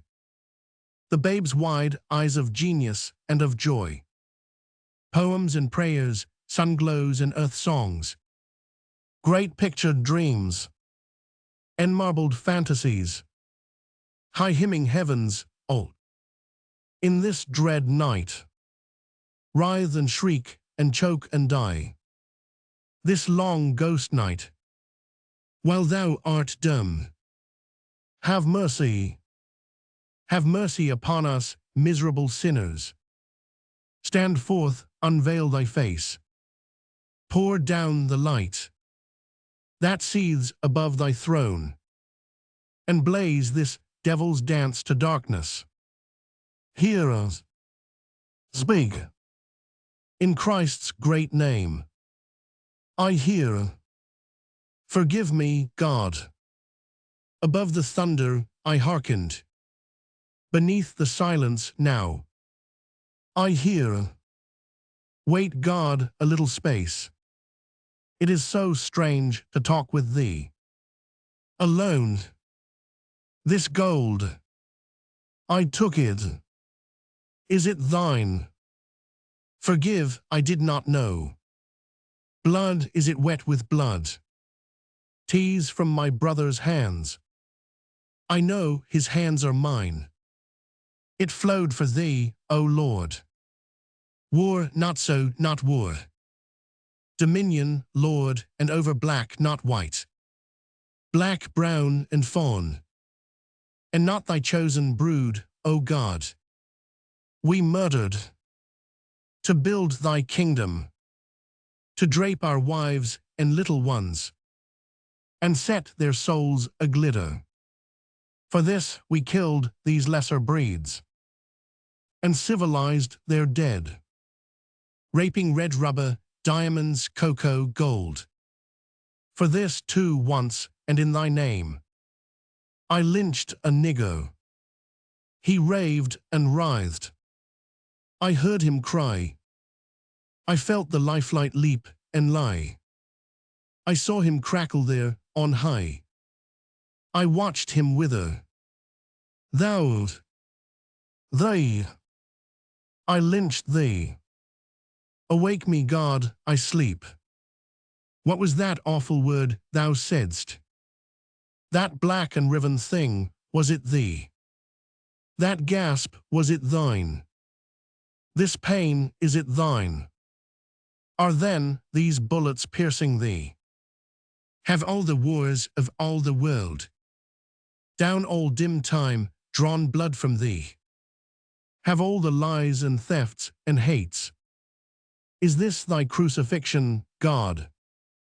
And not that funny little cross, with vinegar and thorns? Is this thy kingdom here, not there? This stone and stucco drift of dreams? Help!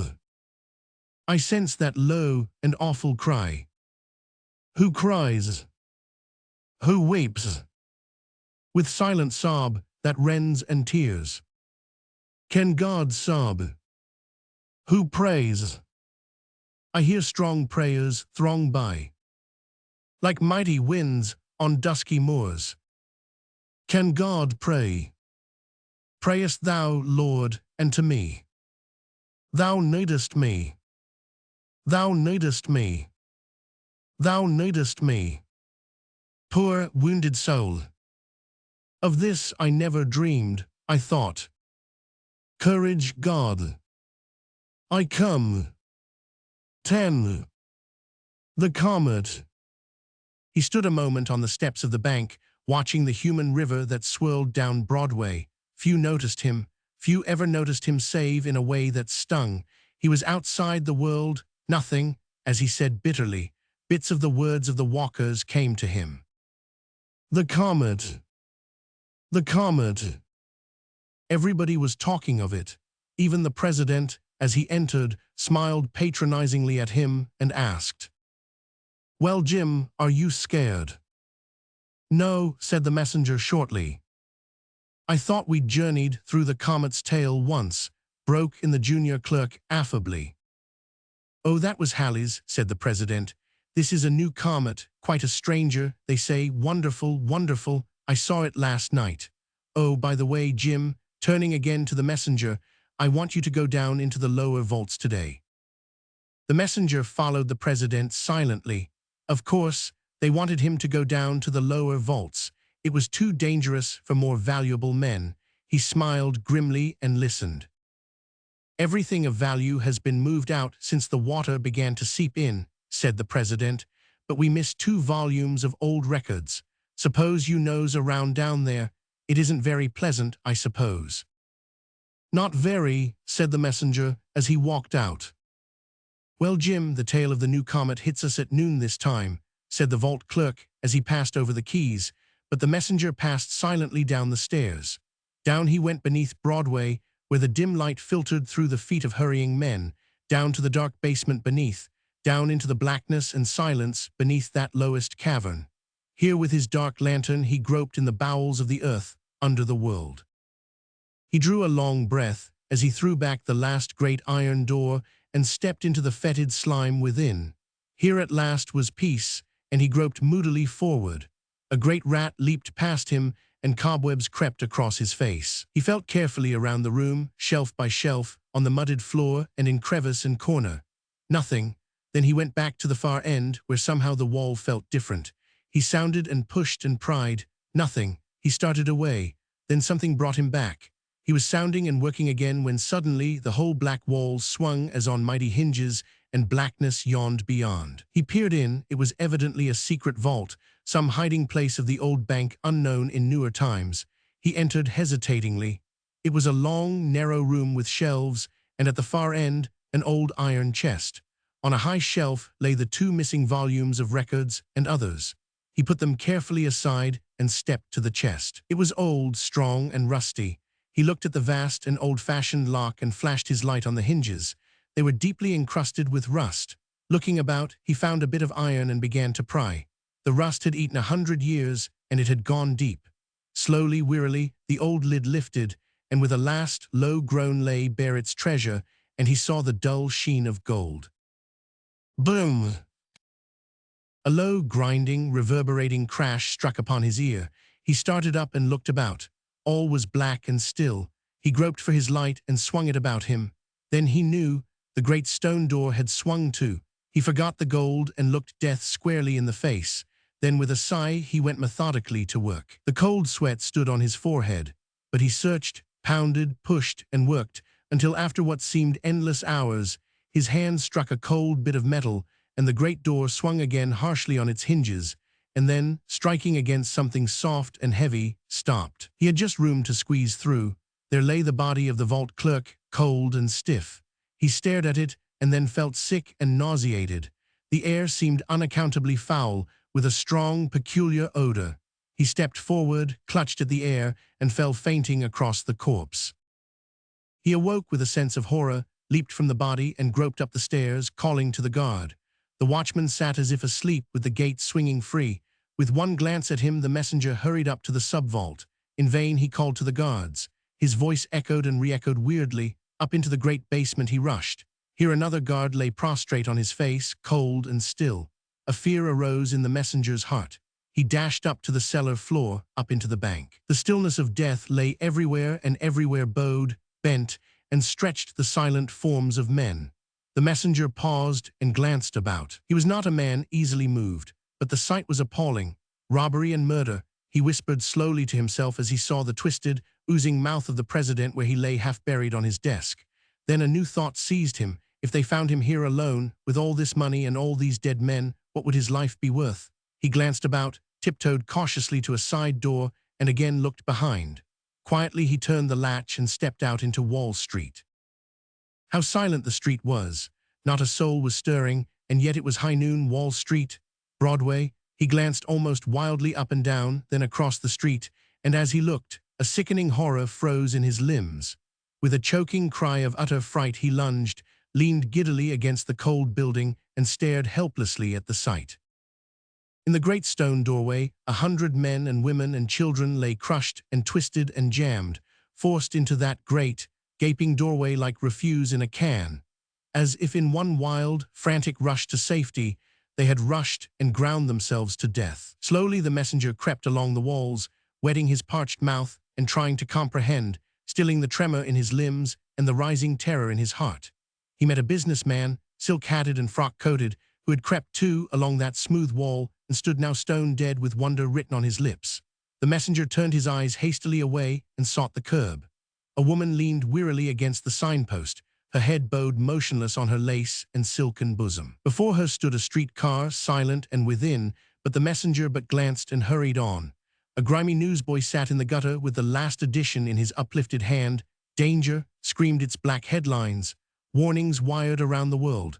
The comet's tail sweeps past us at noon. Deadly gases expected. Close doors and windows. Seek the cellar.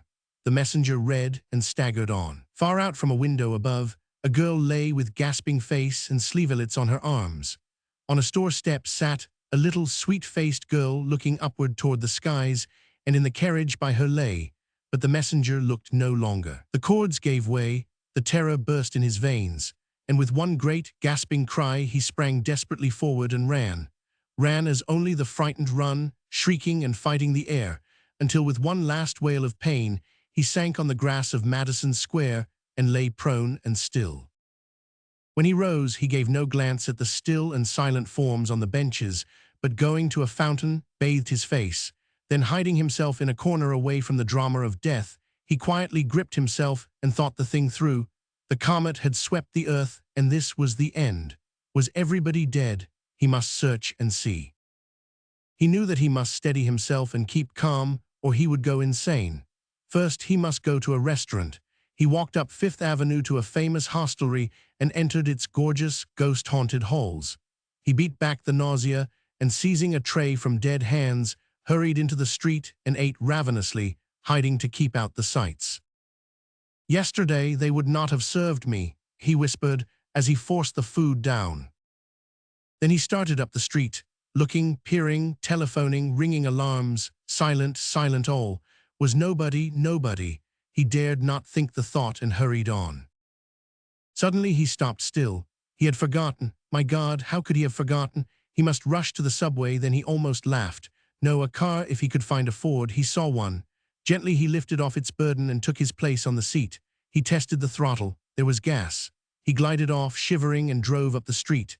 Everywhere stood, laned, lounged, and lay the dead, in grim and awful silence. On he ran past an automobile, wrecked and overturned, past another, filled with a gay party whose smiles yet lingered on their death-struck lips, on past crowds and groups of cars, pausing by dead policemen.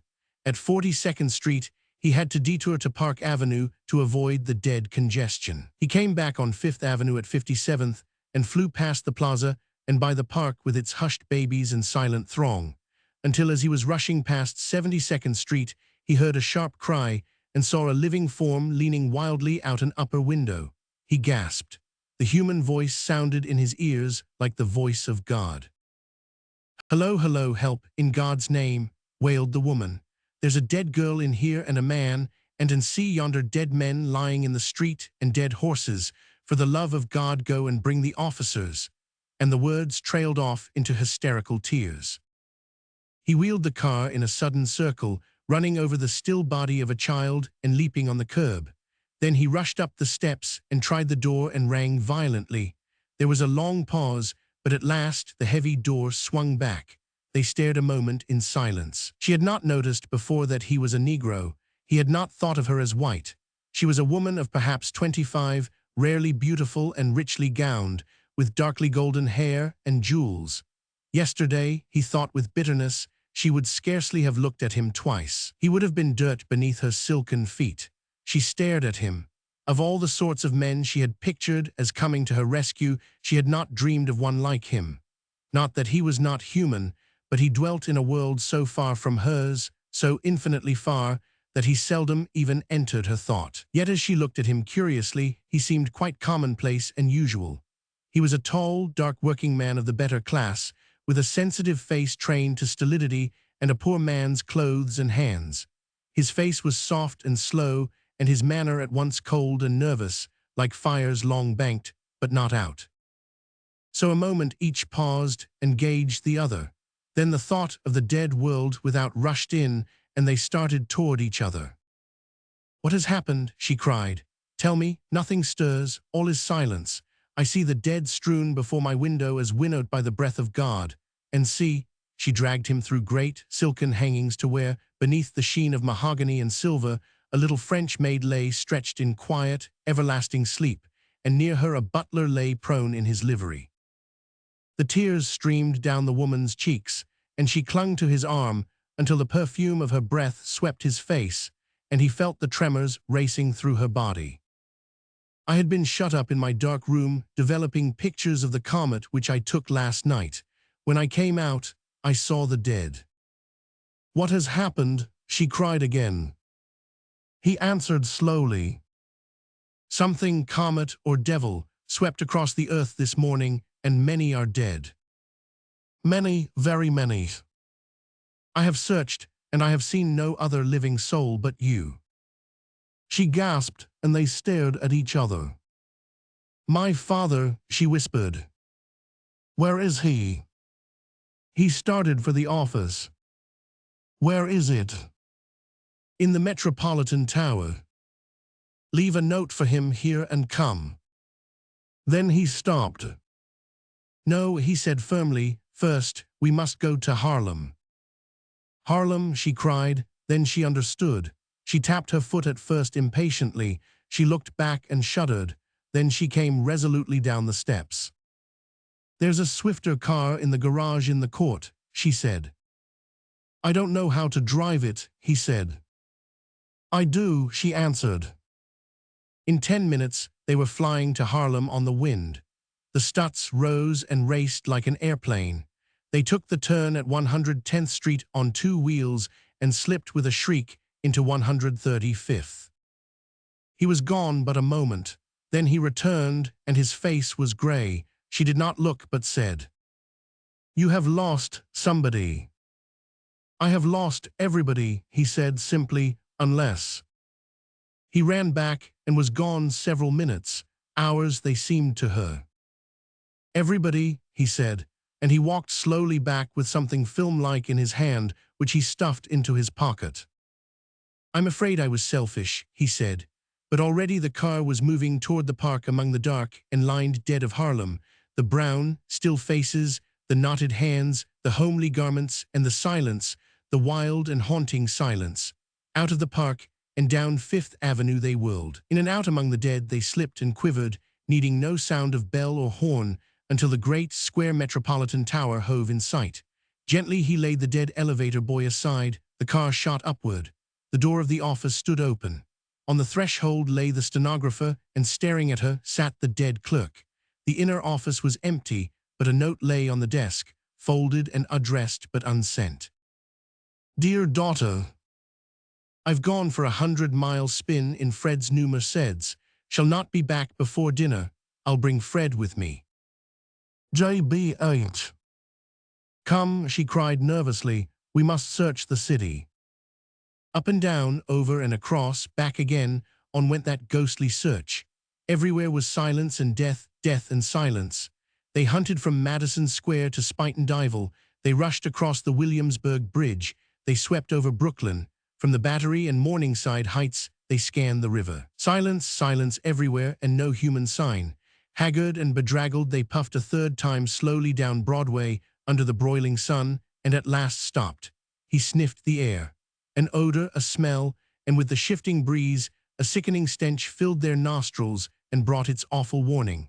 The girl settled back helplessly in her seat. What can we do? She cried. It was his turn now to take the lead, and he did it quickly. The long-distance telephone, the telegraph and the cable, night rockets, and then flight. She looked at him now with strength and confidence. He did not look like men, as she had always pictured men, but he acted like one, and she was content.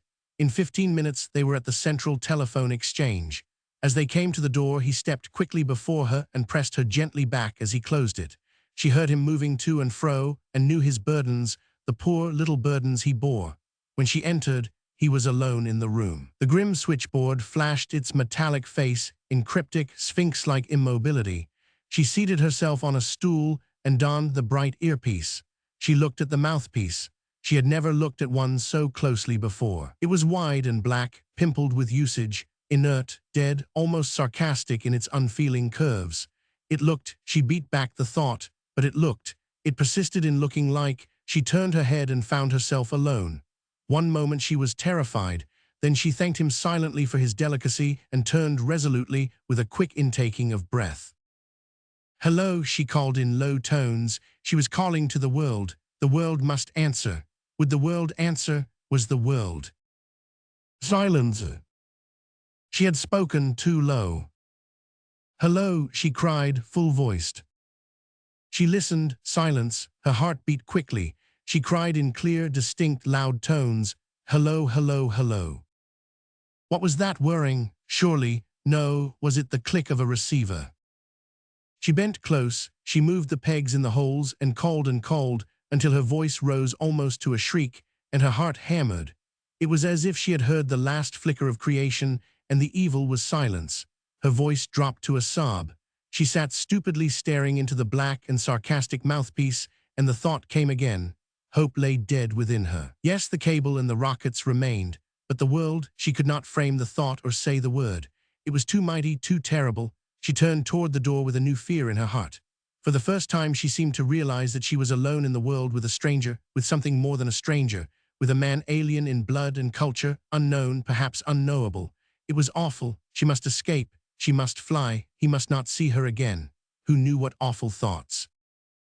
She gathered her silken skirts deftly about her young, smooth limbs, listened, and glided into a side hall.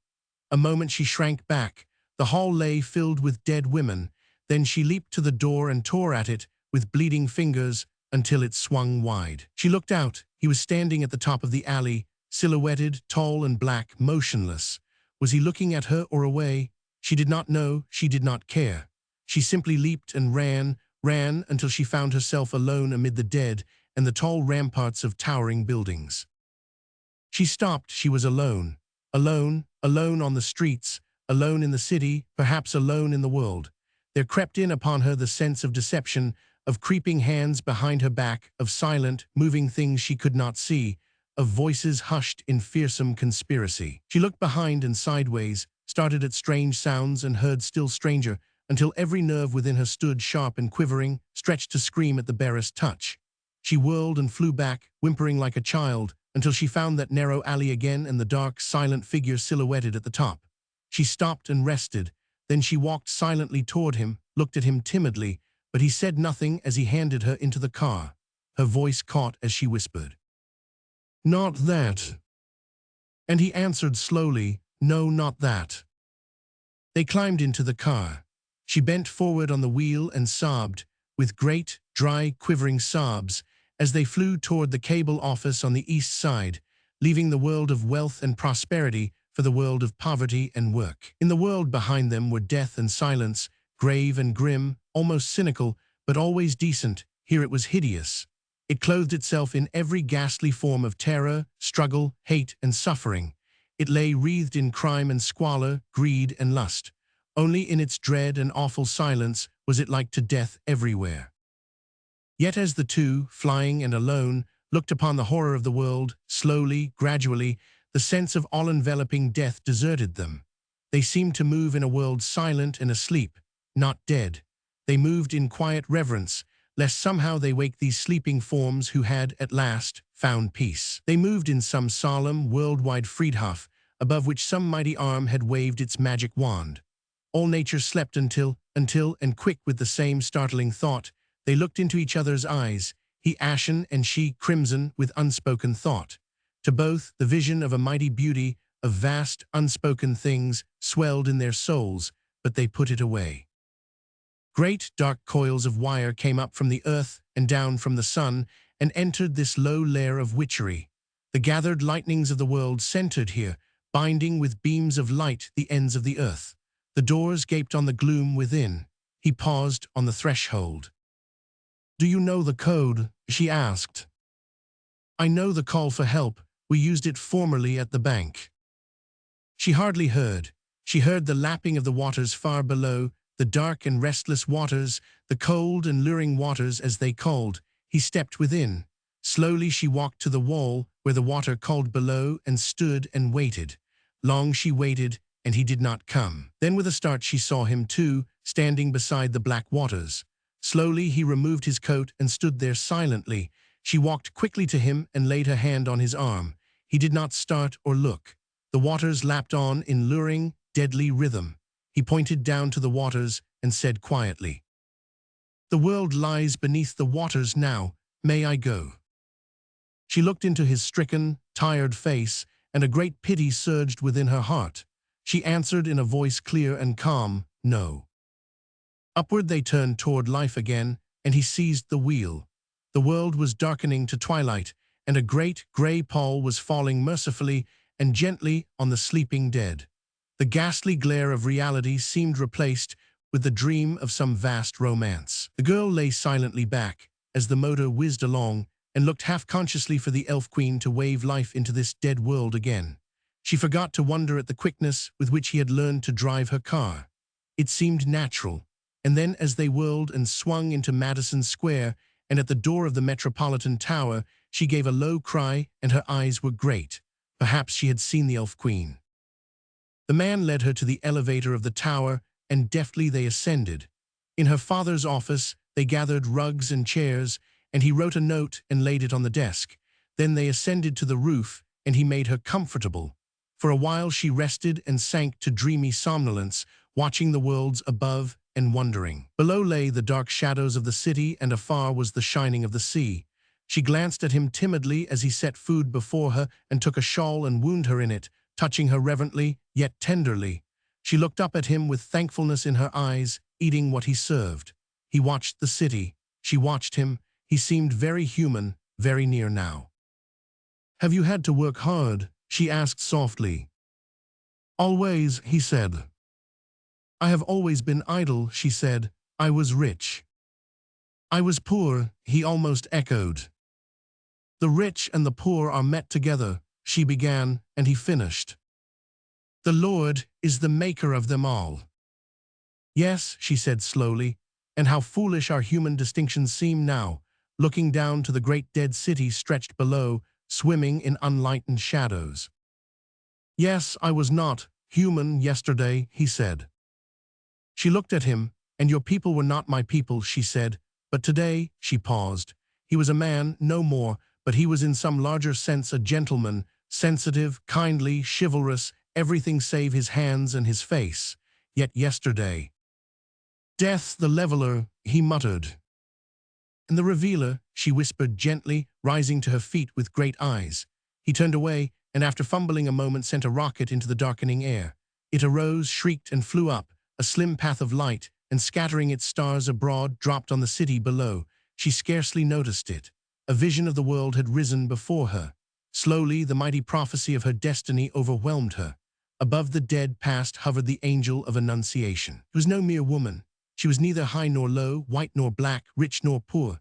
She was primal woman, mighty mother of all men to come and bride of life. She looked upon the man beside her and forgot all else but his manhood, his strong, vigorous manhood, his sorrow and sacrifice. She saw him glorified.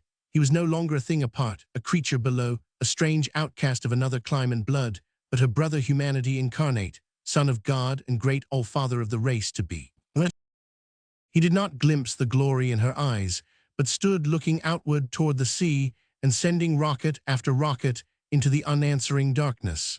Dark purple clouds lay banked and billowed in the west. Behind them and all around, the heavens glowed in dim, weird radiance that suffused the darkening world and made almost a minor music. Suddenly, as though gathered back in some vast hand, the great cloud curtain fell away. Low on the horizon lay a long white star, mystic, wonderful, and from it fled upward to the pole, like some wan bridal veil, a pale, wide sheet of flame that lighted all the world and dimmed the stars. In fascinated silence, the man gazed at the heavens and dropped his rockets to the floor. Memories of memories stirred to life in the dead recesses of his mind. The shackles seemed to rattle and fall from his soul. Up from the crass and crushing and cringing of his caste leaped the lone majesty of kings long dead. He arose within the shadows, tall, straight, and stern, with power in his eyes and ghostly scepters hovering to his grasp. It was as though some mighty pharaoh lived again, or curled Assyrian lord. He turned and looked upon the lady and found her gazing straight at him. Silently, immovably, they saw each other face to face, eye to eye. Their souls lay naked to the night. It was not lust, it was not love, it was some vaster, mightier thing that needed neither touch of body nor thrill of soul. It was a thought divine, splendid. Slowly, noiselessly, they moved toward each other, the heavens above, the seas around, the city grim and dead below. He loomed from out the velvet shadows vast and dark. Pearl-white and slender she shone beneath the stars. She stretched her jeweled hands abroad. He lifted up his mighty arms, and they cried each to the other, almost with one voice, "The world is dead." Long live the... Honk, honk, hoarse and sharp, the cry of a motor drifted clearly up from the silence below. They started backward with a cry and gazed upon each other with eyes that faltered and fell, with blood that boiled. Honk, honk, honk, honk, came the mad cry again, and almost from their feet a rocket blazed into the air and scattered its stars upon them. She covered her eyes with her hands, and her shoulders heaved. He dropped and bowed, groped blindly on his knees about the floor. A blue flame spluttered lazily after an age, and she heard the scream of an answering rocket as it flew. Then they stood still as death, looking to opposite ends of the earth. Clang, crash, clang. The roar and ring of swift elevators shooting upward from below made the great tower tremble. A murmur and babel of voices swept in upon the night. All over the once dead city, the lights blinked, flickered, and flamed, and then with a sudden clanging of doors, the entrance to the platform was filled with men, and one with white and flying hair rushed to the girl and lifted her to his breast. "My daughter," he sobbed. Behind him hurried a younger, comelier man, carefully clad in motor costume, who bent above the girl with passionate solicitude and gazed into her staring eyes until they narrowed and dropped, and her face flushed deeper and deeper crimson. "Julia," he whispered, "my darling, I thought you were gone forever." She looked up at him with strange, searching eyes. "Fred," she murmured, almost vaguely, "is the world gone?" "Only New York," he answered. "It is terrible, awful, you know, but you, how did you escape? How have you endured this horror? Are you well, unharmed?" "Unharmed," she said. "And this man here?" he asked, encircling her drooping form with one arm and turning toward the Negro. Suddenly he stiffened and his hand flew to his hip. "Why," he snarled, "it's a nigger, Julia, has he dared?" She lifted her head and looked at her late companion curiously, and then dropped her eyes with a sigh. "He has dared all to rescue me," she said quietly, "and I thank him much." But she did not look at him again. As the couple turned away, the father drew a roll of bills from his pockets. "Here, my good fellow," he said, thrusting the money into the man's hands. "Take that. What's your name?" "Jim Davis," came the answer, hollow-voiced. "Well, Jim, I thank you. I've always liked your people. If you ever want a job, call on me." And they were gone. The crowd poured up and out of the elevators, talking and whispering. Who was it? Are they alive? How many? 2. Who was saved? A white girl and a nigger, there she goes. A nigger, where is he? Let's lynch the damned. Shut up, he's all right, he saved her. Saved hell, he had no business. Here he comes. Into the glare of the electric lights, the colored man moved slowly, with the eyes of those that walk and sleep. "Well, what do you think of that?" cried a bystander. "Of all New York, just a white girl and a nigger." The colored man heard nothing. He stood silently beneath the glare of the light, gazing at the money in his hand and shrinking as he gazed. Slowly, he put his other hand into his pocket and brought out a baby's filmy cap and gazed again. A woman mounted to the platform and looked about, shading her eyes. She was brown, small, and toil-worn, and in one arm lay the corpse of a dark baby. The crowd parted and her eyes fell on the colored man. With a cry, she tottered toward him. "Jim!" He whirled and, with a sob of joy, caught her in his arms. "A hymn to the peoples. O truce of God, and primal meeting of the sons of man, foreshadowing the union of the world. From all the ends of earth we come. Old night, the elder sister of the day, mother of dawn in the golden east, meets in the misty twilight with her brood. Pale and black, tawny, red and brown, the mighty human rainbow of the world, spanning its wilderness of storm. Softly in sympathy, the sunlight falls. Rare is the radiance of the moon, and on the darkest midnight blaze the stars, the far-flown shadows of whose brilliance drop like a dream on the dim shores of time, forecasting days that are to these as day to night. So sit we all as one, so gloomed in tall and stone-swathed groves. The Buddha walks with Christ, and Al-Quran and Bible both be holy. Almighty Word, in this thine awful sanctuary, first and flame-haunted city of the widened world, assoil us, Lord of lands and seas. We are but weak and wayward men, distraught alike with hatred and vainglory, prone to despise the soul that breathes within. High-visioned hordes that lie and steal and kill, sinning the sin each separate heart disclaims, clambering upon our riven, writhing selves, besieging heaven by trampling men to hell. We be blood guilty, lo, our hands be red. Not one may blame the other in this sin. But here in the white silence of the dawn, before the womb of time, with bowed hearts all flame and shame, we face the birth pangs of a world.